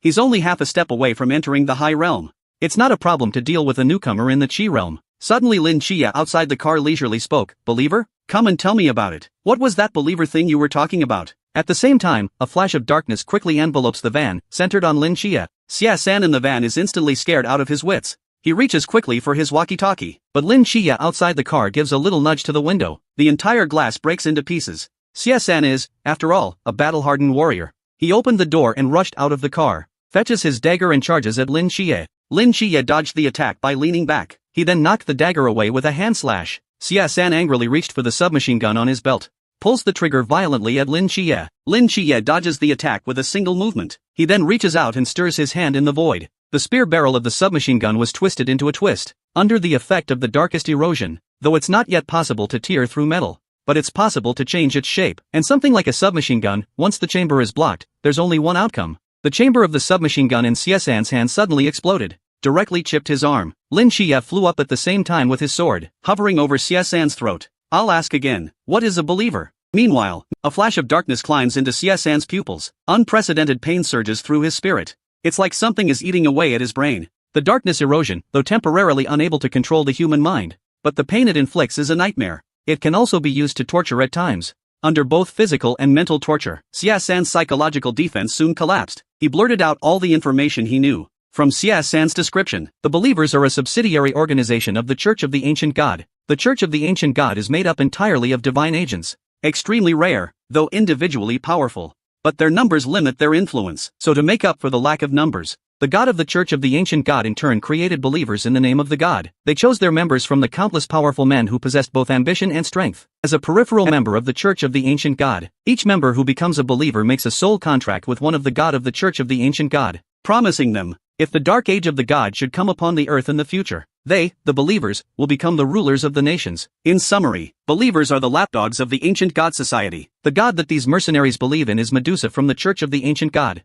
codenamed Snake Woman. Lin Xie ends his life without hesitation after asking a question. Although he did provide information, but he wanted to go after his own family. It wouldn't be enough to die 10,000 times. Suddenly Lin Xie's pupils constricted. Without thinking, he backs away. Then he quickly runs to the van and uses it as cover. But hide in front of the van. There's another bullet coming from another angle. 2 snipers. It's difficult, the sniper rifle's bullets are too fast. I can barely dodge it now. Can't do a God Su capture. Just as Lin Xie was thinking fast, a bullet whizzes past his head, instantly startling Lin Xie. But he reacted again in a flash. Look at the trajectory. It's going in the direction of the shot. It's our sniper, Ling Xuan. At this point, Xiajiao on the roof is frantically calling him on his walkie-talkie, but he's already been shot in the head. By this time the sniper in the house had realized there was a master on the other side. But in the next second, he was shot in the head. Ling Xuan puts his gun away after killing both snipers, because his sniper rifle couldn't intervene in the alleyway battle. Watching the second sniper get shot in the head by Ling Xuan, Lin Xie then gets up from behind the van and turns his head to look in a certain direction. There are 4 figures within his mental range that are approaching him at a rapid pace. The 4 figures approach and fire without saying a word. Lin Xie can only use his car as cover against the first wave of fire. The 4 mercenaries find little use after the first wave. Then they spread out and prepare to outflank Lin Xie. Lin Xie opens up Darkness God Su. With the addition of the darkness, Lin Xie's speed is several times faster, dodging bullets with ease. At the same time, he flicked his finger in the air. 2 straight swords fly out of the casket towards Xie. Xie decisively throws away his gun when he sees the 2 star blades coming at him. Dropping his hand, he draws a short sword from his outer thigh to counter the star blades. But as the 2 blades clashed, Lin Xie also came to his side. Xie's weapon is disarmed by using Darkness God Su, and then gave him a flying kick, sending him several meters away. Ling Xie then maneuvered 2 more straight swords to finish off Xie in one swift motion. Looking at the lifeless Xie, the remaining mercenaries realize that guns are completely useless against the monster that is Ling Xie. We can only fight him in close quarters. So the 2 of them launched a stabbing attack with their swords. Lin Xie is still calculating the remaining strength of the enemy. The 9-man Guangxia team has already lost 4 men. Of the remaining 5, 1 has yet to show his face. But right now, the 4 of them alone could be enough to keep him at bay. Lin Xie can kind of see it. They're trying to wear themselves out by being outnumbered. But it's a shame. They're doomed to disappointment. With the help of Starry Night Dancer, Lin Xie alone can kill 4 of them. The only uncertainty now is the last man who never showed up. That's Xie. At the same time, a man inside the building looked down at the fighting crowd below and grunted coldly. A bunch of idiots. This level is not worthy of becoming a believer of Ms. Snake Girl. Shame on you. He takes a deep breath and exhales a smoke ring. All you have to do to subdue that guy is grab the woman and the kid. I can't believe so many people died for such a simple thing. With that he dropped the cigarette in his hand on the ground and walked towards the stairs muttering to himself. His name is Liang. Believers 16. It's a Chuan realm powerhouse, only half a step away from entering the high realm. He's strong, but he's more cautious. Step by step from a nobody to today. He never relied on force. Rather, he relied on calculation and discretion. He will never fight if he can't fight head-on. Even if the enemy is just a teenager in the Qi realm. A mysterious and unpredictable agent of the Twin God and 2 unarmed commoners. Liang knows what to choose. He suddenly freezes as he walks up to Lin Xie's door. Liang frowns at the mangy dog for a moment. Liang muttered something about how ugly the dog was. At the same time, downstairs Lin Xie knocked the duo's short swords away with a single slash. Lin Xie's eyes burst into a dazzling golden light, killing Angel God's might. At the moment of the mighty god explosion, Xie and Xie Qi felt their spirits being crushed inch by inch. Immediately, they were unable to move. Lin Xie's blade appears. The blade darts across the 2 men's neck stems. Blood splatters in all directions. This is the surefire kill Lin Xie has been waiting for. Blazing Angel might helps him open the door. The balance of 4 against 1 is broken. Lin Xie has won the battle against Xia Wu and Xia Lu. The remaining 2 see their companions being easily killed by Lin Xie, and panic spreads across their faces. One of them is holding a walkie-talkie in his hand and shouting at Xie for not making a move. However, no matter how much he yells, he doesn't get the slightest response. Lin Xie also takes advantage of their loss of concentration and kills them with ease. Though all the enemies in front of him have been killed. But Lin Xie doesn't relax. His gaze sweeps carefully around him, seems to be searching for something. Suddenly Lin Xie's mental powers detect a man. It should be Xie, right? You're late. Xie smiles. Late? I'm obviously here at the right time. And with that, he begins to undress. He soon finished taking off his shirt. Xie, topless, picks up the nameplate on his chest and puts it in front of his mouth for a kiss. The next moment, the nameplate began to tremble violently. An eerie aura emanates. Immediately, blood flowed out of the surrounding corpses into the nameplate like a red river. Xie explained, this is Jinsu. Blood boiling. Jinsu sequence 209. Sucks the blood of all dead creatures within range for a short period of time to gain their former power and stack it. This is the treasure I escaped from the rainforest. Those idiots didn't even know I had it. I never thought I'd be able to beat a dual god agent with these losers. Their only purpose in being here is to be my sacrifice. I am now in the realm of Chuan. If only I could kill you, I will have a place among the faithful. Lin Xie's spirit can clearly sense the power surging through Xie. He also feels a little tricky. He uses God Su to control the guns behind him and fires. At the moment the bullet is discharged, Xie's legs kick the ground hard. He's like an arrow flying close to the ground. Breaking through the bullets, he rushes towards Lin Xie. Lin Xie's shooting skills are very poor, Xia Yi's speed is amazing, a barrage of shots that misses the enemy by a single round. He was so angry that he dropped his gun. Xia Yi was also approaching Lin Xie, and then the swords clashed with each other without any fanfare. Lin Xie only felt a numbness in his arm. His body stumbled back a few steps. Xia Yi is clearly superior in terms of strength. The two figures then collide in the snow. A fight ensues. Lin Xie's gaze grows more and more intense. Until now, Xia Yi is the only foe he's encountered who can completely overwhelm him in terms of speed and strength. Starry Night Dancer gives Lin Xie a 5x bonus to speed and strength, but with Blood Boil, Xia Yi is a direct fusion of the attributes of the other 8 mercenaries. Xia Yi in blood boiling state is like a crazy fighting machine. With just a folding sword in his hand, he repelled Lin Xie again and again. Xia Yi takes advantage of Lin Xie's double blades being knocked away and kicks him in the chest. That kick sends him several meters away. He crashed into a back wall before stopping. Lin Xie coughs up blood and stands up, staring Xia Yi dead in the face. Xia Yi steps closer to Lin Xie with a sword in his hand. The tip of his tongue licks over his lips in a bloodthirsty smile. Just as Lin Xie is about to make a move, the phone rings. Lin Xie is stunned, pulls his cell phone out of his pocket and looks at it. It's Aunt. Lin Xie is slightly distracted when she sees the caller ID. In the next moment, a powerful whip kick was thrown in front of him. Lin Xie ducks down to avoid the blow. Reversing it, Lin Xie threw a sweeping kick that hit Xia Yi's ankle hard. Xia Yi's body just shifted a little, steady as a mountain. Lin Xie cursed. The star sword in his hand suddenly blocked the folding blade, but the terrifying force from the blade still knocked him back a meter, though his body is barely stabilized. But the cell phone was knocked out of his hand. Xia Yi glanced at the cell phone that kept ringing and smiled coldly. A call from my family. Is it the woman or the kid? Yeah, it's New Year's Eve. It's supposed to ask how you're doing out there. Is there a New Year's Eve dinner prepared? Then tell you that everything is okay with them? Lin Xie slowly gets up and wipes the blood from the corner of his mouth. A cold killing intent emerges from his dark eyes, and he slashes at Xia Yi. But it was easily blocked. Xia Yi blocked it and then chimed in. What a nice family. I bet they don't know what you're doing. Don't know that you were so close yet so far away. How could they have imagined that? You're fighting to the death so close to them. While talking, Xia Yi's swing knocks Lin Xie back a few meters. Lin Xie's hand clutches the hilt of his sword. Due to the long battle, his mental strength is close to its limit. Darkness God Su won't last much longer. If he can't finish the fight in a short time, he'll be dead for sure. He charges at Xia Yi, wielding both swords. The darkness in his eyes resurfaces. The surrounding to Darkness God Su also stabilized. Xia Yi snorted at the sight. The end of the line.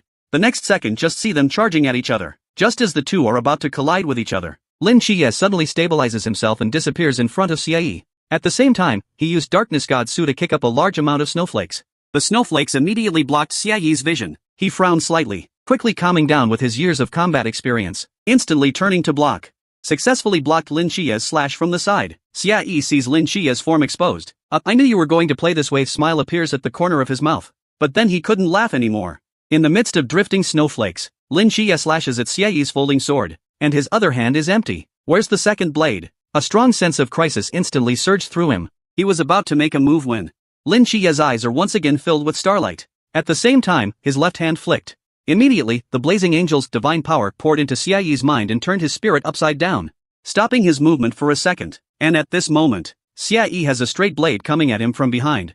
In the next moment, the blade cuts through the snowflakes in the sky. It silently entered Xia Yi's back. He falls to the ground with a sound. Completely dead. Lin Xie, after resolving everything, hurries to pick up the cell phone that keeps ringing. Auntie's urgent voice came the moment I picked it up. You child. I've been trying to call you for so long, but you don't answer. Why don't you take the initiative to call home on New Year's Eve? You don't want your aunt anymore? Lin Xie quickly explains that he was chatting with his comrades and didn't see it. Just as the two were talking, fireworks erupted from the sky. The two of them are also chatting about their families amidst the fireworks. Suddenly Lin Xie saw a busy figure upstairs and smiled. Auntie, Happy New Year. Well, Happy New Year. Lingxuan slowly walks over to us, asked Lin Xie if he regretted joining the Night's Watch. Xie didn't look back. He just smiled and said he had no regrets. Lingxuan sat down next to him and said, you won't be able to go back in a short time. The more often you come back, the more people will notice this place. In fact, even if you don't come today, nothing will happen to them. Lin Xie turned his head to look at Lingxuan with doubt when he heard that. After Lingxuan's explanation, Lin Xie realized that it turns out that when the captain delivered materials to Qiye's house last time, he put a forbidden object called Wei Yan on the door. The forbidden object looks like a transparent note, but it's capable of opening a miniature Jin Su. If someone tries to use Jin Su to break through Wei Yang's protection, it will teleport the person protected inside to the basement of the firm. He's just like No Ring's airspace. It's one of the few artificial Jin Sus in the Vigil, but it's not cheap. Even within the Night's Watch, there aren't too many people who could use this thing. But amongst Squad 136, basically everyone's family has this thing sheltering them. Lin Xie was instantly very confused. Is the Night's Watch so wealthy? The families of ordinary players still have this kind of treasure. Lin Xuan gave Lin Qiye a meaningful look when he heard this. Why else do you think the captain is so poor? Finishes by patting Qiye on the shoulder again. Let's go. You won't be able to eat New Year's Eve dinner in this house, but you'll always be welcome in another home. Lin Qiye takes a deep look in the direction of home. Their auntie was carrying plates of fresh hot food on the modest wooden table. Yang Jing sits with a smile on her face.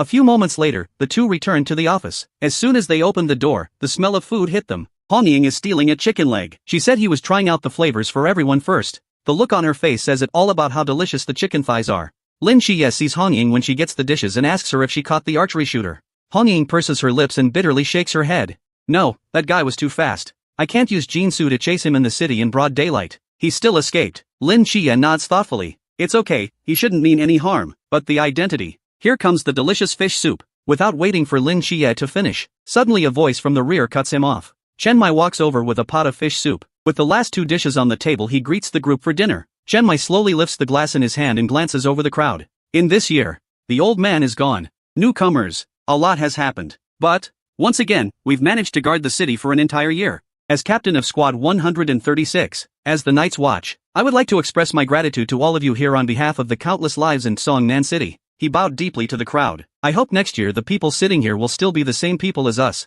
Cheers! Happy New Year! In the next moment, the glasses of the crowd clinked together with a tinkling sound. At the same time, inside a hotel, Fatty hands Shen Xingju a drink and says, "Handsome man, looks like we'll have to spend New Year's Eve together this year. Let's get drunk." Shen Xingju shakes his head and refuses to drink on the job. Fatty smiles and says, "My bodyguard group has arrived. We'll be fine even if we all pass out." Just as Shen Xingju was about to say something, Fatty suddenly said with a stern look on his face, "This is an order from the boss." Shen Xingju can only accept the wine helplessly. In the cramped, human hotel, three teenagers sitting by the window, watching the fireworks in the sky. Clinking beers together in your hands. The sky is getting brighter. The fireworks that have been going off all night don't seem to be stopping. Lin Qiye walks out of the office in a daze. The lobby that used to be used for business counseling is now a mess. There are bottles scattered all over the place. Lin Qiye looks at the drunken men and doesn't wake them up. Instead, he took a broom and started sweeping the snow. As he did so, his brow furrowed slightly. The training camp holiday is not long this time. If nothing else, tomorrow, the second day of the new year, is the last day of vacation. But so far, there doesn't seem to be much movement from those hidden enemies, especially the mysterious Medusa agent, Snake Woman, who hasn't shown up yet. Have the instructors already eliminated them? Or have they all run off to Bailey Fatty? Or maybe they're still waiting for some kind of moment? Suddenly the firecrackers go off again. But this time Lin Qiye feels something strange. It's like there's an explosion mixed in with the firecrackers. There's a huge plume of smoke in the distance. That's the direction of the hotel where Fatty and the others are staying. At the same time, three teenagers are jumping out the window to escape. There's still fire from the explosion behind them. Two of the figures landed firmly on the ground. Only one of them, a little fat guy, fell on his ass. Shen Xingju frowns. Reach out and hold it in the void, instantly draining the air from the room on the second floor of the hotel. The burning fire disappears in an instant. Then Shen Xingju leads them on a wild goose chase. Fatty is at the end of the line, yelling, "Don't panic. My bodyguards have been protecting me in the shadows. Nothing will happen. Slow down, you two. Wait for me." Chao Yuan gritted his teeth and backhanded Fatty over his shoulder, running hard towards the other end of the alleyway. "Told you to cut back on the booze last night. The enemy is coming today. You haven't even sobered up yet." Shen Xingju, who was running ahead, suddenly stopped, because four figures appeared in the smoke in front of him. Shen Xingju walks up to Fatty without saying a word and looks coldly at the four figures in front of him. The teenager is just a stuffy little chubby guy. But he was worshipped by the four masters.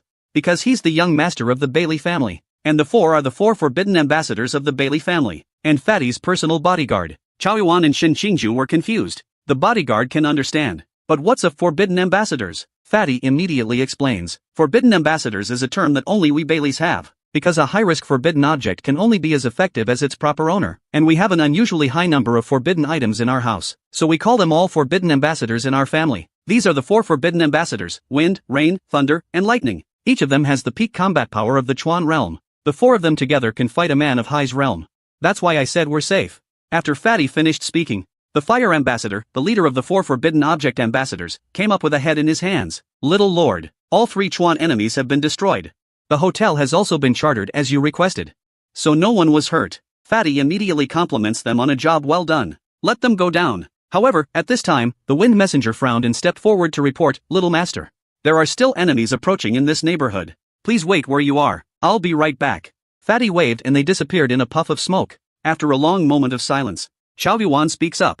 "Is this super money power? Shin Shinju looks back at Bailey Fatty, opening her mouth in a world skeptical tone. So what did you hire me for? Fatty pondered for a moment and then said uncertainly, I think it was to get 3 people together for a poker game. At the same time, the camp is not as lively as it once was. Inside the empty cafeteria, there are only a few instructors eating their lunch. One of the instructors lamented, after all the new recruits are gone, life feels a little boring. These instructors talk a little bit about. Several instructors have disappeared from the camp recently. I heard they're out on a secret mission. And there's been a strange vibe in the camp lately. The instructors are talking to each other. Just as they were about to finish their meal, 2 figures walk into the cafeteria. Instantly everyone stands up and salutes one of them. Yuan Gang slowly walked up to them with a sullen face, his eyes locked on one of them. An inexplicable majesty emanates from his body. Yuan Gang slowly opens his mouth to inquire, why? Under the pressure of Yuan Gang's eyes, that instructor's face suddenly paled. His lips pursed and his arms holding up the military salute began to tremble slightly. The instructor opened his mouth and said hoarsely, Chief. What do you mean by that? Instructor Hong, who had been standing in the back, opened the file and spoke calmly. When the recruits left the camp for the 3rd time for extreme training, you've been missing from surveillance for 2 hours. Where have you been? The day of the attack on the training camp, you've transmitted encrypted messages twice from a satellite phone. And who did you send the message to? The instructor had a meltdown. Shouted, Instructor Hong, don't talk about it. He trembled and covered his face and cried out in pain, I do not want this. I do not want this. They caught my parents. After that he bangs his head on the table in pain. It's like he's confessing. Yuan Gang gazes at him. He moves his eyes away after a long time. Calmly said, you don't need to say these words to me. Wait until you arrive at the night watch court in Shangjing City. Naturally, someone will ask. Unsurprisingly, you'll be spending the rest of your life in Jiajie, and Wangue and Wu Ruotong. You guys think you can just get away with it? The 2 of you are stunned. After exchanging a quick glance, they stormed out. They're moving too fast. So fast that the other instructors can't react. But Yuan Gang just grunts. A golden ripple exploded with him at its center. The terrifying force was like 2 sledgehammers that sent them flying backwards. Wangue struggles to get up from the ground. In the face of the disparity in strength, instead of despairing, a look of madness appeared in his eyes. Yuan Gang, Lordy, you asked us to bring you a gift. After he finished, Yuan Gang then realizes that both of their bodies are twisting rapidly. It seems to be about to explode. Yuan Gang's right foot immediately hits the ground hard. The golden ripples rise up like stone. It's like a golden bell enveloping the 2 of them, separating them from their surroundings. Instructor Hong frowned at the scene and said in a deep voice, so he was brainwashed by EU. When exactly did this group from the Church of Ancient God do this? Yuan Gang looks down at the flesh and blood on the ground. A monstrous rage emerges in his eyes. It's time for this farce to end. At this moment, at the top of a signal tower in Songnan City, a woman casually rests her hand on the railing, revealing an alluring and seductive face, smiling but not smiling. At that moment her cell phone suddenly rings. She picks up the phone and there's a voice on the other end. The men in the training camp have been exposed. Yuan Gang has left the camp. You don't have much time left. The snake woman sniffs and speaks languidly. Wrapping up this early? I haven't had enough fun yet. There's a serious voice on the other end of the line in an instant. Snake woman, I feel I need to remind you of something.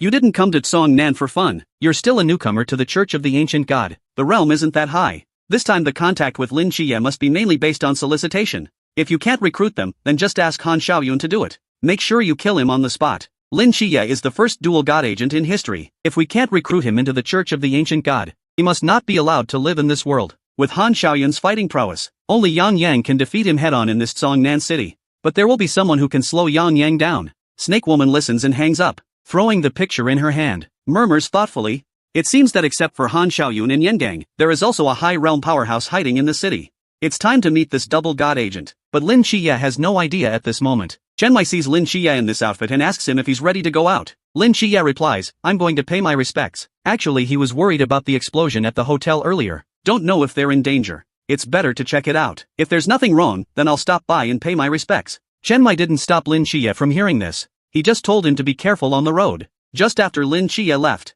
Chen Mai and Wu Shangnan looked at each other. Wu Shangnan woke up the sleeping crowd immediately afterward. Let's go, it's time to work. After Lin Xie left the office, she walked straight towards the Love Hotel. But as the road went further and further, Lin Xie's heart grows more and more uneasy. But Lin Xie can't tell where this uneasiness comes from. He looked ahead and frowned, stopping in his tracks. He notices an eerie crack emerging from the surface of the wall. The crack looks like it was formed naturally. At first glance, it doesn't look like much, but if you look closer, it feels like it's been painted on. It looks like an eye, a narrow, demonic snake's eye. Lin Xie's frown grows tighter and tighter, crouching down to sweep the snow away from his feet. On the sidewalk where he stands, at some point it was also littered with this eerie. These snake eyes are made of black lines. It looks like a carbon pen. It's like a natural stain. The snake's eyes are all over the place. Lin Xie unfolds his spiritual power completely. His face grew more and more grave, because he saw all sorts of things around him distorting into a bizarre snake's eye. Even the sun had evolved into the shape of a snake's eye. The street has become a world of snake eyes. Lin Xie finally realizes where his uneasy feeling is coming from. This is Jin Su of the Snake Woman.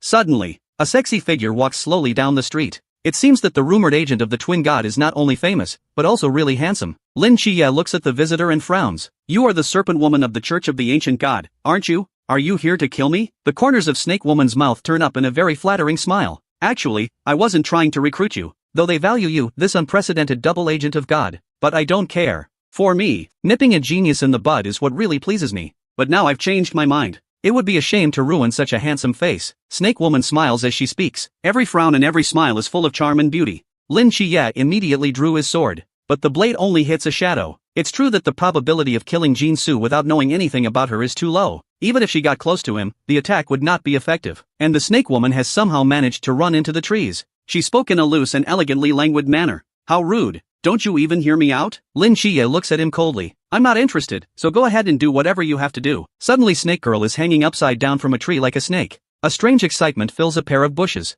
A high-strung domineering type? I like it. Come be my slave and bow at my feet. I will ravage your flesh in honor with my noble and beautiful feet. I'll give you the ultimate pleasure. The Snake Woman gets more and more excited as she talks. Her body involuntarily squirms. A strange flush comes over her face. "I'm getting so excited just thinking about it. I'm already visualizing me undressing you. Stomping on your head. The sight of shouting your name with abandon. Come on, what are you waiting for? How many men have dreamed of this? Be my slave. Not only will you have me, but you will have the greatest pleasure in the world, and join the Church of the Ancient God. Become a god of the future dark ages." Lin Xie was speechless. This woman is a pervert, isn't she? He grips his twin swords. A crisp, clean slash at the Snake Woman. The Snake Woman's insane form dissipates again. The blade cuts through the air with a slight buzz. The next moment the Snake Woman appears behind Lin Xie. "So you still reject me?" Lin Xie looks aghast. "I'm not only going to reject you, I'm going to kill you." The Snake Woman's eyes instantly glowed with an evil aura at these words. The black hair that fell on her shoulders looked like it had come to life. It's like a bunch of black pythons writhing around. "Then you can go to hell." The words fall. The snake eyes pattern on the entire street lights up at the same time. The red glow densely covers everything around it. The sunlight in the sky has disappeared. A strange red light covers the sky and earth. Lin Xie takes up his battle stance, not daring to slack off.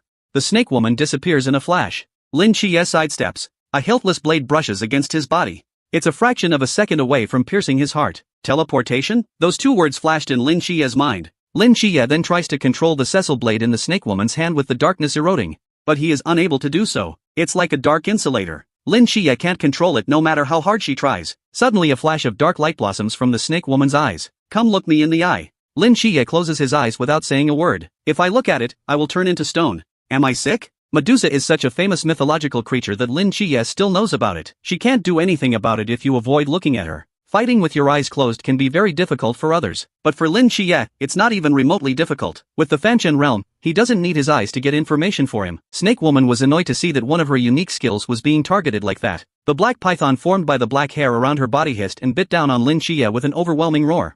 Lin Xie dodged the attack with a grave expression. The Snake Woman's methods are many and strange. Uncanny teleportation, petrifying snake eyes, and a head full of black pythons. It's a good thing her own realm isn't that high. Judging by the strength of her spiritual power, she should be in the Chi realm like me. Just the same Chi realm. How come her Jin Su coverage can be as big as an entire street? Just as Lin Xie was thinking, Snake Woman moved to the wall again and stomped on it. She rushed towards Lin Xie like a sword. The result is still easily blocked. Suddenly Lin Xie's spiritual power sweeps to the place where the Snake Woman appeared just now. A smile appeared at the corner of his mouth immediately. "Snake Woman, I've figured out your trick." And so Lin Xie slashes again. In an instant, the Snake Woman disappears again. And Lin Xie backhanded her blade the moment she disappeared, stabbing violently into the air behind him. Next, Snake Woman's form then automatically appears at the front of the blade. Snake Woman's figure then instantly moves back 2 meters to the rear. She covers the stab wound in her chest. A pair of serpentine eyes stares dead at Lin Xie. The eyes are filled with rage. Lin Xie carries his sword with his eyes closed.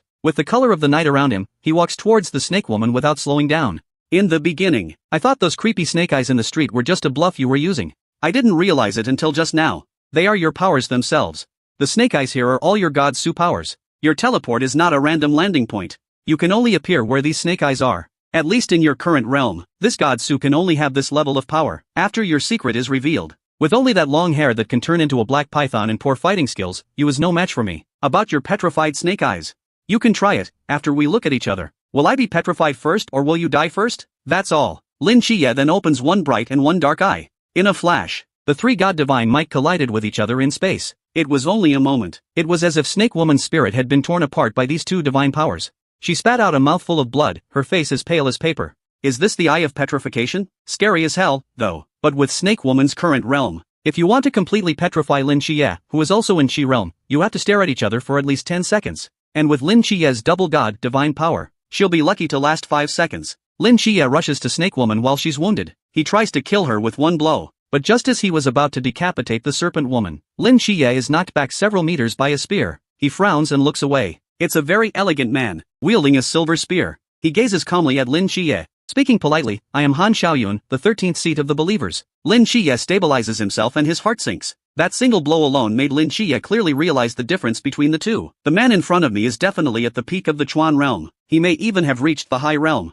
Such a disparity in strength, plus the other side's status as believers. Lin Chia's situation is now extremely dangerous. The identity of the prey and the hunter are switched once again. Han Xiaoyun pushes his glasses and lets the Snake Woman go. Snake Woman snorted coldly. The figure disappeared from Lin Chia's sensory range. Are you here to recruit me as well? Lin Chia opens his mouth while probing his consciousness into the mental asylum in his mind. He has no chance of winning against an enemy of this level. There is only one way out for him now. Han Xiaoyun shakes his head slightly. The halberd is flung. A powerful whirlwind erupts from his center. Let you down. I'm not here to recruit you. I'm here to kill you. Just as Lin Chia is about to summon Nyx, a mutation occurs. A golden light suddenly appears. Then Squad 136 teleported over. Chen Mai said solemnly, all of Team 136 is here. Who wants to die? At the same time, there's a lot of fighting on Fatty's side, too. The Wind, Rain, Thunder and Lightning bodyguard group is no match for this high realm powerhouse. Chao Yuan, who was hiding, spat out. Fatty, it looks like your bodyguard group is losing. Fatty was startled and covered Cao Yuan's mouth with his backhand. Shut the FK up. Damn, where did the high realm nut come from? Insists on chasing me and killing me. Even with 4 forbidden ambassadors, we can barely fight the high realm. If he keeps fighting like this, the 4 forbidden ambassadors and us are all dead. Although the 4 people were beaten badly, but even though they're badly hurt, they're still standing in front of Fatty. This completely enraged this high realm powerhouse. He decided to use a big move to kill everyone. Fatty is the youngest member of the Bailey family, but when it comes to facing a killer, he stepped in front of the guards to protect them, because these 4 are not only his guards, but also his family. Just when Fatty is about to be brutally murdered, Yuan Gang appears behind the killer. Killer grinned at the sight, showing a look of triumphant intrigue. Hey, you're finally here, Yuan Gang said with a cold look on his face. You're giving off the high realm's aura so recklessly, and you went after Bailey Tumming at the cost of losing your life just to lure me here, didn't you? The killer says triumphantly. So what if it is? Now that you're here, you won't be able to leave in a short time. Yuan Gang snickers. A flash of contempt surfaces in his eyes as he looks at the man. And then you have the opportunity to have another high realm kill Lin Chia? What makes you guys think that in this city of Songnan, I'm the only one who can kill high realm?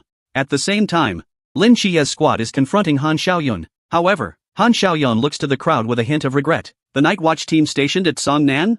A third-tier city's Night's Watch can't do anything to me. In the Night's Watch's one city, one team system, the more important the large city, the stronger the average Night's Watch team will be. Therefore, the Night Watchman in the small city of Songnan can only be in the Chuan realm at most. Lin Chia's heart is first surprised to see the crowd of Squad 136, and then worry. If he was alone, he could still rely on Nyx's Night Flash to escape. But how can he run with so many people down here, after all this time together? In Lin Chia's mind, the people of Squad 136 were more than just comrades in arms. Maybe it's what Lin Xuan said. This has become his second home. He won't leave his family behind. At this point Hong Ying even laughed happily. Brother Chia, we're here to save you. Lin Chia can't help but see the corners of his mouth rise slightly when he sees how Hong Ying can still laugh out loud so well in this situation. Said, idiot. Lin Chia takes a deep breath. Silently, he clenched the hilt of the blade in his hand, and a look of determination appeared in his eyes. Lin Chia then stood behind Chen Mai. Looking at the towering Han Xiaoyun, he spoke, Captain, it's a high realm. Can we beat it? All of a sudden Chen Mai drew his sword and said with a murderous spirit, let's give it a try. When approaching Han Xiaoyun, Chen Mai recognizes him. I remember you. You're Han Xiaoyun, former leader of the Night's Watch in Gusa City. Why are you now willing to become a lackey of the Church of the Ancient God? Hearing this from Chen Mai, Han Xiaoyun shakes his head again. Someday, the time you watch your own team member die in front of you, you'll understand my choice. With your 2 Chuan realms and 4 Chi realms, and a commoner, you can't beat me. There's no point in making unnecessary sacrifices. I'll remind you again. This time, I'm only targeting the boy. You're leaving now. I won't give you a hard time. Don't make unnecessary sacrifices. Chiang Mai didn't say anything. Lin Xuan is the first to pull out a grenade gun and launch it at Han Xiaoyun. Smoke fills the air from the grenade explosion. When the smoke clears, Han Xiaoyun is seen wielding a silver spear, not taking a single hit. And yet, at that very moment, Hong Ying's spears follow suit. Han Xiaoyun dodges the attack with a simple leap. Just as he was about to counterattack, suddenly he went into a trance. Hong Ying changed into his former teammate in his eyes, but in less than a second, a flash of clarity once again took over his mind. No, it's a mental illusion, Jin Su. And the road. When Shima's hands are interlocked with his fingers in a weird shape, he gazed at Han Xiaoyun. His eyes shone with a strange light. Han Xiaoyun grunts coldly as he recovers. His right foot hit the ground with a heavy thud. A raging circle of wind and snow explodes with him at its center. Easily pushes Hong Ying away with his spear. Han Xiaoyun uses his own surging spiritual power to harden the illusion. The woman in green has disappeared from his eyes, changed back into Hong Ying's form again. Instantly when Shima stifled a grunt, a small cold sweat oozes from his forehead. Still, she said with a fake smile, this is not a powerful Jin Su, but it seems surprisingly effective for a guy like you who has inner demons. Han Xiaoyun lets out a light laugh. Is that so? The spear in his hand then lifted slightly. In the middle of the snowy field, several whirlwinds suddenly appeared and swept up the snow into the sky. The sky is full of snow. It's snowing within 10 miles. Jin Su Sequence 079 The Great Storm. Lin Qiye was shocked. Is this the Navy's super high-risk Jin Su? That's a little too scary, isn't it? Suddenly, a faint white light comes from Lin Qiye's side. Immediately after that, Lin Qiye felt his body sink. The wind's resistance disappears. It's as if a film has been added to the surface of the skin, perfectly counteracting the force of the wind. So it's Jin Su from Shan'an. Unattached yarn. This Jin Su can cling to the surface of human skin, insulates itself from the effects of the outside world. It also repairs injuries, provides some defense. Chiang Mai is at the front of the line. The wind is blowing his cloak violently. His eyes were calm as water as he spoke. 5 years ago, Gus's squad meets EU of the ancient Church of God head-on. 3 out of 8 dead. Han Xiaoyun, the team leader at the time, disappeared for 2 years only to reappear as a believer. Han Xiaoyun's brow furrowed as he listened to Chiang Mai talk about the past. Asked, so what are you trying to say? Chiang Mai's eyes suddenly flashed with a light. I want to know if you are a true believer or a false believer. Do you have an ulterior motive for joining the believers? Are you an undercover agent? Han Xiaoyun sniffs at Chiang Mai and interrupts him. You're overthinking it. Once a believer, always a believer. Their soul packs are more terrifying than you can imagine. Before joining them, no matter what kind of mind or purpose, will simply vanish after the pact is made, become their puppets. If one day, your team members are crucified, you have only 2 choices. Either you fight to the death and end up dying with your team, or you can give up all your dignity and freedom in exchange for the lives of the others. What would you choose? Chiang Mai's brow furrows. I can't believe they used this tactic to force you to sign the contract, Han Xiaoyun said after inspiring Jin Su. The means of the Church of the Ancient God, only more brutal than you can imagine. Whoever I once was, experienced something. Now I'm only the 16th seat of the believers. Han Xiaoyun, I can't go back. The words have fallen. His high realm's spiritual power completely exploded. A terrifying pressure rose up to the sky. Chiang Mai with Yen Luo Temple finally makes an appearance. This moment treats Han Xiaoyun. Chiang Mai has made up his mind. He takes a deep breath. The saber at his waist is slowly sheathed. I got it. For believers, I will show no mercy. The moment the sword is sheathed, a blood-colored palace appears behind him, and on this palace hangs an ancient and mysterious plaque, the Temple of Yanluo. Lin Qiye shivered at the eerie aura. What is this? Wu Xiangnan calmly explains. Captains Jin Su, Sequence 037, Black Wu Chang. Lin Qiye is a little surprised at what he says. Such a high sequence of Jin Su. The captain should be in the special squad or the Night's Watch in Shangjing. Why would you come to a third-tier city to be a captain? Han Xiaoyun froze in his tracks. Black Wu Chang? You're Chiang Mai. I thought there wouldn't be many people who knew me after all these years. At that, Han Xiaoyun said, not many young people know about you. But 10 years ago, who doesn't know the 2 geniuses of black and white Wu Chang in Shangjing City? 10 years ago you suddenly disappeared from Shangjing City. I didn't expect you to come to the small city of Songnan to be the captain. Why? To which Chiang Mai simply said, I'm happy to. But Han Xiaoyun soon realized something was wrong. You were in Xuan realm before you disappeared. Now 10 years have passed. That white Wu Chang has become the leader of the Shangjing Night's Watch. Why are you still stuck in Xuan? It doesn't matter. Chiang Mai remains calm as he speaks. Han Xiaoyun swings his spear quickly. Indeed, it doesn't matter to me anymore. In a flash, sword and spear collide. Chiang Mai's form is shaken back a few steps by Han Xiaoyun. A ghostly aura flashed in his eyes. His body turned into nothingness like a ghost and he passed right through the spear in a strange way. The blade in his hand cuts out like lightning, leaving a gash in Han Xiaoyun's chest. At that moment, Han Xiaoyun dances his spear. Chiang Mai swings his wind blade before it hits the ground. Buildings are sliced to pieces in its path. Chiang Mai's cheek is cut with a faint bloodstain. You're strong, but you're not as strong as me. This is a weakness. After hearing this, Chiang Mai said lightly, I know. That's why I don't intend to beat you alone. That's it. A spear of fire shot out from behind him. Han Xiaoyun slightly sidesteps it. The explosion doesn't do him any damage. You can't defeat me with this attack. At the same time, a bullet has been fired from a high building in the distance. The bullet passes over Han Xiaoyun's forehead, leaving a faint burn on the surface of his skin. He rubs his forehead and says in amazement, "Special sniper rounds?" Chen Mai and Han Ying head towards Han Xiaoyun at the same time.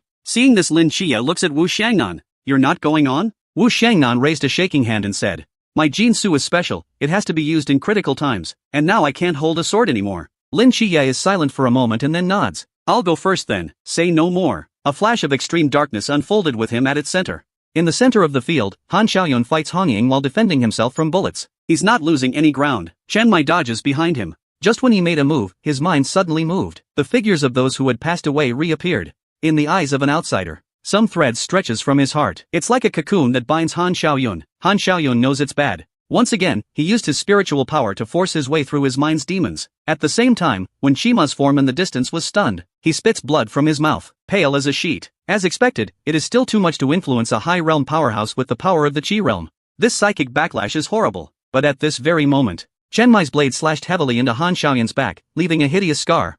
At the same time, a faint aura surges into Han Xiaoyun's body. He looks at the palm of his hand in dismay. The skin is dry and rough. I don't know when I got a few age spots.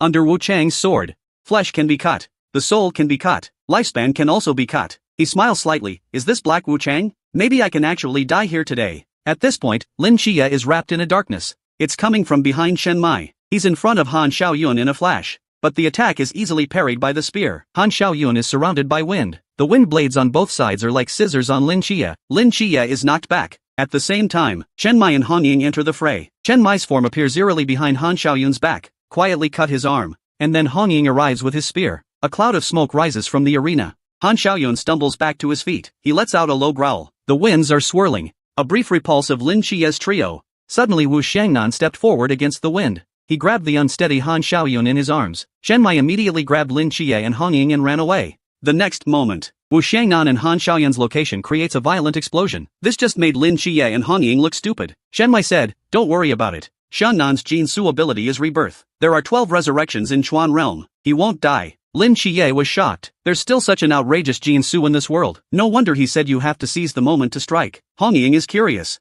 So he's always fought this way with self-destructive methods before? Chen Mai shakes his head slightly in regret. A long time ago. Not when he was unharmed. He was strong back then. The smoke cleared slowly. Only half of Wu Xiangnan's body is left, healing at a rate visible to the naked eye. In just 5 seconds, he's back to his old self. We've used up our last chance to regenerate. Still couldn't kill him? Han Xiaoyun coughs and stands up in the smoke. A flash of shock appears in his eyes. Your Lan Yu's immortal? Suddenly a bullet came out of nowhere and hit Han Xiaoyun in the shoulder. Han Xiaoyun slowly calms his breath. You were so close to killing me. Unfortunately, I'm about to show you a real storm. In a flash, a small tornado appears in his palm, as his body gradually flies off the ground, and the tornado in his hand grows larger. Lin Xia feels bad about this. This Eye of the Wind contains a terrifying power. Once formed, No Ring's airspace will be ripped right through it. The winds will be strong enough to level half of Sangnan. Han Xiaoyun gazed down and frowned as he spoke helplessly, to solve the problem at its root. You don't have much time left. Lin Xia shudders slightly at these words. I wonder if he's overthinking it. It seemed to him that Han Xiaoyun was implying something.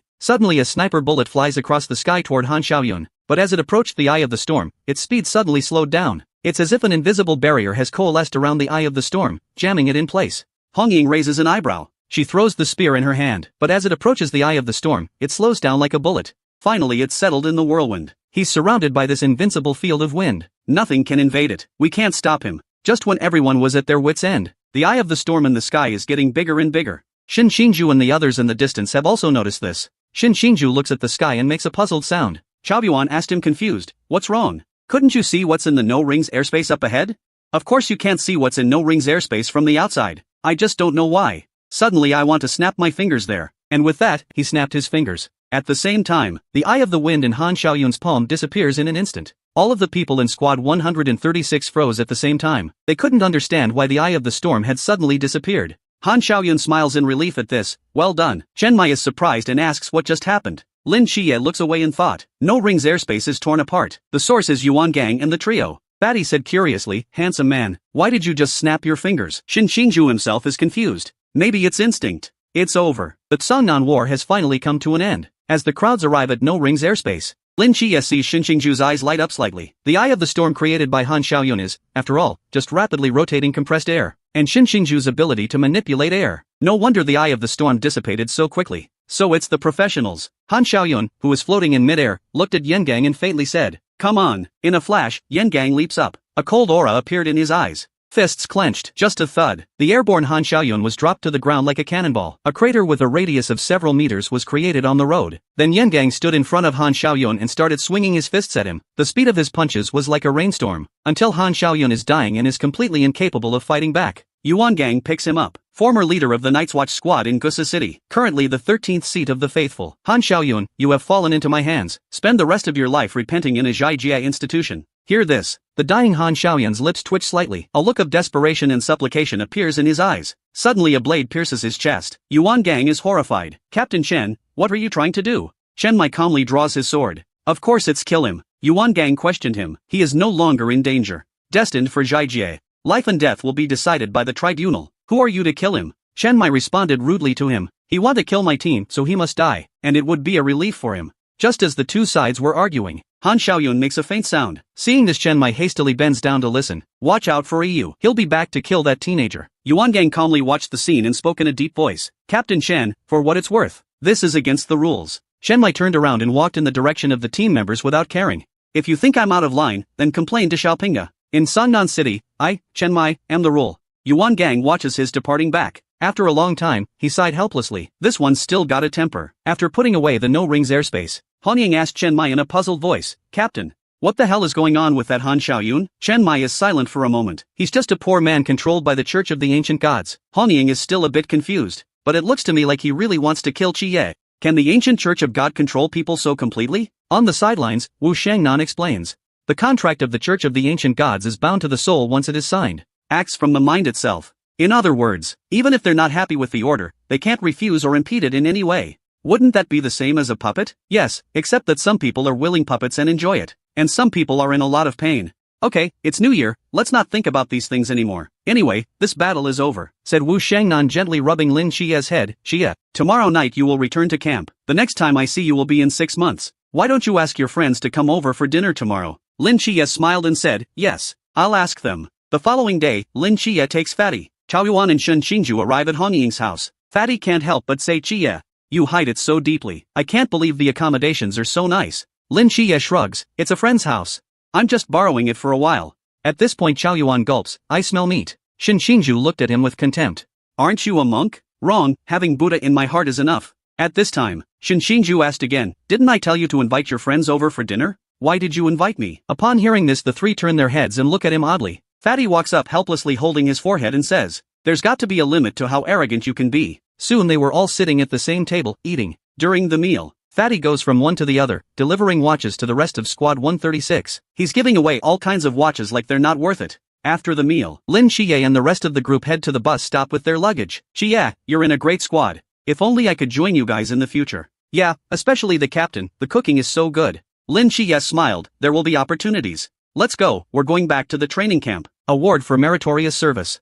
Lin Xie and Shen Xingju were each awarded a medal. Next day, the instructors dressed in formal uniforms gathered the recruits. Yuan Gang said he would award medals to 2 of the new recruits. The room erupts at this statement. How can someone get a merit badge before they even get out of the camp? Only Fatty's focus is a little different. He said to Lin Xie, Xie, do you feel like you're missing a few instructors? Lin Xie realized there were 3 missing. He speculated that they were spies planted by the Church of the Ancient God. I'm guessing that's not going to end well for them now. At that, Fatty realized something. No wonder those missiles hit us as soon as we left the camp. So there was a ghost instructor. In order to prevent new recruits from not knowing the merit levels of the Night's Watch, Yuan Gang takes it upon himself to explain. He said that there are 4 types of merits, from easy to hard, respectively, Order of the Starfire, Order of the Star Emblem, Order of the Star, and the Order of the Star Ocean. The easiest to get is the Starfire medal. You can get it by completing important missions to protect people's safety. The Star Emblem is much more difficult to obtain. Need to kill the mystery of ultra-high crisis. Can only be obtained by quelling a major disaster.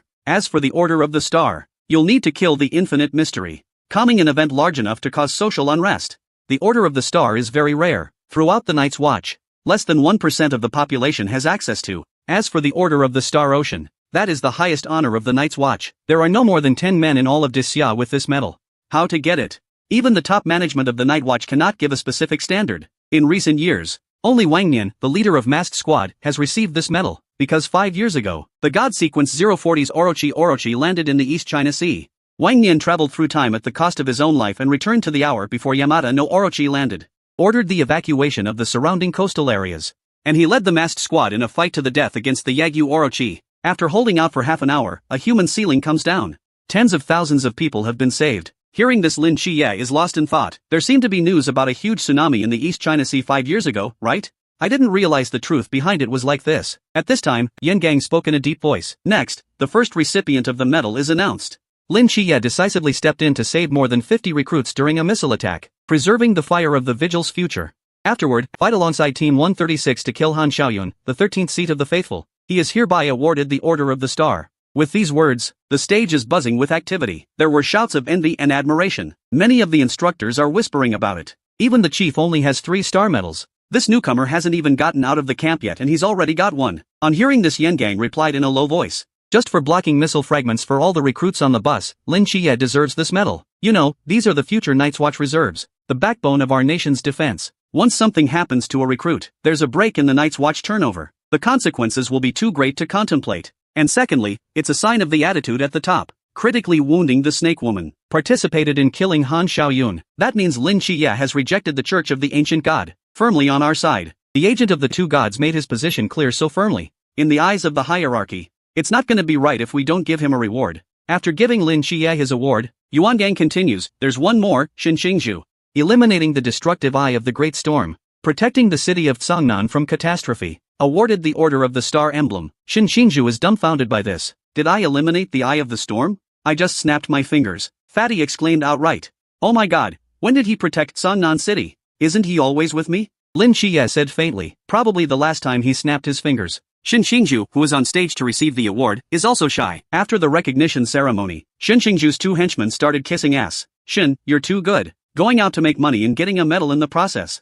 Look at you, you've never seen the world. It's just a star emblem medal, isn't it? I'm going to have to get more powerful medals than that. Fatty in the distance couldn't see him pretending to be cool. So he yells at him, Qiye is the most cool. Crazy. The first instructor to be driven mad by Lin Qiye is about to appear. Inside the theory classroom at the moment, the instructor walks over to the sleeping Xin Xingzhu and asks, what is the nature of spiritual power? Xin Xingzhu, you answer. I won't. Hearing this, the instructor punished him by running 10 laps outside. Xin Xingzhu was instantly energized by the news, and he happily agreed. The instructor has no choice but to lock his eyes on Lin Qiye. You answer for him. And Lin Qiye easily gave the answer. The instructor nodded. A flash of appreciation appears in his eyes. Very good. I hope we can all learn from Lin Qiye. Take any theory class seriously. Always seek and study with a learner's attitude. The truth of the world can only be realized after constant contemplation and dialectic. Hearing this, Lin Qiye was instantly energized. He then raised his hand and said, Instructor Gu, I'd like to ask a question. Do you think the world we're in is real? That directly confused Instructor Gu. Seeing the instructor pondering, Lin Qiye throws out another series of questions one after another, mimicking Meilin's tone of voice. The whole thing lasts about 2 minutes, and the instructor was dumb for 2 minutes. And finally, he slowly said, I don't think so. Why? A flash of joy appears in Lin Qiye's eyes. Do you have any evidence to disprove the theory I just presented to prove the reality of this world? The instructor was dumbfounded by this series of questions. Suddenly he slammed the table. Lin Qiye, your question is a good one, but I can't give an answer right now. But don't worry, I'm not going to shy away from this. Give me time to study, I'll get you an answer in the end. With that, Mr. Gu announced the early dismissal of the class, and then he left the classroom in a hurry. Lin Qiye lets out a long sigh. As expected, Meilin's problem is not so simple to solve. On the way out, Hong Hao and Han Li stumble upon him. For Instructor Hong's greeting, Instructor Gu didn't even look squarely at. He hurried past in a self-conscious manner. Gu, what's going on? Why does it feel like he's possessed? Forget it. I don't care. On the training ground this afternoon, in our use of Jinsu, the most important metrics can be divided into 3 categories. The first category is Jinsu's power and lethality. This factor is largely dependent on the Jinsu itself. This is an established factor that cannot be influenced by humans. The second category is in the use of Jinsu. Are people compatible with Jinsu? Can it be used to its fullest potential? That's something you'll have to work out with Jinsu over time. No one else can help you. The third category is Jinsu's duration and reach. To put it bluntly, it's actually the precise control of mental power, and that's the goal of our training. He points to the crate on the floor. This device is called an ACE. After putting it on your wrist, it will emit a psychic current 24 hours a day. Mental currents don't hurt, but it will stimulate your muscles. Lets you make some outlandish moves. Your task is to use your mental energy 24/7 to counteract this psychic current. You must keep your psychic energy in balance with the current. If you don't have enough power, the electricity will flow through your body. But if the mental output is too strong, ACE will also react with stress, letting a greater current flow through your body. ACE currents are irregular. This means that you also need to output different total amounts of psychic energy at all times. Xiao Yuan put the ACE on just as the instructor finished speaking. Next moment, his body does an involuntary backflip. Lin Qiye and Fatty looked at Xiao Yuan like he was a fool. Xiao Yuan's face looks grim and he's sweating. Don't look at me. You'd do the same thing if you were wearing one. Hearing this, Fatty smiled while wearing it. At my size, I can't even do a backflip. I can't even roll on the ground. How can I be like you? Before he could finish his sentence, his body jumped automatically. First, he did a 720-degree free spin in midair, and then he lands firmly on the ground. A Thomas pirouette on the backhand. And then, with great agility, he begins to dance on the field. 1, 2, 3. Lin Qiye is a bit speechless as he watches everyone around him backflip. And the instructor is very happy to see that. There are more somersaults this year than in previous years. The son of the richest man in the world wept tears of remorse over a mouthful of meat. Lin Qiye, who hesitated for a moment, finally put on his ACE. Next, and he does a backflip like everyone else. But he blocks the current before the second flip. Barely taking control of his body, he let out a small sigh. This is harder than it looks. That's when the instructor suddenly got a conscience, announcing the early end of the course. You may dismiss for dinner. But before he left he said slowly, reminding you guys. Eat or sleep. Whatever you do, wear it. The crowd was shocked at the sound of that. Cold sweat broke out on their faces. Xiao Yuan, who was trembling all over, looked at Lin Qiye and said, Qiye, are you adapting so quickly? Going to the cafeteria now? Lin Qiye said okay, but Fatty, who's still flipping, is the primary problem. At once Xiao Yuan offers to rack him. The cafeteria is in a state of flux at the moment. Those with good psychic control will be fed. Conversely, you have to constantly fight with ACE for the use of your arm in order to eat. A calmly eating Lin Qiye looks at a cold sweaty Fatty with some confusion. Why aren't you eating? No appetite? Fatty's mouth is watering just looking at the food. How can I not be hungry? But I can't control my body. At the sound of that Lin Qiye helped Fatty pick up a piece of meat. This should be good enough to eat, right? Finally, after a great deal of effort, Fatty's got the meat. But the next moment is a relentless backflip. Xiao Yuan, who was eating, chimed in. Is it hard to control mental power? I think it's okay. Today's meat smells good. It's a shame someone's gonna miss it.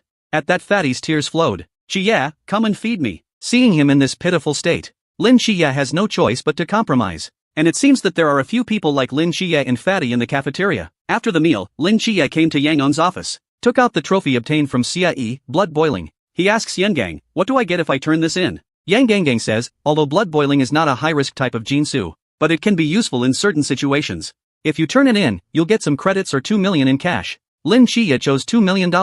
But there's something else I'd like to know. It's about Chen Mai and Wu Shangnan. Lin Qiye wants to know what happened to them. Yuan Gang said it wouldn't hurt to tell him. After all, it's not like their affair is a secret. The more veteran Night's Watchmen know something about it. You all know that the masked squad fought the Yaki Orochi during the great disaster that invaded the East China Sea 5 years ago, waiting for the arrival of a human sealing. But what you don't know is, along with them came a special team, Lanyu. And Wu Shangnan is one of them. Lin Qiye was a little shocked at what he said. A special team I've never heard of, and the vice captain is one of them. Yuan Gang said that Lanyu was very strong at that time. And that was when Mask had just been formed. It was nowhere near as powerful as Lanyu. So Lanyu takes over the fight against Orochi when he arrives, with that human sealing and Lanyu's entire team joining forces to attack. The Yamanano Orochi escaped with serious injuries and returned to the mist. Lin Qiye is puzzled by this. Isn't the mist lethal? Why is it allowed in? Yuan Gang told him. There are special forbidden objects that can give the ability to move through the mists for a brief period of time. We won't know until Lin Qiye reaches that level. Having said that, Yan Gang continued.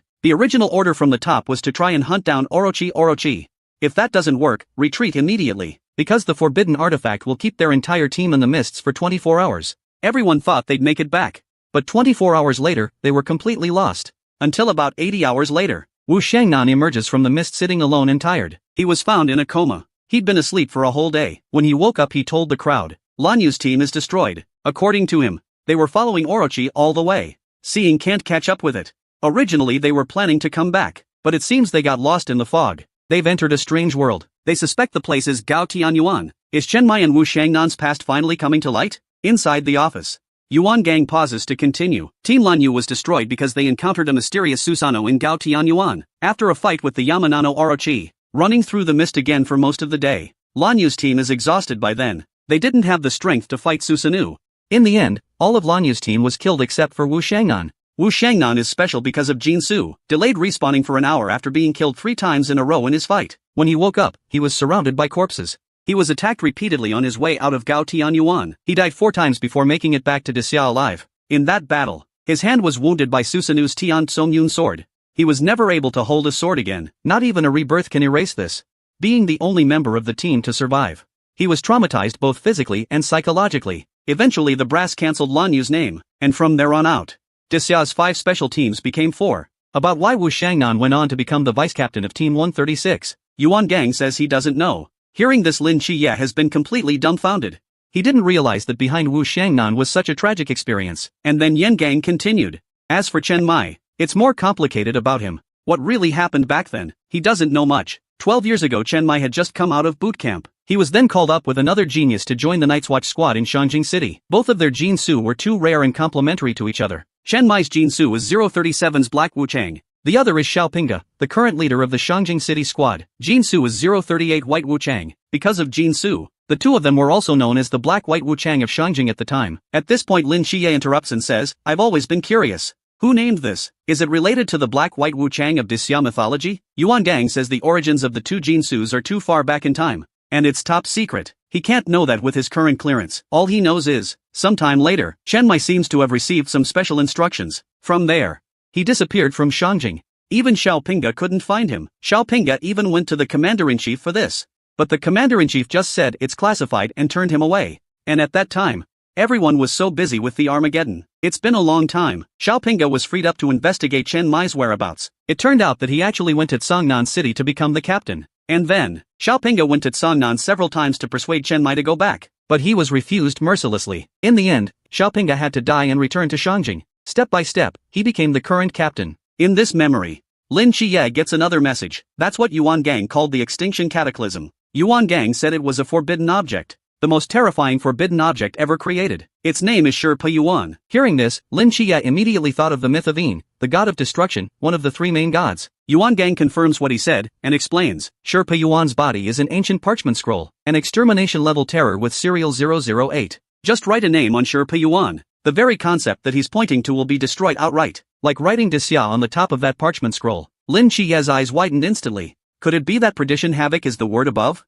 Yuan Gang grimly replies. Yes, it will erase the entire Dixia directly from the conceptual level. That is to destroy the country. Lin Qiye couldn't help but suck in a breath of cold air. How could such an outrageous forbidden object exist? This is completely beyond the scope of Jinsu, right? Yuan Gang explains. This is also only theoretical. However, the amount of spiritual energy consumed to activate this forbidden object is extremely great. Even if you just write the name of a person on it, even obliterating an ordinary person will directly drain a Chuan realm powerhouse, not to mention the outrageous level of destroying a nation. Lin Qiye goes on to ask, in that case, it doesn't seem to be that big of a threat. Why is it called the havoc of extinction? Just because humans can't do it doesn't mean the gods can't. If you put the power of the gods into this forbidden object, it may not be enough to destroy a nation, but it's easy enough to destroy a city. Yuan Gong's eyes are closed, thinking back to what happened before. When Shi Pe Yuan appeared on the border of Dixia, it was coveted by the evil gods in the mists. They came to Dixia to seize it. To this end, the 5 human sealings gathered together to fight Loki, the Nordic god of trickery, and Gaia, the Greek mother of the earth.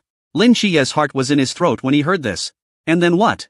Yuan Gang throws his hands in the air. Then I don't know. But the executives haven't mentioned Shi Pe Yuan since then. I'm just a lieutenant in Shangjing squad. I'm not particularly high up in the hierarchy. I have no way of knowing this top secret. Alright, I've told you about both of them, and even about Shi Pe Yuan. Do you have any other questions? No, thank you, Instructor Yuan. Late at night, inside a brilliant high-rise somewhere, a man reads a book while muttering, nope. And this man is Instructor Gu. His eyes are filled with blood. It seems like it's been a long time since he's rested. Finally he couldn't take it anymore and took off his glasses, choosing to rest. Not long after, suddenly the alarm went off. He's awakened, but he doesn't do anything about it. It's as if he's in a trance. Is this world real or not?